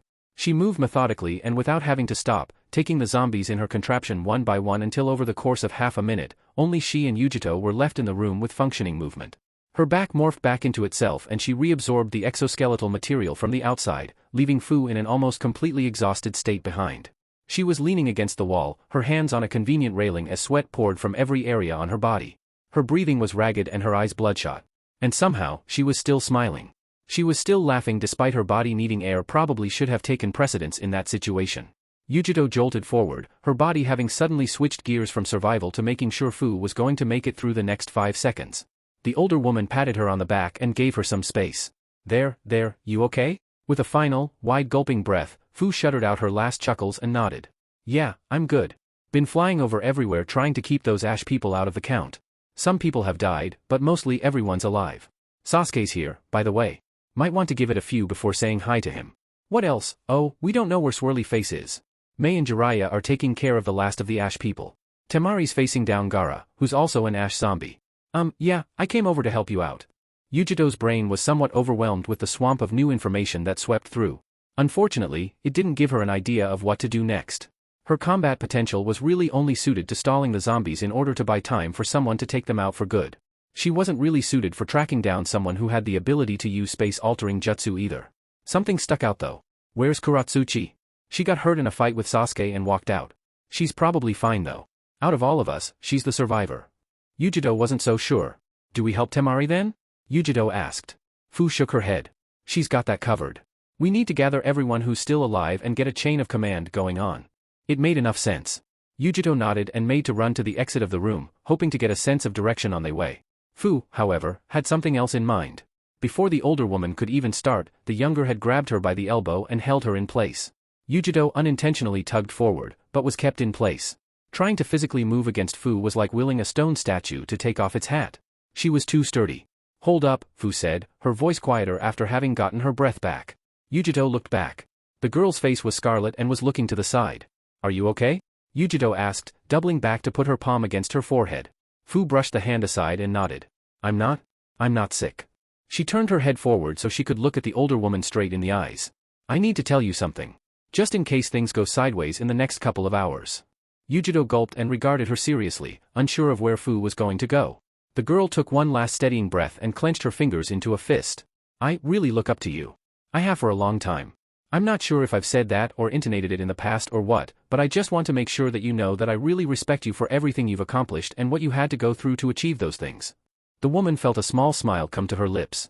It was somewhat rare for her to see Fu struggle to show emotion. It must have been eating her up for a while for her to be so disheveled. But more than that. You figured out how to be strong, how to come to terms with yourself way before I ever could. And even when I was acting like a bitch, making things worse for everyone, you never lowered yourself to my level. You always cared for me. You always stuck by me. Fu gulped hard and grabbed her hands in her own. I love you. You and Tamari and Kuratsuchi and maybe Mei. And Naruto. I love all of you. Romantically. I consider you my family. Now and forever. This contract might not have been any of what we wanted at first, but I can't imagine a better future without it. Thanks. Thanks for being you. In a way, Yujito was struck by her words, but she also knew them to be deeply true in another way. Yujito wrapped Fu in a big hug and held her close to her body, squeezing like her life depended on it. Don't look up to me too hard. I'm only the way I am because of you and Naruto and Kuratsuchi, Tamari, Mei. You all mean so much to me too. Yujito pushed her away and held her at the shoulders so they could look into each other's eyes and so Fu could understand exactly what she was going to say next. But don't use that sort of language. We are going to make it out of here, one way or another. And we're all going back to that beach. And we're all going to be a family. 000000000. Tamari took one last deep breath and plopped down on her ass, laying the fan on the cold ground next to her so she could recline back and close her eyes. Man, you guys give up a hell of a fight, don't you? We try our best, don't we? Her father replied, his eyes blackened and dead, not that she could see them. He was encased head to toe in linen wrappings with a special black mark in the middle that chained around the whole thing, keeping him, thankfully, in place. The only thing sticking out of the whole thing was his mouth, letting him talk to his only daughter. I did at least. Though I'm definitely not as powerful without the power of Shikaku aiding me, her little brother said back to her, much in the same position as his father. Kankuro sat down next to Tamari as well, his puppets well and truly spent and depleted. Without them backing him up, he looked defeated and small. Or maybe that was just because it was hard for him to draw his gaze upwards at the other half of his family. The half that didn't make it. And here I thought I did pretty damn well against you. I guess I've still got room to grow then, huh? Tamari said with a small chuckle at the end. It had been a hard fight, especially against the two of them. She had only triumphed because Kankuro was still in fighting shape after Sasuke bolted. That, and they had help from Jiraiya and a member of the sealing corps of Hidden Sand who thankfully tagged along. All in all though, she was pretty proud they managed to take down both her brother and her father with their comparatively meager force. Gaara smiled, his cracked skin shifting about to make room for that expression of joviality. There was an undercurrent of emotion in his words. We all have room to grow.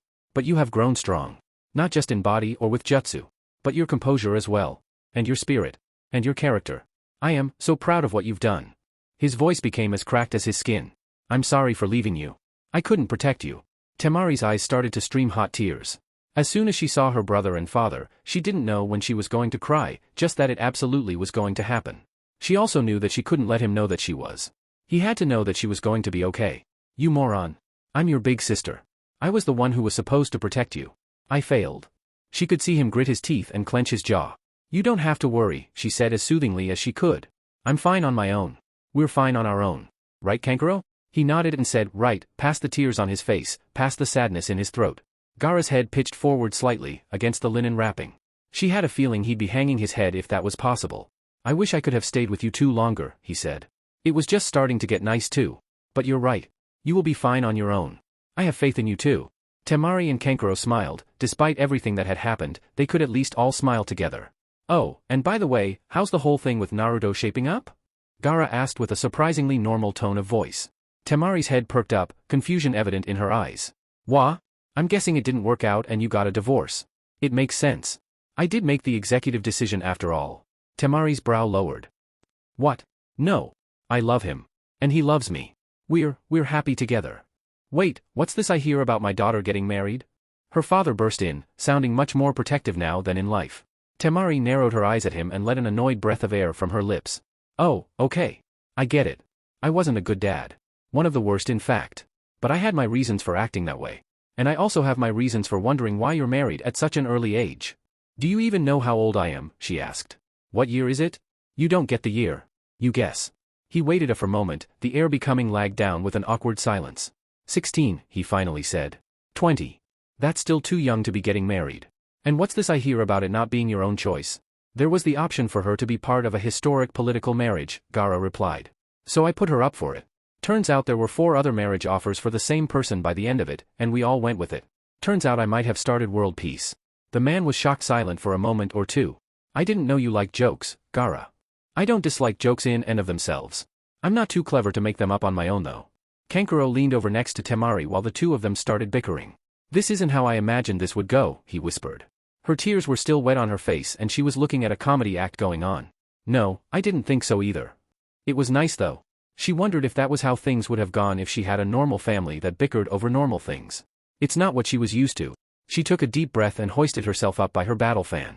It's been nice, she said. And I wish I could talk to you a little bit longer. But the fate of the world is still ticking down and I've got a duty to the people who depend on me. We both do. Any last words before you're sealed for good? Her father was the first to react. I didn't do you right when I was alive. But I'm happy and proud of what you all have become. Things didn't go as planned, but I'm happy that they've worked out like they have, Gaara said before giving one last smile. Now go on, save the world. The 2 dead members of a broken family started glowing a bright white while the 2 living members walked away from them. As they passed back into the afterlife, Kankuro nudged Tamari's shoulder. What now? Now? Now we have to go find the man with the swirled mask. 000000000. Kurama looked out through the iron bars of his cage past the mindscape, past the chakra system, past the body itself, and looked through the kid's eyes. He was talking to the woman in blue. May, he thought her name was. It was hard though. He didn't really keep track of most of everyone's names. Until then, he'd really only thought to remember his siblings' names and the odd human that managed to differentiate themselves from the herd. And now, he had the boy. And even that was pushing it. There was still a sea of hatred that roiled and boiled and tormented Kurama in his gut, calling for blood and retribution and vengeance. But there was also something tempering that call. He'd already given the world so many chances to show its true colors to the point where he had stopped thinking that the colors he'd been shown could be anything but the truth. And he still thought he was right in that. The world was ugly and terrible and existed only to create good things so as to crush them moments later. He'd been trapped and tortured and left to rot. That's what the world showed him. No, the boy wasn't doing what he thought he was doing. He wasn't showing Kurama the true colors of the world. He was showing that it could be changed. That the cycle could be broken, this time for good. That, with effort and hard work, there might not be a need for fear anymore. At least not unjust fear. Hey Kurama! Naruto shouted from his consciousness. Kurama made a show of rumbling in his cage. Yeah, kid? What do you think? What do I think about what? Have you not been listening? Naruto asked frantically. What do you think I am? I guess now you're someone who only intermittently listens in on my conversations, as opposed to all the time. Intermittent? That's a big word. Did your dash? Yes, my wife from Sand is rubbing off on me. Get a new joke. I think it's funny. And I'm glad. But things are going sideways and I need your help. Help, huh? Did he really owe them help? Did they do anything to deserve him helping them? They, who have shown him only grief. He remembered the look in the kid's eyes as he walked through the cage and wrapped his little body around his wrist. Perhaps it wasn't only grief he had been shown. What do you need? 000000000. The familiar orange-yellow chakra flames flared up all over his body, adding to the sage chakra he was using. A cape similar to the one his dad used to wear materialized over his shoulders. He took a shuddering breath and closed his eyes, expanding his view of the world around him so that it took everything possible into it. May looked at it happen with wide eyes. Looking at it made her feel foolish. Perhaps that wasn't the best word to describe it. Clearly, and without any room for argument, she shouldn't have doubted his abilities. She should have believed in the power he was capable of. But now that he was here, with her, looking straight ahead at the end of it all and racing forwards despite that, things had been upended somewhat for her. He wasn't the quick-mouthed, energetic, bull-heading sort of person anymore. He'd been changing bit by bit right by her side for months now, and she was only just seeing the change at the other end. She couldn't treat him like a kid anymore. He was just as effective as she was. And not even necessarily strictly in the sense that he could turn the tide in battle. That look on his face, he was thinking. Not just in the sense that people normally think, but in the way that a seasoned chess player thought ahead, looked at the whole board, and came to conclusions that were best for the entire strategy. But there was also worry and franticness in his voice and his movements. He thought ahead, put faith where it should go, and still worried for the sake of other people all in frame of time. No, he wasn't a kid anymore. But what did that make her? For 3 seconds a sort of self-consciousness enveloped her and halted her speech and thought patterns. She was a peer to him, they were equals. She couldn't be the kind woman who held his hand through bad things anymore, they had to trudge through those things together. Her supporting him and him supporting her. But was that good? No, not good or bad. It was just different. Different in a startling and scary way that she didn't know she was still capable of feeling. If they were peers, did he really need her anymore? What could she do? If she was capable in that moment of extreme self-consciousness of even a morsel of self-reflection, she might have realized the irony in her, one of the strongest shinobi on the continent, of being worried of being rejected by her former young charge. What could she do? A lot. Who did she want to do those things for?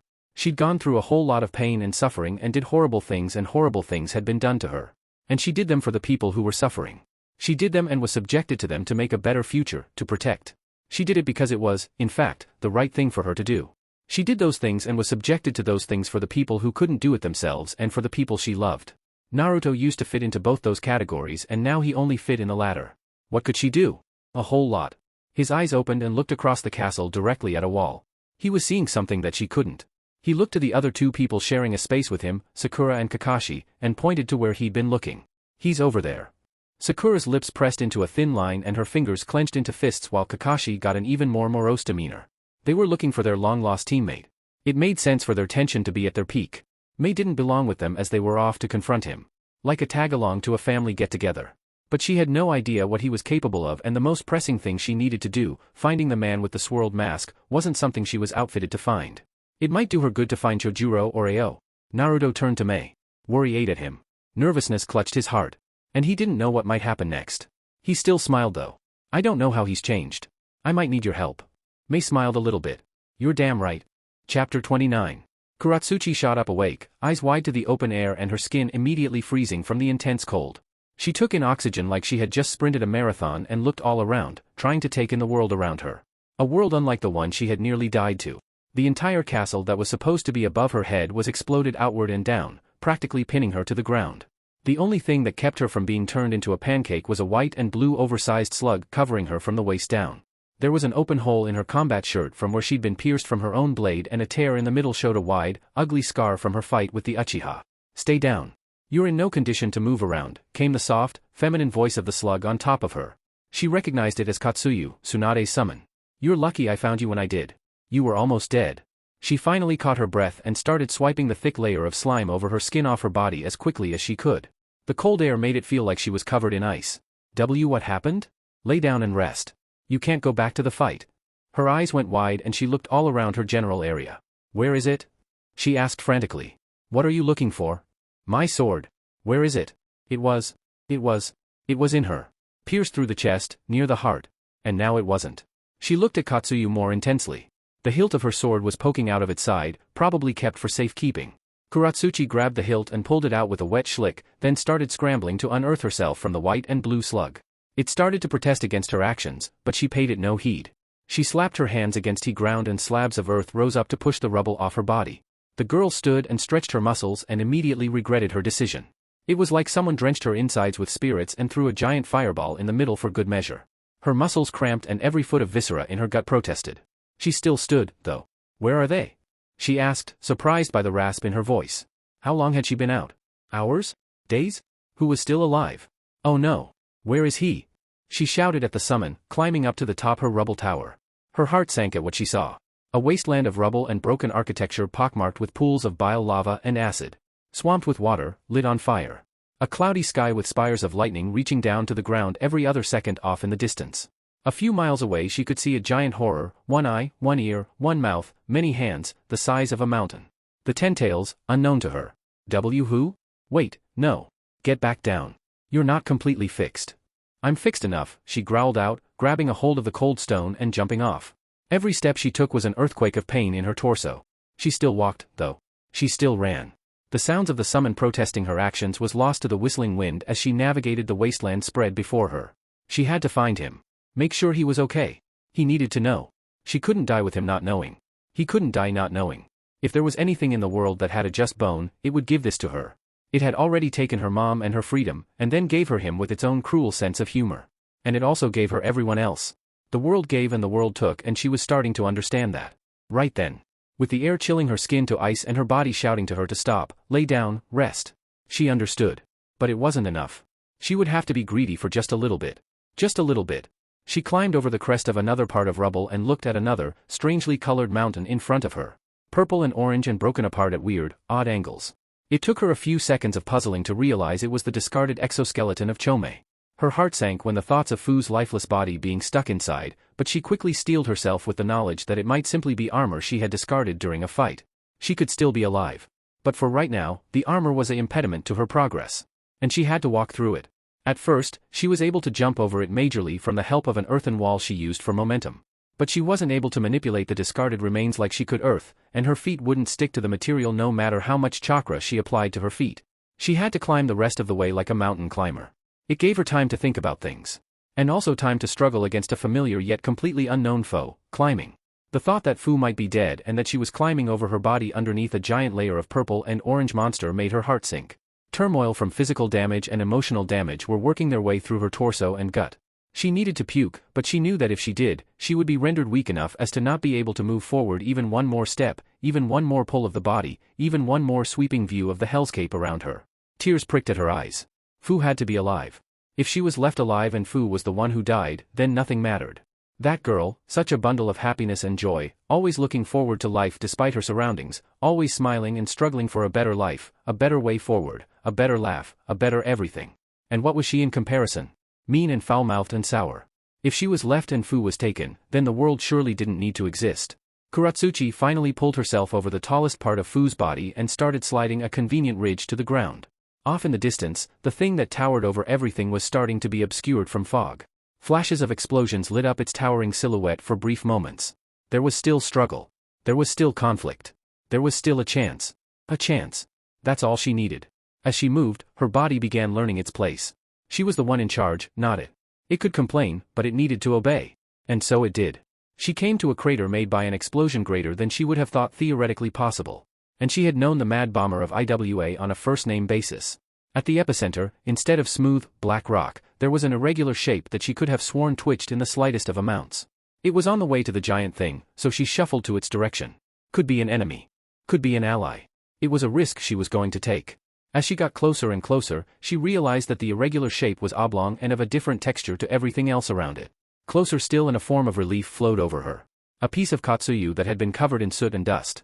Poking out of its body was a shock of dirty blonde hair and a hand gripped tightly around a piece of orange cloth. Is it Yujito? Kuratsuchi choked out. The clone of Katsuyu noticed her presence and shivered from the outside stimulation. It is Yujito. She is in critical condition. Most of Matatabi has been taken from her. Is she going to live? Kuratsuchi asked desperately. For now. But she could expire within hours if the tailed beast is not returned to her. Her chakra system has become too dependent on it. What about? Kuratsuchi shook her head to clear her thoughts. She looked at the monolith that Fu left behind. What about Fu? Is she okay? Something similar happened, but I don't know her whereabouts. Can you? Can you slugs communicate with each other? Has anyone seen her? We can, but there is a dead zone where the fighting is happening. Also, we haven't confirmed a body. There may be hope, but the possibility that she's dead is not small. Kuratsuchi gulped and took in a few deep breaths. It'll have to do, she muttered before taking off to where the fighting was heaviest. Katsuyu protested in much the same way, but Kuratsuchi didn't have the heart to listen to it. Yujito. Awkward and jilted and smart and strong and arrogant. That's the person Kuratsuchi first met and kind of hated. Now, she was kind and serene and accepting, and also still pretty awkward. But it was more endearing now. It was easier to love her. She wanted to continue being with her, poking fun at the woman where she could and laughing together when one of them says something funny. She wanted to argue with her and cry with her and laugh with her. That one needed to live too. Pools of acid and lava beckoned to her next. The fighting with the big thing was getting more heated too if the inclusion of other giant titans was of any indication. And so she walked. She needed to get there. She needed to talk to him, even shout out at him while he fought. She wasn't any use on the battlefield, but she still needed to be there. On her way across the pools of waste, she came across a person wearing a familiar blue dress sitting on a chair of her own making, appearing to the world a corpse. Mei. Kuratsuchi grabbed her by the shoulder and shook her frantically, fearing the worst. When the woman startled up out of her trance and started swinging at invisible enemies, she felt a little bit stupid for thinking that anything could take Mei out. Nice when she needed to be. Mean when it was required. Always wise. Always smiling, even if the smiles were rarely genuine. When their eyes met, Mei put a hand to her chest and rocked her head back, letting out a shout of relief. I was starting to worry for the worst when you didn't show up. You're always ready to throw punches. It's nice to see you too, Kuratsuchi said, leaning her body against the chair she made. Out of chakra? Just about, Mei said. If there were conventional enemies, I might be of some use, but I won't be able to do anything against. She paused and winced as a particularly large explosion blasted out from the main battlefield. Well, you get the point. How's Yujito? I saw her explode. She's fine. There's a Katsuyu on her, but she needs Matatabi back quick. Did you see what happened to Fu? Flying around, last I saw. Kuratsuchi nodded. Good. Tamari? Still fighting. And Mei looked up her. The woman looked downright exhausted. She was fresh out of fight, something Kuratsuchi didn't think she would ever run out of. But still, her face lit up a little bit. A smile struggled to overcome the exhaustion. He's fine, she said. He's him. Kuratsuchi's lips pressed to a thin line. She nodded, having expected that. Somehow she knew that the world would change by his actions as a way of tipping the scales. I need to talk to him. Mei smiled knowingly. Time's short, you know.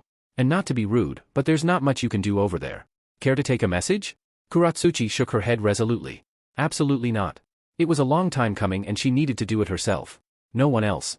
Are you in love with him? Kuratsuchi asked, almost shocking herself with her forwardness. Mei smiled like she'd been asked to recount a story from the past. Who knows, she said with a shrug. Little bit of advice from old to young? We're not as in control as you think we are. And your emotions are almost never going to appear straightforward. So if you have a glimmer of true, absolute knowledge of what you want, fucking tell him. Kuratsuchi smiled a little bit, feeling a bit more at ease. She didn't know if she would live to see tomorrow, but she knew that if tomorrow wouldn't come, her world would be put to peace at the very least. Thanks. And don't worry, I know. The woman gave her a thumbs up and smiled before closing her eyes and letting her head fall back, relaxed. One last stretch to go.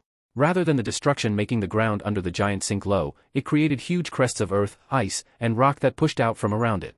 She could climb it, but her chakra levels were faltering. She might have to free climb the last portion. And then, like a bullet shot through fog, a person was forcibly ejected from the fight many meters above the crests. Luckily, the person unfolded a fan and was able to glide to the ground. Having spotted her, Tamari glided to where Kuratsuchi was. You're alive? Tamari asked, equal parts relief and surprise. You're always ready to throw punches, so when? Yeah, Kuratsuchi said, interrupting her. I got it. Think we're gonna win? Tamari shrugged. A lot of stuff is happening and I don't understand half of it. But we're still fighting, so we have a chance. The leader of Hidden Sand appraised her more fully. You're not thinking of heading up there, are you? Kuratsuchi shrugged. You know me. I don't make the best decisions. Tamari's shoulders sagged. You'll probably die. I need to talk to him. Just 10 seconds will do. Tamari bit her cheek and nodded, more to herself than to Kuratsuchi. Okay. I understand that. A little bit. Actually, not much at all, but I know you'll do it even if I don't help you. There's a bit of a powwow going on right now, so you just might get your chance.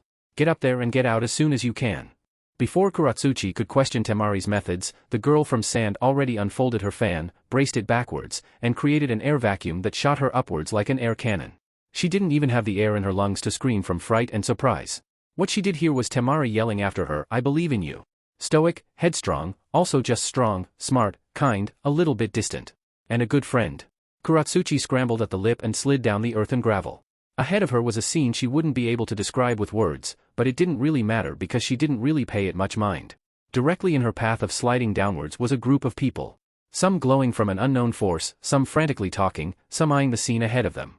She came to a stop in front of them and scanned their faces for a shock of yellow, whisker marks, and maybe an orange jumpsuit, but the one most similar to her husband was a guy made of glowing orangish-yellow energy. Weird eyes, blocks instead of lines for whisker marks, utterly surprised to see her. "Kuratsuchi?" he exclaimed. Yup. That was him. She hated him at first. She really did. Ignorant and stupid and brash, and he pranked her. He fucking pranked her. Annoying laugh, childish attitude, poor disposition. Bit by bit, he turned her eyes around, though. Kind, infectious laughter, stubborn, headstrong, dearly caring, always doing his best, not bad to look at either. And his dad killed her mom. Not his fault, but it still stung. Any semblance of a normal life was taken from her by his dad. But she didn't want that normal. Not anymore. He was her normal. She worried about him, wondered about him, and her heart fluttered for him. She walked forward, her legs jelly and her voice caught by her throat. She had to tell him. She had to. Had to. He rushed forward and wrapped an arm around her side to stabilize her. "You shouldn't be here. You're hurt." She looked up at him and brought her other hand to his cheek. He was unrecognizable, but nothing had changed. Nothing that mattered anyway. "I'm happy that I was forced to marry you. I'm in love with you. I want to spend the rest of my life with you." Everyone speaking or murmuring fell silent at the sound of her voice speaking those grand, unstoppable words. "I don't know how you feel, or even if there's going to be a tomorrow, but whatever I'm feeling is real. And you need to know it." He smiled a little bit and arched a brow. "Did you think I didn't love you? Go, sit down, get some rest. We're going to get through this. We're a family." He kneeled down and let her fall on her back on the hard ground. She had done it. She had told the boy she loved that she was in love with him, and he reciprocated those feelings. Such a simple thing made her world. It was great. Truly wonderful. And nobody could take that away from her. One by one, memories her time together with all of them flashed through her mind. The good and the bad and the in-between. She remembered all of them. And tears came to her eyes, flowing down her cheeks and wetting the cold rock. And she didn't know why the tears were there. Was she happy? Sad? Angry? Distraught? Regardless, she was part of a family now. Hell, she always was, but now she knew she was. She could say, "I love you, have a good day, do your best, I'll be home waiting for you," without anyone looking at her odd. She could sleep with her arms wrapped around someone she loved. She could eat a groggy breakfast before bidding her family goodbye.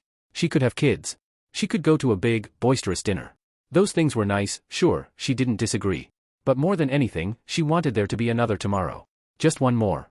And the words he spoke gave her hope that there would be one. World peace? Who gave a shit about that? Her world was peace. And that was good enough for her. 000000000. Sometime later. Naruto finally had a chance to rest. Completely exhausted from the duties of the day. Full schedule ahead with no signs of it stopping. But it didn't matter. He smiled. The end. Chapter 30, Epilogue. Epilogue. Kiba raised a hand to stop the blonde from talking a single word more. The other hand was being used to pinch the bridge of his nose to stem the headache from overtaking every fiber of his being. "Hold up, man, you've got to lay it out for me better." He was back in Hidden Leaf for the first time in what felt like years, but was actually only months. Not a lot had changed, and not that many people heard the news that the world was saved, or even in danger in the first place. The two of them were in the middle of the street, right outside Kage administration.